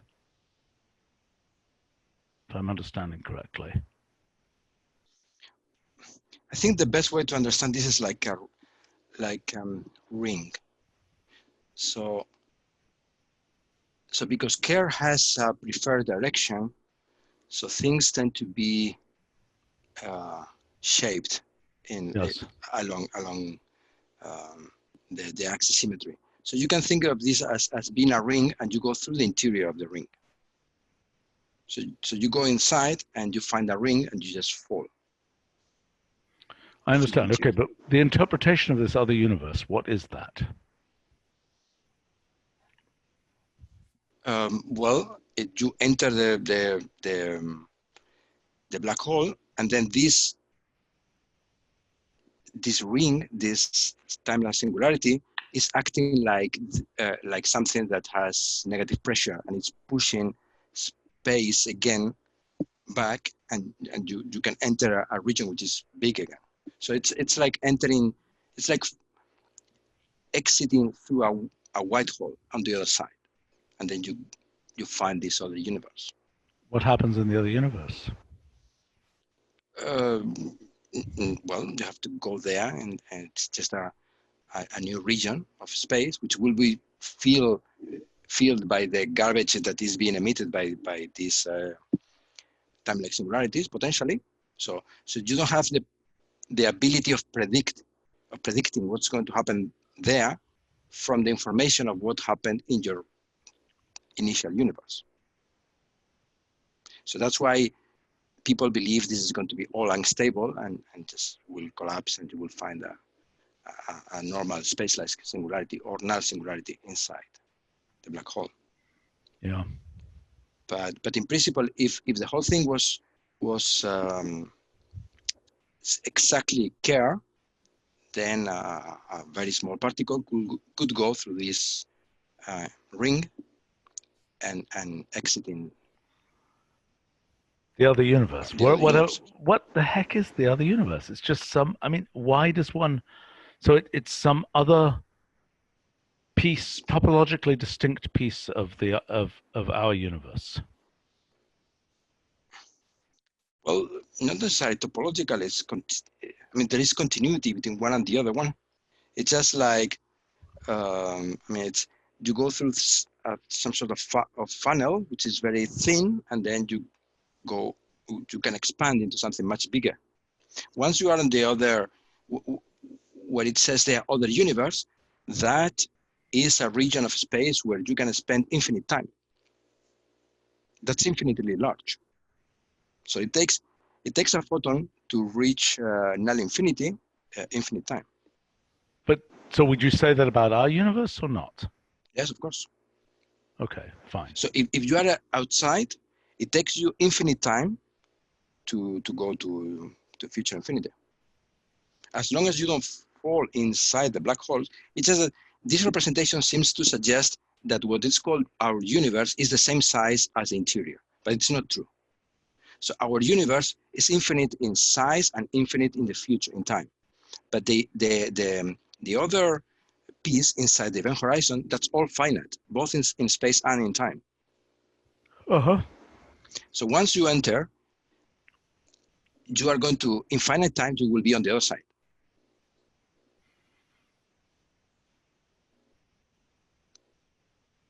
Right. So this is all conformally compactified, and so. No, I get I get how this picture is made, but I'm trying to understand, why don't people discuss this other universe on the other side of Kerr more than they do? Because everybody believes it's not real. It's just not going to happen. Because it's so unstable that the interior of the black hole will collapse to a space-like singularity, and it will look more like spatial. Okay. Okay.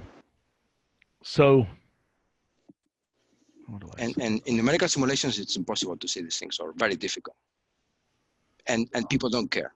So for the standard simulations of two black hole collisions, they just put something that looks like spatial inside, and they don't even evolve it. It's just some sort of matched piece of space-time, which is there.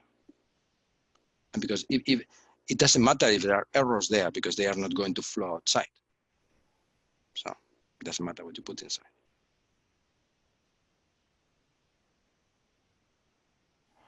Okay. Let me just ask a couple of things here. So,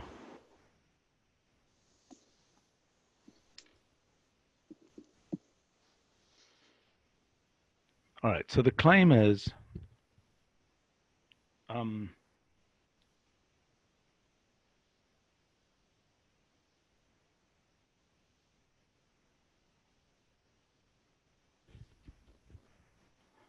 The claim is that with the singularity theorem, that once there's a trapped surface,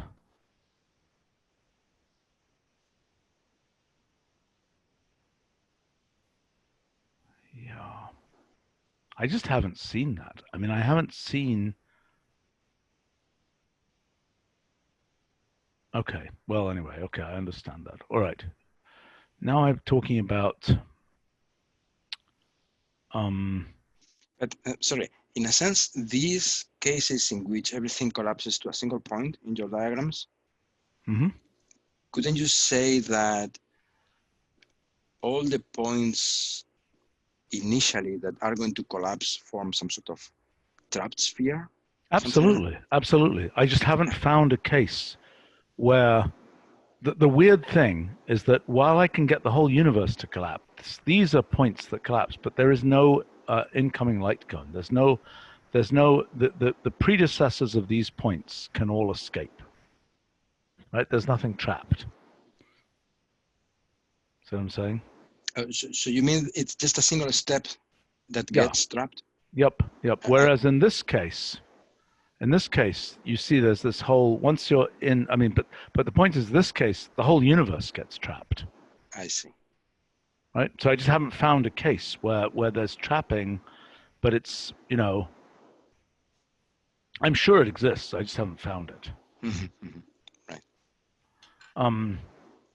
I mean, I'm sure it exists where you just have a slightly larger initial condition. I just haven't found it. I should probably do a bigger search for that. Okay, now here I've got these weird nested black holes, nested horizons, which we talked about before, and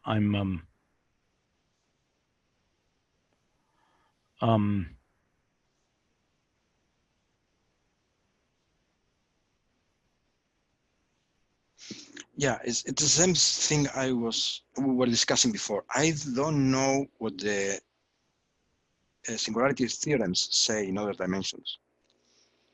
So that might be a possibility that appears in your system because it allows, it has more flexibility in the dimension. Yeah, right.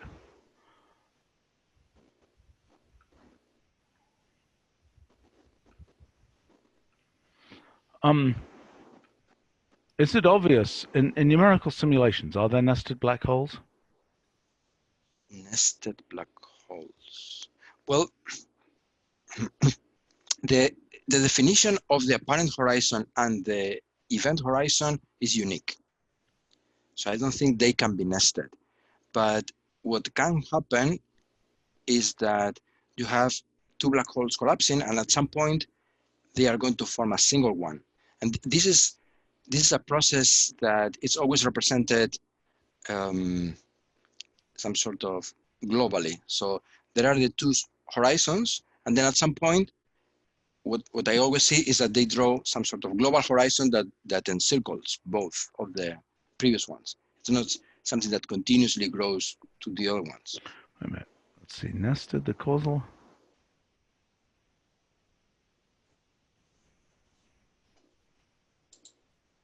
Okay, so you can think of this as basically a merging of black holes, basically. That's your point, that these aren't really nested black holes. These are... It could be, yes, it could be two small ones, and suddenly there is a horizon, which is kind of the horizon formed, but which is going to be the new one formed. That could be a possible interpretation.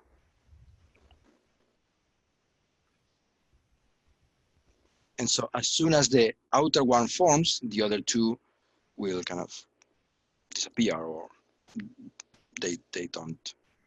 Well, what this is saying is there's a external region of space that can causally affect that region, which can causally affect this region and this region, but then everything can causally affect this region here.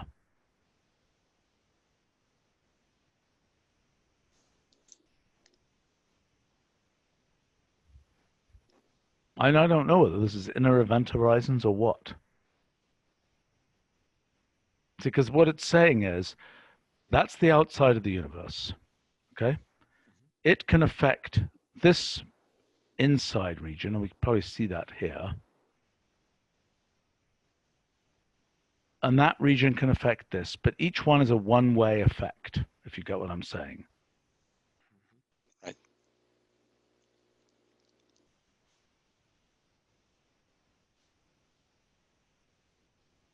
So how do we interpret that in terms of inner and outer? What's the difference when there are multiple event horizons, like in the Kerr case? How do you interpret those?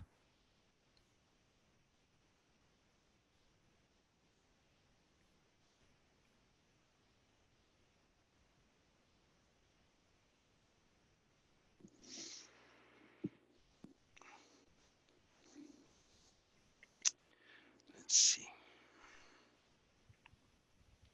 So the key fact in the event horizons is separating these regions of causality, in which on one side you can have photons that can escape, and the other side you cannot. They cannot. Mm-hmm.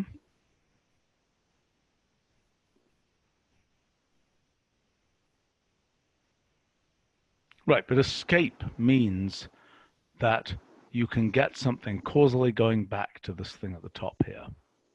Right, they can escape to some infinity. And because the problem here is that because there are these various external regions, they are called our universe or other universe there.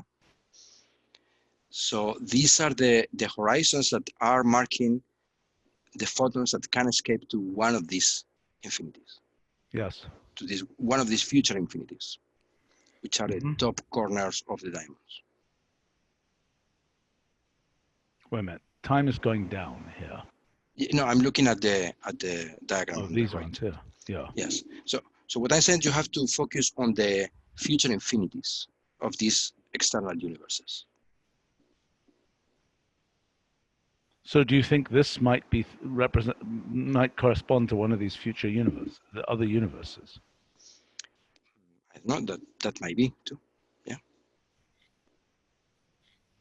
I mean, if this nesting of horizons corresponds to the various horizons of Kerr, for example, then it might be that they are representing all these various universes, which it might be the same idea we were discussing before in this large region in the central image you have there, some sort of other universe there.